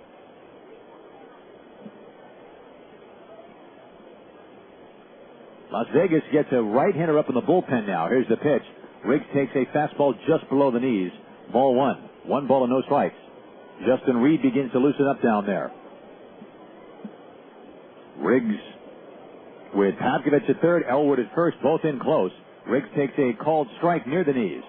It is now 1-1 on Eric Riggs. Oscar Robles next, and the youngster Ryder Mathias if anybody gets on. This will be a 1-1 pitch coming up to Eric Riggs. And the fastball's outside, ball 2. 2-1. Through 4 1/3, Gelinas has not walked anybody. Struck out 1. Giving up a home run to Riggs and a single by Langell, his fellow countryman. And that's it. 2-1. They're playing Riggs the other way in the outfield. As a drive to deep right, hooking down the line, and the ball hits the fence on the fly. Picked up by Murphy, who fires towards second. Here comes Riggs. The throw. He slides around the tag of Smith, and Eric Riggs has a double. If Eric Riggs gets a little more loft, this game is tied. A line drive that never, we're talking about a ball that was never more than 13 or 14 feet off the ground. Hit the base of the fence where it angles. Murphy played the carom well. And the throw was a little off target. Smith caught it and lunged for Riggs, and Riggs slid around him. So Riggs is 2 for 2. 3 hits for Las Vegas. The tying run at second base with 1 out. Both balls in this inning have been hit hard. Here's Robles 0 for 1. And the fastball is a little inside, ball 1. Robles flat out to center in the second. And tell you what, Riggs has hit the ball very well. In this game, his 3rd home run and now his 3rd double. And his average is up over 370. Here's the 1-0 to Robles. Line drive, base hit left field. Pride charges the ball and picks it up, so Riggs is held at third by Jerry Royster as the throw comes back into the third baseman, Adam Pavkovich. 3 line drives in the inning. The Weber liner caught by Willits in center. The Riggs line drive off the right field wall for a double near the corner. And now Robles going the other way with a single. 4 hits for each team. The tying run is at third. That's Riggs. Robles at first. And here's the youngster, Ryder Mathias, the DH batting 8th, who grounded out to second in the third. And in the game 1, had his first AAA at bat, hitting a comebacker against Matt Wilhite. Salt Lake's going to get somebody up in the bullpen in a moment. The stretch by Gelinas, and the pitch. He swings at a fastball, fouls it back. He had a good swing at that pitch, did Matthias. 1 strike to count. 2-1 Salt Lake, top of the 5th. 51's trying to fight and scratch and claw with a lineup that they got a lot of singles hitters in it against a very high-powered Salt Lake offense. 0-1. The rookie Matthias waiting. The 0-1 pitch. He hits a shot to center. Racing over is Willits. He can't get it. The ball bounces in front of him. In to score is Riggs. Robles stops at second base as Willits gets it back in. And on a base hit by Ryder Matthias, the Las Vegas 51s have pulled even at 2. And downstairs, some of the members of the Ryder Matthias Marching Souter Society are pretty happy. The youngster who's supposed to be in rookie ball, just filling in until Deona Navarro officially reports.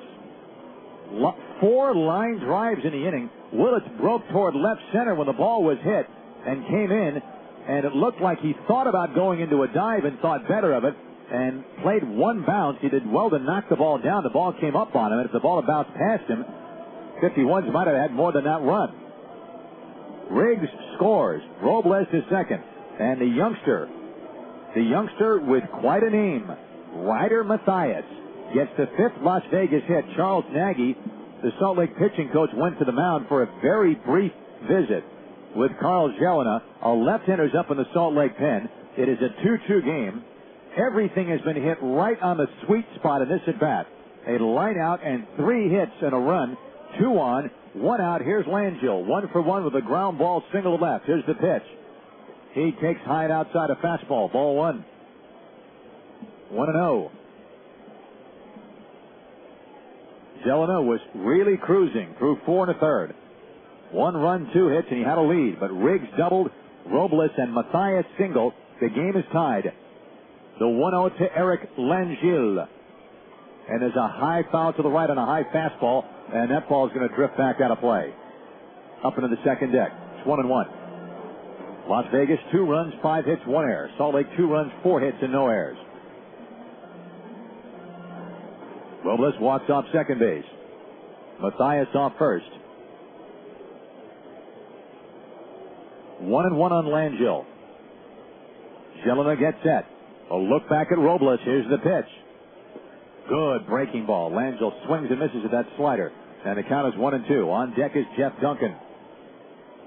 The Dodgers have taken a 2-1 lead over the Oakland Athletics, with Oakland batting now in the bottom of the 7th inning. Oakland has a run on just 2 hits against Derek Lowe. 1-2 stretch by Gelinas. And the pitch. Liner towards second. It is caught by the second baseman Kendrick, who flips to Smith in time for a double play. Robles was trying to get back to the bag, and he couldn't quite get there. The ball was hit so low that Robles, I'm sure, had trouble determining whether or not the ball was going to get short-hopped or not, but he did break back for the bag. Kendrick caught it down around his shoe tops and flipped it to Smith for a double play. So the 51s, the good news for them is that they tied the game. The bad news is they hit 2 other line drives, one by Weber, that one by Langell, that easily could have been hits but happened to be hit at people, and one of them results in a 4-6 line drive double play. The inning is over. A run on 3 hits, 1 left. To the bottom of the 5th, a 2-2 game.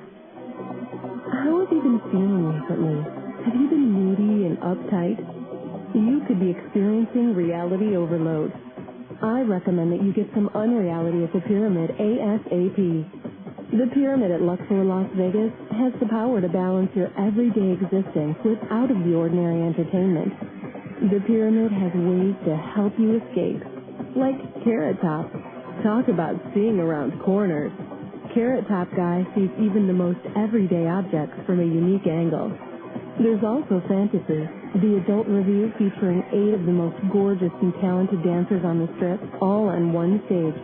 And from Broadway, the big, fat, hilarious hit musical, Hairspray. Ask yourself, is reality pushing you to the edge? Well, maybe it's time you pushed back. Luxor, Las Vegas. How will the Pyramid affect you? Go to Luxor.com. This summer, there's something you can do to make the crowd go wild. That something is recycling, and Republic Services wants to remind you that it's a great way to help everyone on the planet. Just drop your cans, plastic bottles, and newspapers in the proper color-coded bin, and they'll pick it up.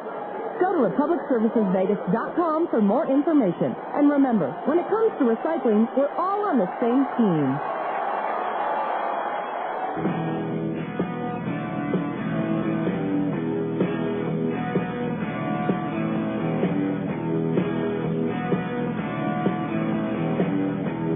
Back here in Salt Lake City, second game of the doubleheader, a 2-2 game, as Jimi Hendrix does All Along the Watchtower. Tune written by Bob Dylan. Justin Reed takes over in the fifth inning now. So Eric Hull goes 4 innings in his second start and pitched infinitely better than he did in his first start, which was at home against Colorado Springs, when he simply didn't have his control. In this game, he did what the 51s wanted him to do. He won at least 4 innings in a 7-inning game and kept the team in the game. He gave up 2 runs, one of which was not earned on 4 hits. He walked 3 and struck out 3. Justin Reed facing Casey Smith, opening up the bottom of the fifth. Fastball outside, bouncing to the backstop. Ball 1-0. Smith had 1 at bat against Hull and grounded out to second. Salt Lake won the first game of this doubleheader 9-1. This one is tied at 2 in the bottom of the fifth. Reed rocks in the tall right-hander's pitch. It is a strike on the outside to Smith. 1 ball and 1 strike. Justin Reed, 1 win, 3 losses, a 6.51 ERA. It's his 25th appearance. He's made 1 start and has 2 saves. As a drive to center, Duncan goes back on the ball now, turns, reaches up and makes the catch. That ball was hit well by Smith, and it was hit close to 400 feet. It's 420 to dead center here. 1 out for Reggie Willits, who has popped out to short. In the third inning, he walked and was caught stealing by Eric Langille.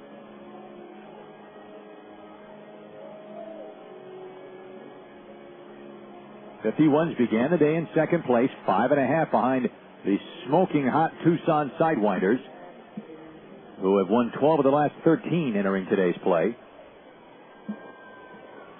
Willits in the batter's box, and the 51s come in at the corners to try to discourage the bunt. Here's the pitch, and a curveball. Nice pitch for a strike, 0-1. Tucson playing at Colorado Springs, and we'll get some scores going in a little bit. 0-1 the count on Willits, hitting .322. 2 homers, 32 RBIs. Fastball is a little inside at the hip. And the count is now 1 ball and 1 strike on Reggie Willits, with Tommy Murphy on deck. Reed has made 3 appearances against Salt Lake, is no record. 5 in the third innings. He's given up 3 earned runs to them. 1-1 pitch, and it's high. Ball 2. 2 balls and 1 strike.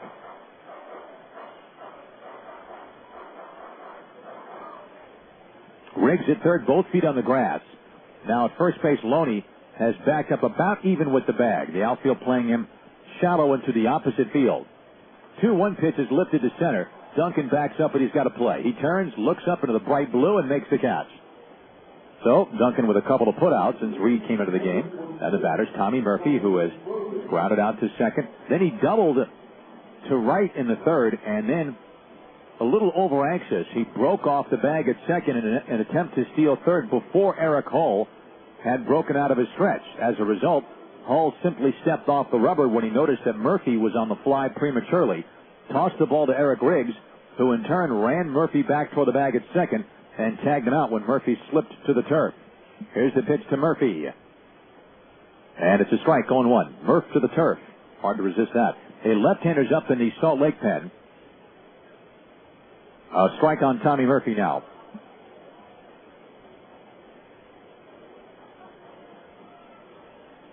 I believe that's Nate Bland. The pitch is inside. 1 ball and 1 strike to count to Tommy Murphy. Murphy, in the first game, was 0 for 4 against the combined efforts of Harold Eckert and Greg Miller. Here's the 1-1 pitch. Fastball. That's a little bit upstairs, maybe. Close. 2-1. 2-2 game. 2 outs. Nobody on. Bottom of the 5th inning. The outfield really playing Murphy deep and the other way. Right fielder Young is deep and way into right center. time is called. Langell is going to chug out and visit with Justin Reed right here. A 1 o'clock start tomorrow, Las Vegas time. 2 o'clock here in Salt Lake. We'll be on with a pregame show at 12:45 on Fox Sports Radio 1460 and over the World Wide Web at www.lv51.com.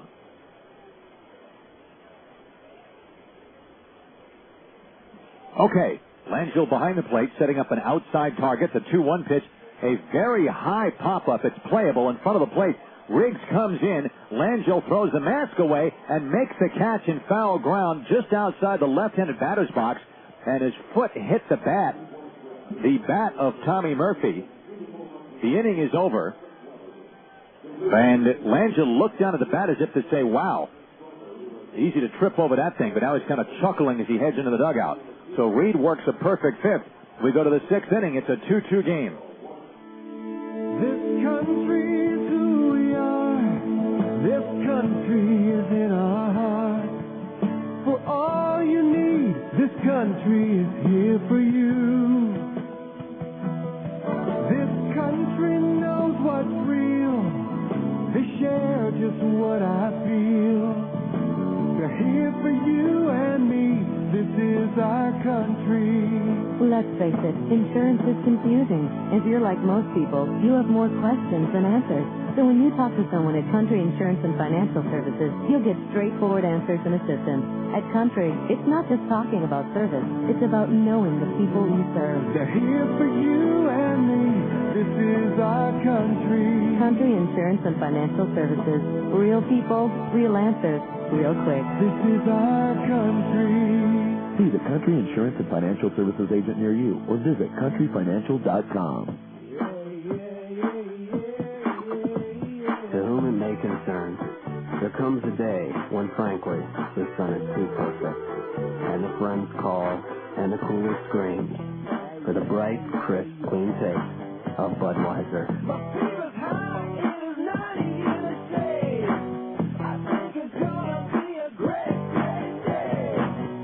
Budweiser beer, Anheuser-Busch, St. Louis, Missouri.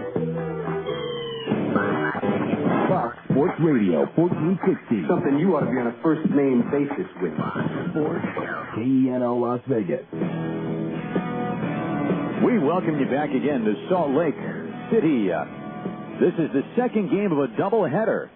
And the Las Vegas 51s dropped the first game 9-1 after losing a very tough 13-inning decision last night, 7-6 in the opener. This game, a 2-2 tie into the 6th, and the new pitcher for Salt Lake, lefty Nathan Bland.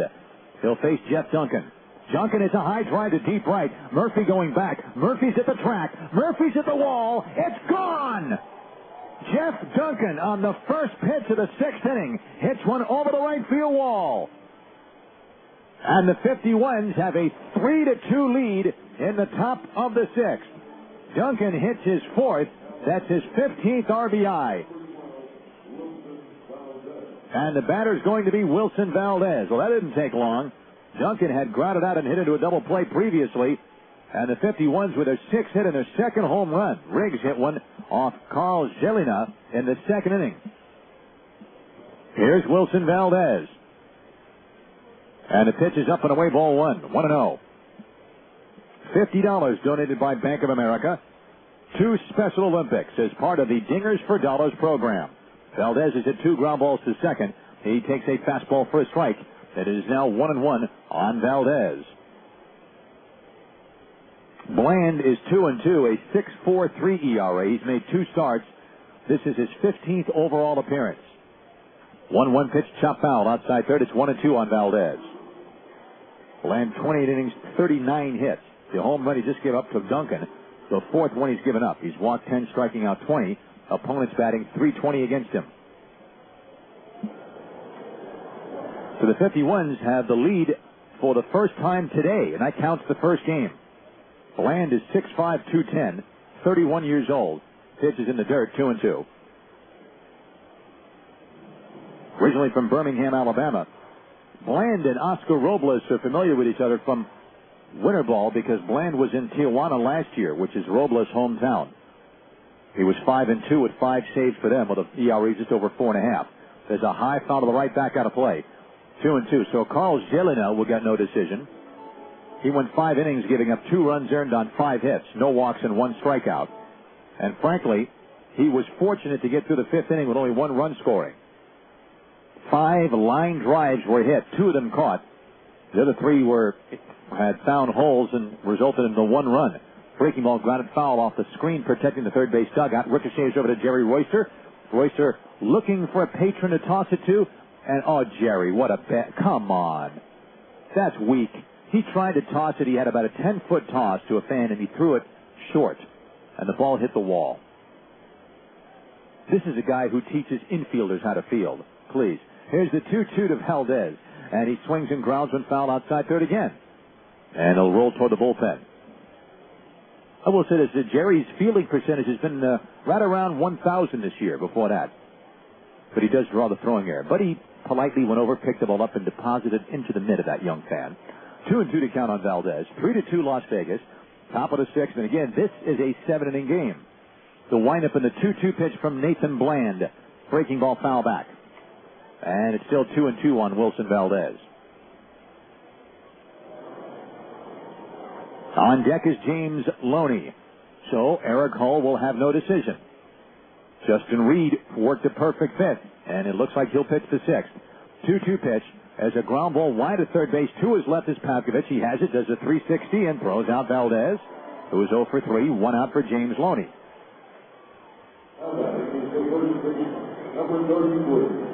The Dodgers are batting in the top of the 8th inning, leading Oakland 2-1.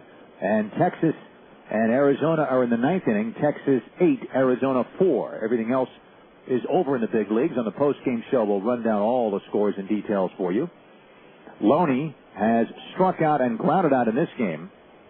In the first game, he was 1 for 3 with a single. Here's the pitch to Loney. And the fastball's up and in. Loney bailing out on that pitch. Ball 1. You know, if you'd like to watch the 51s take on the Tacoma Rainiers for free, then this coming Friday, June 23rd, go to any Starbucks location. Loney hits a foul ball in the air to the left out of play, 1-1. Any Starbucks for one day only, this Friday the 23rd.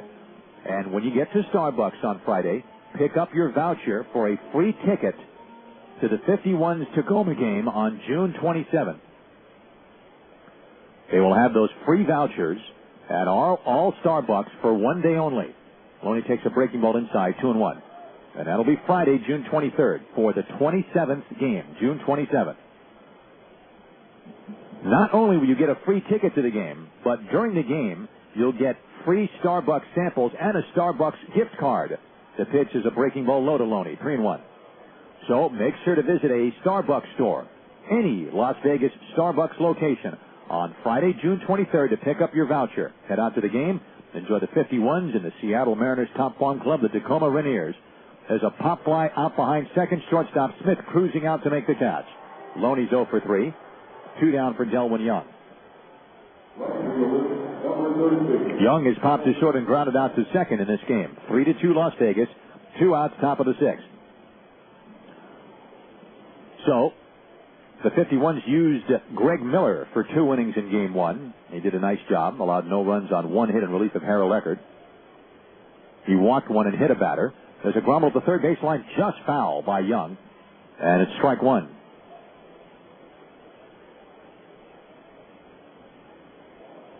And Justin Reed has pitched 1 inning in relief of Eric Hull in this game. 51s do have Giovanni Carrara available if needed. They'd rather not use Tim Hamulak, but he could go, maybe. Again, the bullpen, little thin at the moment. Frankelis Osorio could go. The pitch is inside, 1-1. And Kelly Wunsch is available also.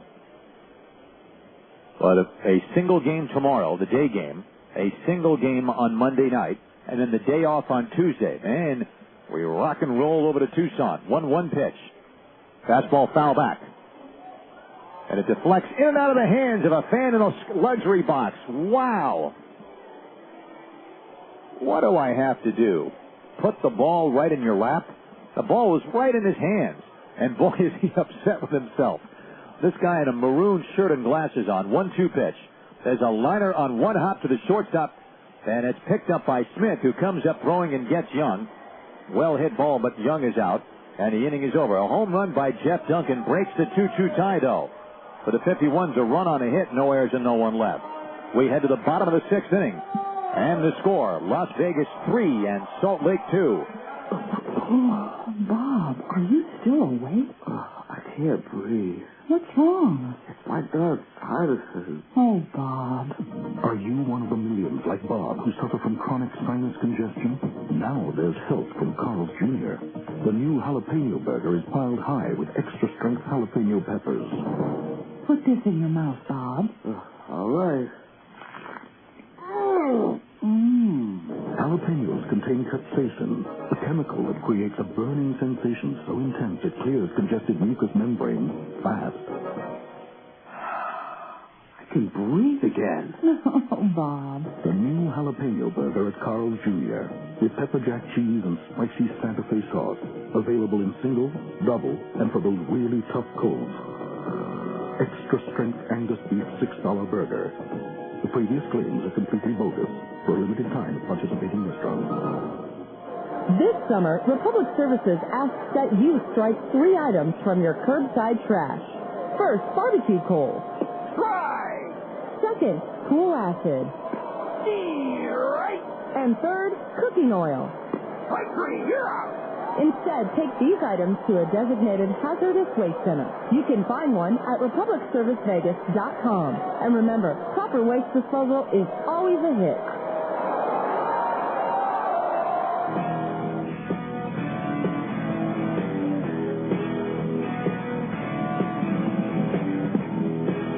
We're in the bottom of the 6th inning in Salt Lake City. The lights here at Franklin Covey Field just now beginning to take full effect on a beautiful night. This doubleheader late into the second game. Salt Lake won the first game handily 9-1. And the pitch from Justin Reed, a breaking ball, swung on and missed by Howie Kendrick. Strike one. Kendrick, the league's top hitter at .396, 8 homers and 44 RBIs. In this game, he has doubled twice and scored one of the 2 Salt Lake runs. He swings and misses, and it's 0-2. Kendrick doubled to right and scored when Nick Gorneau's ground ball went between Wilson Valdez's legs for an error. Then he doubled to right in the third and stole third and was left at third base when Gorneau struck out. Reed's 2-strike pitch. Fastball up and in, and it's a ball and 2 strikes. Kendrick was 0 for 4 in game 1. 2 doubles in this game. 3-2 Las Vegas in the bottom of the 6th. Kendrick, Gorneau, and Pride, the 3, 4, and 5 Salt Lake Bees. Very potent Salt Lake lineup. The pitch. A breaking ball, and he swings and misses and strikes out. A good pitch by Reed, and he set up Kendrick perfectly. On the 0-2 pitch, he buzzed him up and in with a fastball. Then on the 1-2 pitch, he broke a breaking ball down and away, and Kendrick chased it, and down he goes. First strikeout for Reed. 1 out for Nick Gorneau, whose ground ball got by Valdez for an error in the first, getting the first run of the game in. And he stole second, and he struck out swinging in the third. Those at bats were against Eric Hull, now facing Justin Reed. The pitch. Gorneau takes it up and in. Hello. Calling card, Mr. Reed, by right there. 1 ball and no strikes. The outfield playing deep end of pull for Nick Gorneau, a .295 hitter, Massachusetts native with 12 home runs, and he tops the league with 57 RBIs. The pitch. Fastball. That's low. Ball 2. 2 balls and no strikes is the count to Nick Gorneau, who led the league last year with 108 RBIs.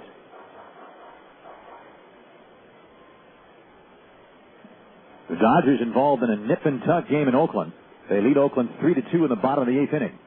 The 2-0 to Gorneau. He checks the swing, takes it low. It's 3-0. Marco Scudero just doubled in a run. And Oakland going for their 9th straight win. 3 balls and no strikes on Gorneau. Curtis Pride on deck. Here's the pitch. Fastball in the dirt, ball 4. So after striking out Kendrick in textbook fashion, Reed walks the tying run. Gorneau on 4 pitches. And here's Pride, who has struck out looking and struck out swinging. Pride was all over the place in game 1. 2 singles, 2 walks, a stolen base, 3 runs scored.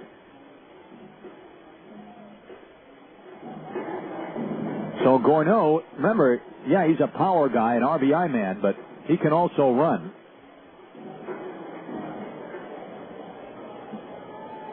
He did steal that base earlier, and they know that Langill is back to Langill. Now, he did throw Reggie Willits out stealing earlier in the game.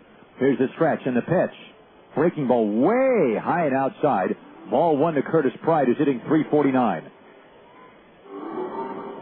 1 ball to no strikes.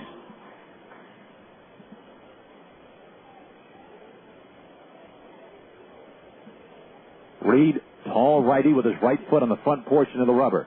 Gets the side from Langill. And the pitch. Fastball, a swing and a miss by Pride. And the count is now 1 ball and 1 strike to Curtis Pride with Jeff Mathis next. 1-1. Gorneau standing at first base. Loney holds him on. Center fielder Duncan shifted toward left center for Curtis Pride. At left fielder Weber, medium depth and straightaway. Right fielder Young way off the line toward right center. 1-1 pitch. Line into center. Another base hit for Pride. Duncan picks it up and plays it back in. Well, you figure this guy's hitting .349. He's going to get his hit. You're not going to keep him quiet all day. And so Gorneau walked on 4 pitches, and Pride lines a single. Now you got 2 on with 1 out, and this is the thing when you play Salt Lake. They don't have any weak links in the lineup. That's why they lead the league in runs scored and batting average. They just keep coming at you. And if you have any doubt about that, check out a videotape of last night's game. Here's Mathis, who has tripled and scored and grounded out to first. That is the 5th hit for Salt Lake, their first off of Reed. Again, the 51's bullpen is just so thin. Here's the pitch to now. Reed steps off before pitching to Mathis and jumps off the mound to make sure Gorneau stays put at second base. Manager Brian Harper is very aggressive. He likes to get his guys moving. Here's the stretch and the pitch to Mathis. He takes it low, ball 1. 1 ball and no strikes. Reed was very sharp to the first 4 hitters, but he walked Gorneau. Pride singled, and Mathis up there with a 1-0 count. Mathis waiting, right-handed batter, feet spread far apart. Here's the 1-0 pitch from Justin Reed. Breaking ball lifted to left. Going back is Weber, but he has a play. He makes the catch and fires it back in toward Wilson Valdez, the shortstop. So there are 2 outs. Mathis is 1 for 3, and the batter's the first baseman, Mike Elward.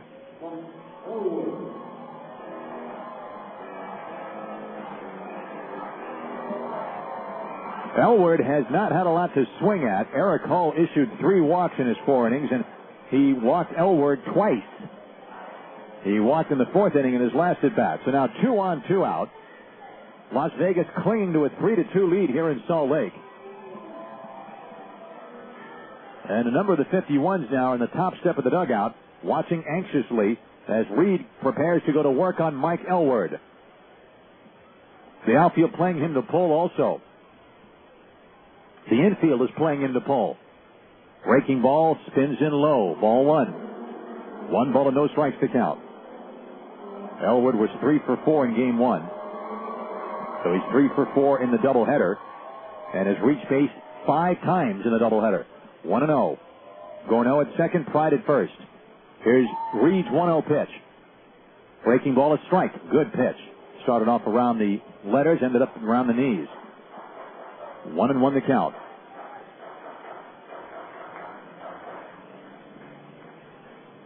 One ball and 1 strike on Elward. Right-handed pitcher, right-handed hitter. Gorneau off the bag at second. Pride from first. The pitch. High fly to center, hit well. Duncan going back. Now he turns, and he makes the catch right near the edge of the warning track. Elward got good wood on it. It's 420 out there, though. He hit the ball probably at least 405.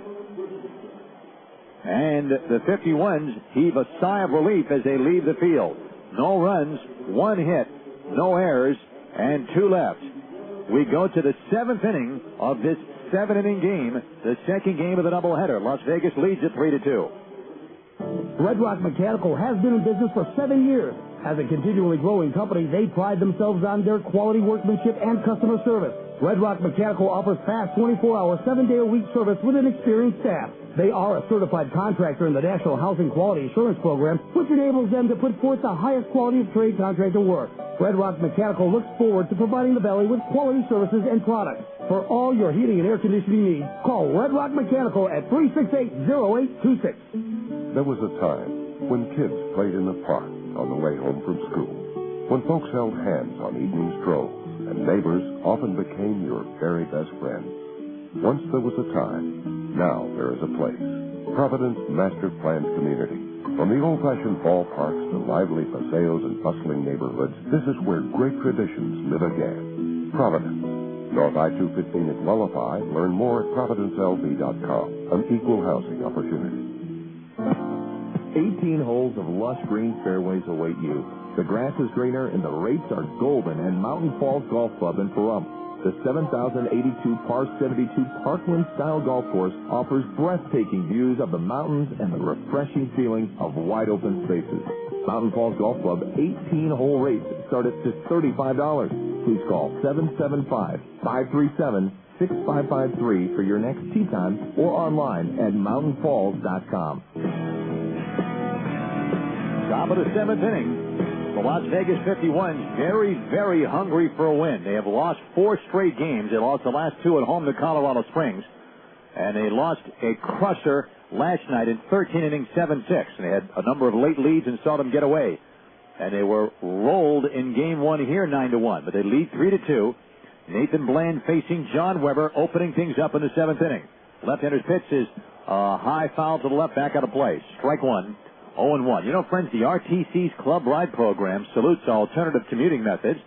If you can carpool, vanpool, bike, walk, or just use transit 4 times a month, you can help to keep our air clear and reduce traffic. So they encourage you to join the RTC's Club Ride Commuter Services program and to check and see if your employer is a Club Ride partner, and you can earn rewards and benefits just for commuting.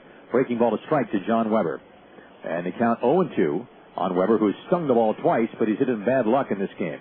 Grounded out to second on a fabulous play by Howie Kendrick in the second, diving to his left, and he lined out hard to center in the 5th.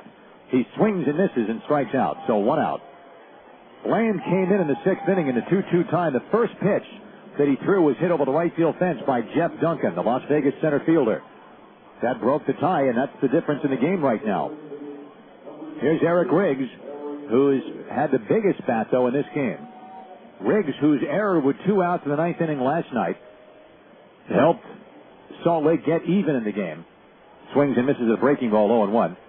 Has certainly made up for it in game 2. He homered in the 2nd off Karl Gelinas, and he nearly hit another one in the 5th inning, a line drive off the right field wall, and he scored the tying run on the base hit by rookie Ryder Mathias. Yeah, there's a swing and a miss on a breaking ball that's 0-2.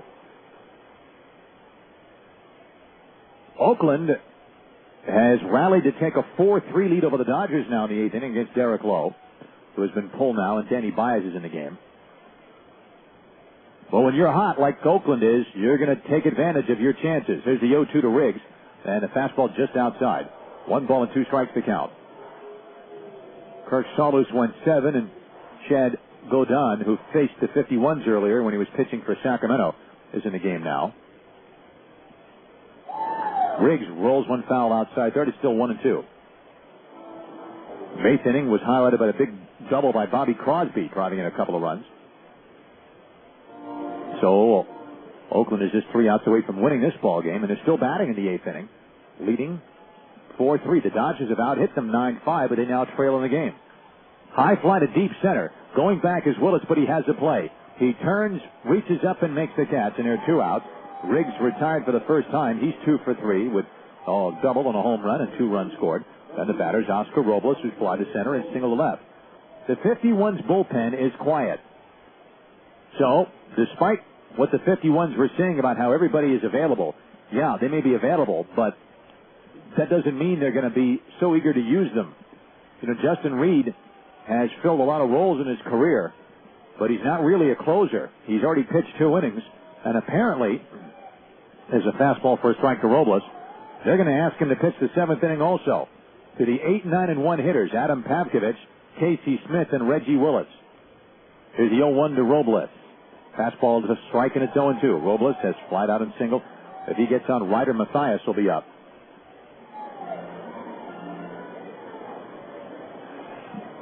0-2, and the pitch. He reaches out on a fastball and lifts it foul into the upper deck. Off to the left. It is 0-2. Kenny Lofton has he and Matt Kemp, the only multiple hit games going for the Dodgers in this game. Robles fouls one at the plate. It's still 0-2. 3 runs, 6 hits, 1 error for Las Vegas. Salt Lake 2 runs, 5 hits, and no errors. 2 outs, top of the 7th. Nathan Bland trying to get Robles and finish up the inning. Tall left-hander rocks to the motion, and the pitch. Breaking ball, a fly ball down the left field line toward foul territory. Pride racing over, but he's not going to get there. The ball bounces in front of the mound. Pride was on the back slope of the mound when the ball landed, so he came that close to catching it, and it would have been an incredible play. 0-2 still to Robles.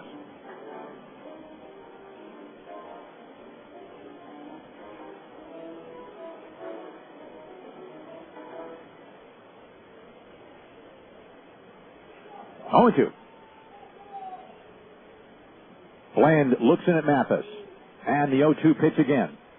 Breaking ball bouncing off the shin guard of Mathis. And it goes right to the bat boy near the third base on deck circle. 1 ball and 2 strikes is the count. And Bland check signs again. Robles waiting. Lefty versus lefty. The pitch. A fly ball to left center field. Pride and Willits. And it's going to be Pride to cut in front of Willits. And the left fielder makes the catch in left center in the alleyway. 51s go 1, 2, 3 in the 7th inning. Fasten your seatbelt. We're going to the bottom of the 7th inning. Last call for Salt Lake in Game 2. Las Vegas 3, Salt Lake 2. When it comes to water, a gallon's a gallon, right? Not if you live in Southern Nevada. You may have noticed that the Southern Nevada Water Authority's conservation programs focus on outdoor water uses, such as landscape irrigation. But if saving water is the goal, wouldn't shorter showers have the same effect?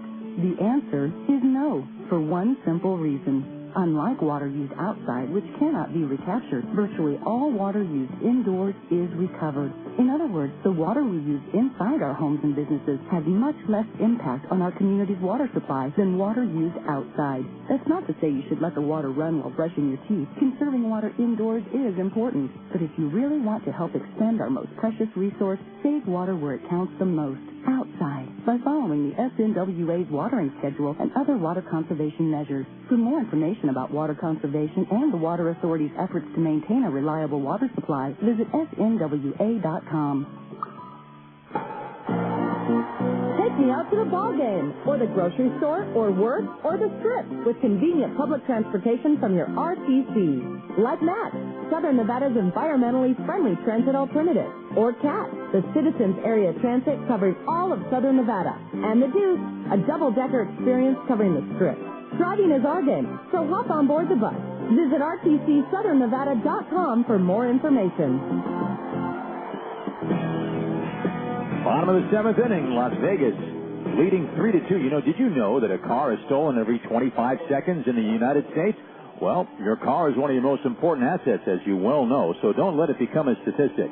Get LoJack, the only stolen recovery system that's operated in conjunction with the police.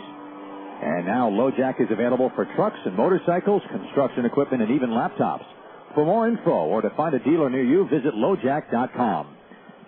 Adam Pavkovich leads off against Justin Reed. The pitch. Curveball, a strike 0-1. Reed will try to put the lid on this one. With the 51's bullpen very, very thin. 0-1 on Pavkovich, who's 0 for 2.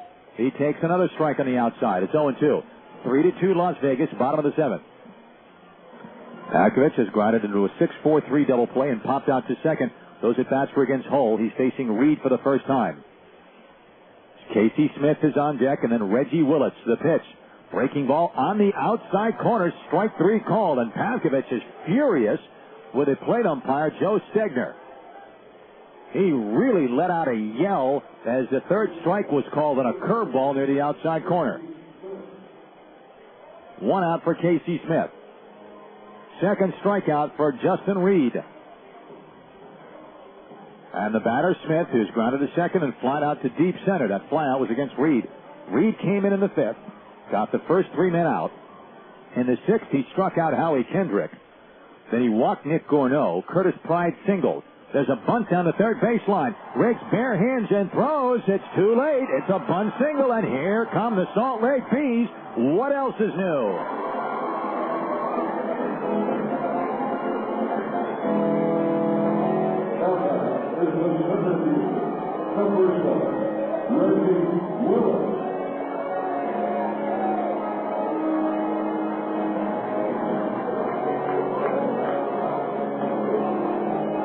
Well, generally, you have the number one offense in any league. Doesn't have to be the Pacific Coast League, but any league. That offense is going to have multiple ways to score runs, and that is exactly the case with Salt Lake. They've got some power. They've got some speed. They have an aggressive manager. They have a lot of intelligent players who don't beat themselves. And a great play by Smith, a nicely executed bunt single. Reggie Willits takes inside ball one. The tying run is on. Willits has popped to short, walked and been caught stealing and flied out to center. Nobody throwing in the Las Vegas bullpen. This is Justin Reed's deal to win or to lose right here.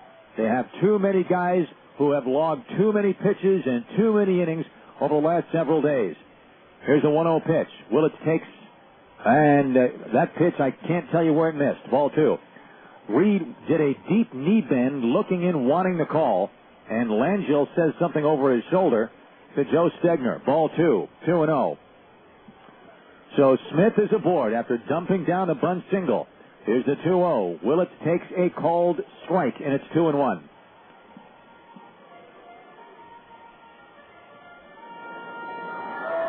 The runner at first, Casey Smith. That's the tying run.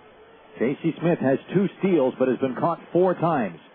Riggs at third, in tight. And Loney, of course, holding Smith on. The 2-1 pitch. It's way inside, ball 3. It is 3-1. Remember, Reggie Willits, a big-time on-base machine. And after Willits, it gets really tough with Tommy Murphy, and then look out, Howie Kendrick after that. 3-1. 3-2 Las Vegas. 1 on, 1 out in the 7th inning. Willits waving the stick around. The outfield playing deeper than they normally would. The runner goes. Line drive, base hit, center field. On his way to third is Smith, and they're first and third with only 1 out.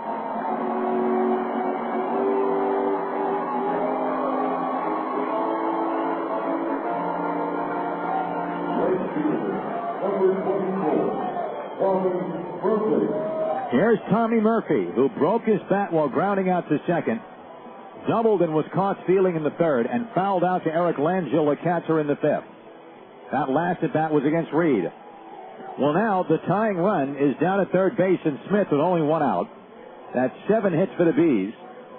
Reggie Willits looks like Ricky Henderson every time he plays the Las Vegas 51s. And here is Murphy, who's hitting .331. He hasn't had much of a series, but he is due.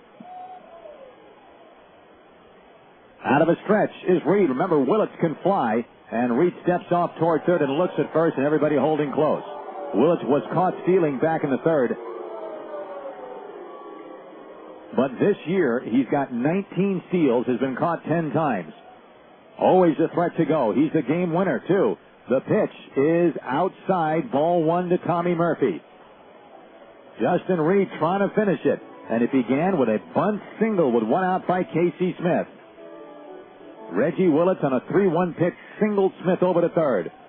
The infield is a double play depth up the middle with Robles and Valdez. 1 ball and no strikes on Murphy. Reed set. The pitch. A base hit to right field. In to score is Smith. Willits going to third. The throw by Young. He is safe. And runners are at the corners, and the game is tied at 3.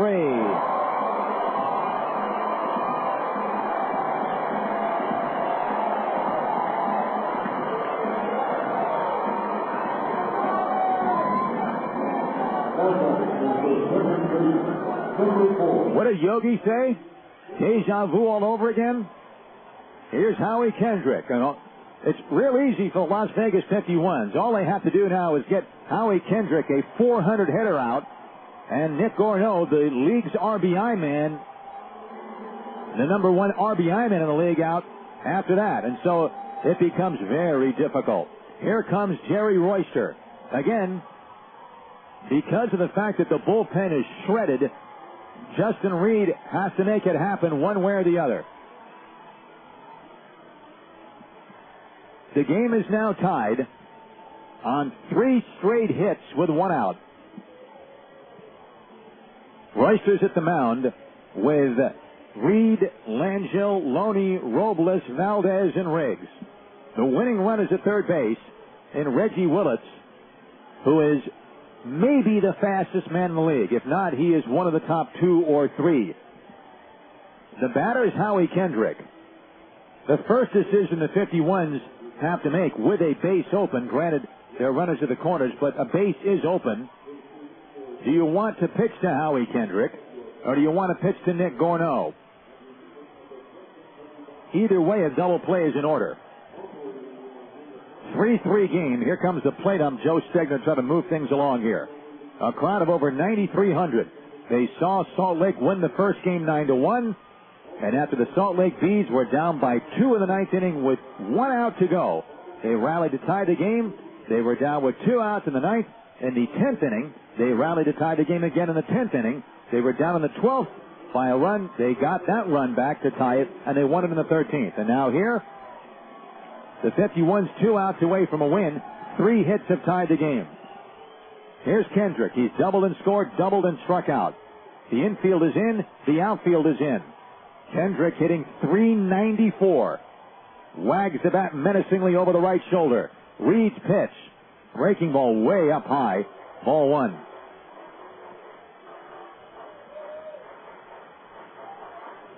Loney and Robles inside on the right side. Valdez and Riggs in close on the left side. 3-3 game. Bottom of the 7th. Here's the 1-0 pitch. Kendrick swings and misses at the off-speed pitch. It's now 1-1. So, obviously the 51s are not thinking double play. Too risky. They need to cut off Willits at third. The pitch. Breaking ball grounded foul outside third. It's now 1-2. So now Reed is ahead 1-2, and he must be thinking strikeout here. He did strike out Kendrick in the 6th inning on a beautiful 1-2 breaking ball that was down and away. The runner at first, Murphy. That run is meaningless here. Willits, the man at third, means everything. 1-2 to count to Howie Kendrick. The stretch by Reed. 1-2 look. Now he steps off the rubber toward third and turns and looks at first. 1-2. Kendrick waiting. Reed looking in. Infield in. Outfield in. 1-2 pitch. Fastball high and tight, ball 2. Well, the last time Reed faced Kendrick, after he threw a fastball up and in with 2 strikes, he came down and away with a breaking ball. And we'll see what he does here. 2-2 stretch. And the pitch. A breaking ball bounces, and Langell blocked it, and Kendrick holds up his left hand to tell Willits to stay put at third base. It's 3-2.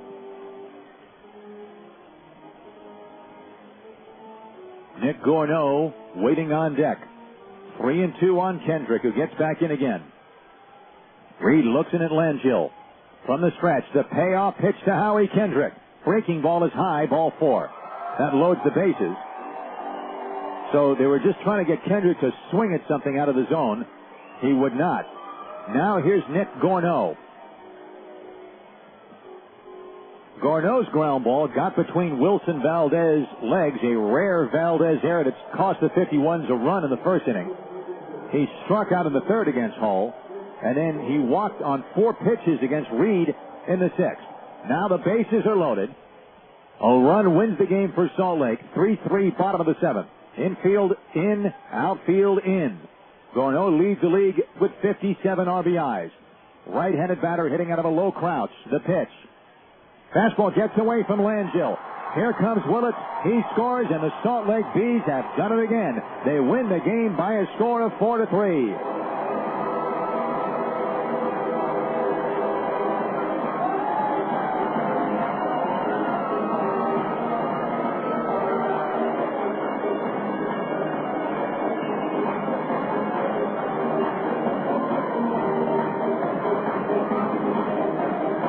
Langell tried to backhand that low pitch, and he could not. It is a wild pitch, and Reggie Willits sets sail for the plate. He crosses home plate, and the Salt Lake Bees another very satisfying win for them. They sweep the doubleheader, and for the 51s, their week of heartbreak continues. They lost their last two games at home against the last-place Colorado Springs Sky Sox after winning the first two, and they were crushed in 13 innings yesterday, 7-6, in a game that they could have won any number of ways at any number of different times. They were flattened in Game 1 here, this doubleheader 9-1, but they were 2 outs away from salvaging the second game, and the Bees, who did it last night over and over again, did it again, and they come back to win 4-3, and they'll try for their fourth straight win during this series tomorrow. This has been a very difficult trip, and the 51s know that it gets no easier after they leave Salt Lake after Monday's game. They have a day off Tuesday, then they take on Tucson. It's going to be interesting. The 51s are swept 9-1 and 4-3. Back with the totals on this game right after this. Hey, Nick, didn't we just cut your hair yesterday? Yeah. Remember when you said my Supercuts haircut would help me get noticed by women? Uh-huh. It worked a little too well. You are my Swoopy. Please, I'd like to introduce you to my Supercut stylist, Tina. Tina, this is Barbara. Brenda, hey. And I'm so excited to meet the woman who makes my special guy look so cute. I can't breathe. Supercuts is quick, right? We're fast. Because I can't stand to be away from my poopykins. Kill me, please. Supercuts. You know how it is.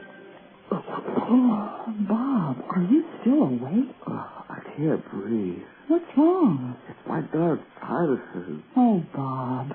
Are you one of the millions like Bob who suffer from chronic sinus congestion? Now there's help from Karl Jr. The new jalapeno burger is piled high with extra-strength jalapeno peppers.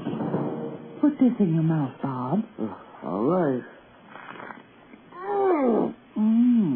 Jalapenos contain capsaicin, a chemical that creates a burning sensation so intense it clears congested mucous membrane fast. I can breathe again. Oh, Bob. The new jalapeno burger at Karl Jr. with pepper jack cheese and spicy Santa Fe sauce. Available in single, double, and for those really tough colds.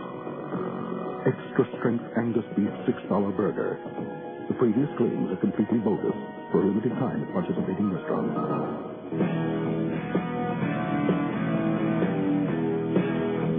Welcome back to Salt Lake City, everybody. The Salt Lake Bees celebrate. They swept the doubleheader here with the Las Vegas 51s. And the Las Vegas 51s, yes, they're shorthanded with position players. Yes, they are shorthanded in the bullpen. But still, the 51s really should be ahead 2-1 in this series. But they let yesterday's game get away big time. And they let the lead in the second game of this doubleheader get away. And they dropped now 3 straight to Salt Lake. And the 51s have now lost 5 straight games. That's what they're on right now as far as a losing streak. So the 51s are now 37-33. Salt Lake is now 40-29. For the Bees to get 2 runs in the bottom of the 7th inning and snatch victory away from the 51s again and win the game 4-3.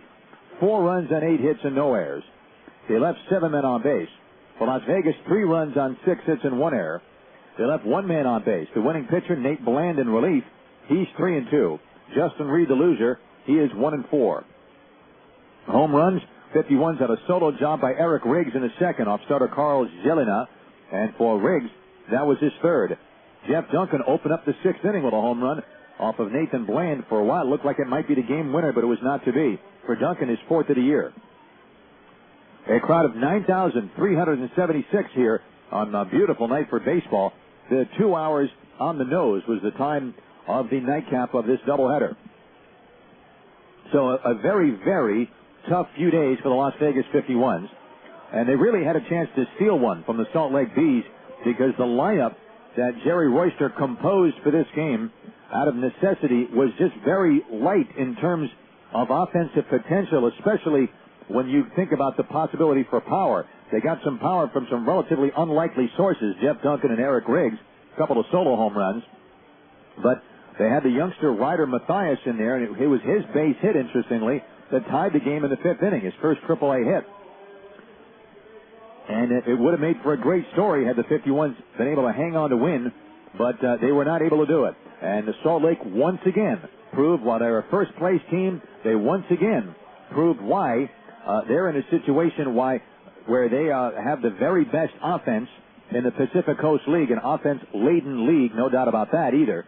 And so they go on to win this ball game, and the 51s can only come back tomorrow and see if they can get a win in tomorrow's day game, which will start at 1 o'clock Las Vegas time. And we'll be on the air at 12:45 for the pregame show tomorrow.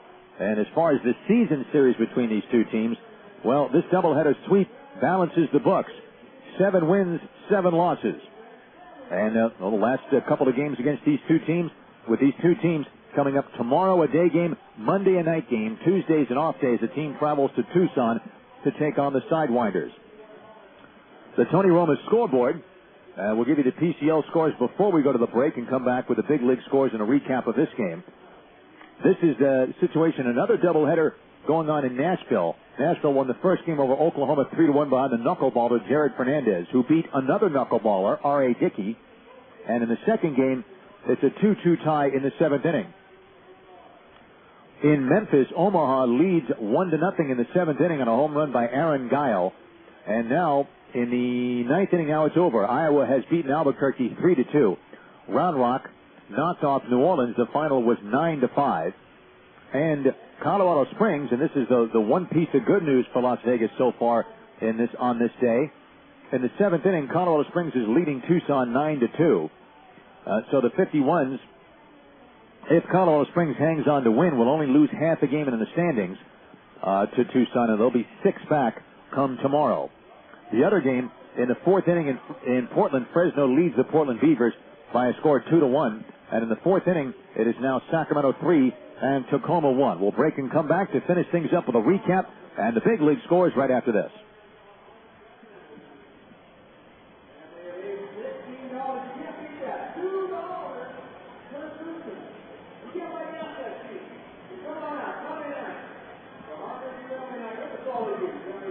Hello.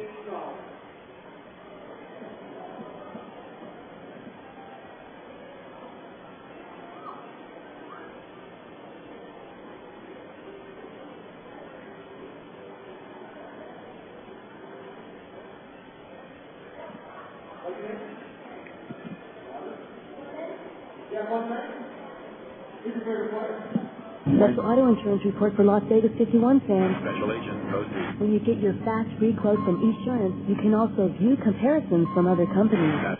On Tuesday, good insurance is no secret. That's right. And with 24/7 customer service and claims handling, you can get help from people who make auto insurance feel a little less alien to you. How can someone get their fast free quote from Esurance? It's definitely not an undisclosed location. All you have to do is visit esurance.com. Auto insurance is out of this world.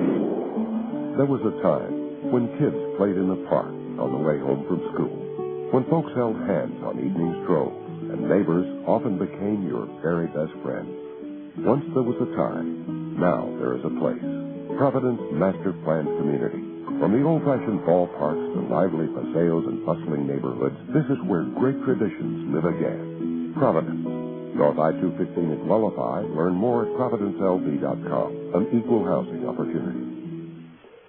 Red Rock Mechanical has been in business for 7 years.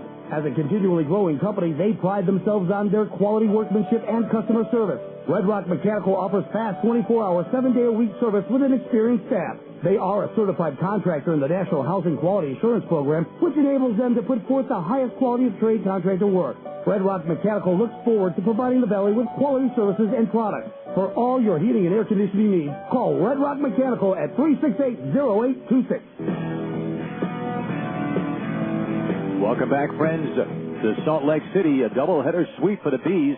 They win the first game 9-1, and they win the second game with 2 runs in the bottom of the 7th inning, pulling it out by a final score of 4-3. And so the 51's series of heartache in Salt Lake continues, as they had multiple chances to win last night, could not do it, lost in 13 innings. And maybe the worst thing from the 51 standpoint about last night's game is it took 13 innings to lose the game, which meant that not only did they lose, but it burned up the bullpen for this day. They used Greg Miller for 2 innings in Game 1, and they used Justin Reed in relief of Eric Hull in this game. Both starters, 2 of the 3 starters in the series have done very well. DJ Holton pitched very well in Game 1 yesterday. And in this doubleheader, Harold Eckert was hit hard for 13 hits and 9 runs in 4 innings, but they only used one reliever. But they really only had one reliever left.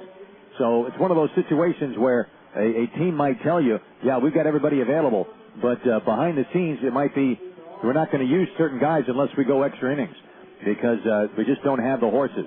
So Justin Reed, you got to give Justin Reed credit. I mean, this is a fellow who has pitched basically 2 innings, 1 inning at a time, and they try to stretch him to 3 because of the fact that the bullpen was used extensively last night, and he could not quite get it done. With 1 out of the 7th inning, a bunt single by Casey Smith, Reggie Willett singled him over the third. You just had the feeling the Bees were going to pull it out, and they did. Tommy Murphy single scored Smith to tie it, and then the walk to Howie Kendrick brought up Nick Gorneau. The wild pitch scored Reggie Willett, and that was it. The Bees win the ball game by a score of 4-3. The 51s had a solo homer by Eric Riggs in the second off Karl Gelinas, and a solo homer in the 6th inning by Jeff Duncan off Nate Bland that broke a 2-2 tie. In the 5th inning, 51s were down 2-1, and John Weber had lined out to center. Eric Riggs doubled off the right field wall, took third on a single by Oscar Robles, and scored the tying run on a single left by the rookie Ryder Mathias before Eric Langel's line drive double play finished the inning. But even earlier in this game, the 51s gave a run away, which turned out to be big because when Eric Hope was starting the game in the 1st inning, got the first 2 men out, Howie Kendrick doubled to right, but he might have been thrown out at second base with a better throw by Delwyn Young, but Young's throw was off target. Kendrick would have been out with any kind of a throw, but the throw was way off the mark, and so Kendrick had a double. Then when Nick Gorneau hit a ground ball to the shortstop Valdez, who's one of the best fielding shortstops in the Pacific Coast League, it looked like the end of the inning. But it's been one of those, well, it's funny that Murphy is in the lineup for Salt Lake because it's been a Murphy's Law kind of series. The Gorneau ground ball, the routine 3-hopper, went right through the legs of Wilson Valdez. No bad hops, no trickiness. It just was missed. And that scored Kendrick, and it made it 1-0 in favor of Salt Lake. And that run turned out to be big in the game, as the 51s did have the lead with 2 outs to go, but Salt Lake rallied with 2 in the bottom of the 7th inning to win the ball game by a score of 4-3, and they sweep this doubleheader from the Las Vegas 51s. Let's now turn to the scoreboard in the major leagues on the Tony Romo scoreboard. And Tony Romo's, by the way, a great place for ribs. Check out any of the 3 Tony Romo's locations in Las Vegas. Washington beat the Yankees 11-9. Rouse over Rivera, Cordero the save. A-Rod, Posada, and Damon homered for the Yankees. Darrell Ward for Washington. The Angels at home beat San Diego 3-2. Santana over Peavy. Rodriguez the save. Anderson and McPherson homering for McPherson inside the park home run in Anaheim. Seattle beat the Giants 8-1. Mesh over Schmidt. Sexton, Reed, and Ibanez homered for Seattle. Ray Durham for the Giants. In Cincinnati, the White Sox rallied to beat the Reds 8-6. Thornton over Coffey. Jenks the save. Uribe homered for the White Sox. Lopez for the Reds. Tampa Bay knocked off the Phillies 7-2. Kazmir over Matheson. Matheson, I checked that. And Baldelli, Crawford, and Cantu homered for the Devil Rays. Nunez and Fasano for the Phillies. Houston beat Kansas City 7-2. Buchholz over Keppel. No home runs at Minute Maid Park. In St. Louis, the Cardinals held on, beat the Rockies 6-5. Suppan over Francis. Isringhausen the save. For the Cardinals, home runs by Juan Encarnacion, who hit 2. Holiday, Atkins, and Closser all homering for the Rockies. In Texas, the Rangers beat Arizona 8-4. Carranco over Jarvis. Green homered for Arizona. Matthews Jr. for Texas. Baltimore beat the Mets 4-2. Benson over Martinez. Chris Ray the save. Benson also hit a home run for the Orioles. Milwaukee got 2 of the night to beat Cleveland 3-2. Campayan over Wickman. No homers at Miller Park. Minnesota beat Pittsburgh at PNC Park 5-3. Crane over Marte. Nathan the save. Kubel, Tiffy, and Morneau homering for the Twins. Paulino for the Pirates. Florida at home knocked off Toronto 8-2. Mulder over Jansen. Jacobs homered for Florida. And Detroit beat the Cubs 9-3. Verlander over Marmol. Guillen homered for the Tigers.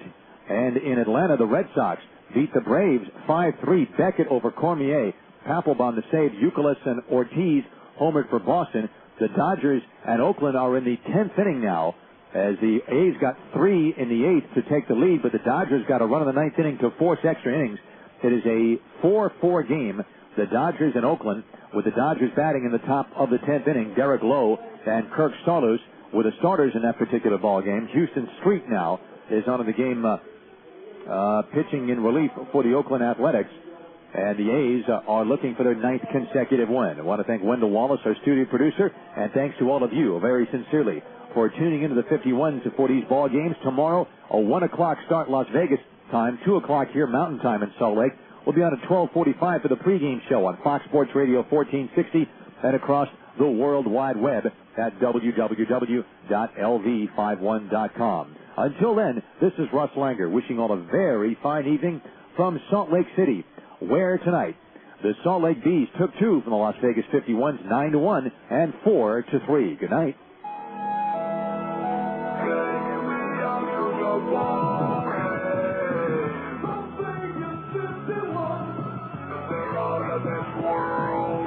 You've been listening to Las Vegas 51s Baseball on Fox Sports Radio 1460. 51s Baseball is brought to you by Carl Jr., Budweiser, Golden Nugget, Cox Communications, Anderson Dairy, and Pepsi. Keep it locked right here on the home of the 51, Fox Sports Radio 1460.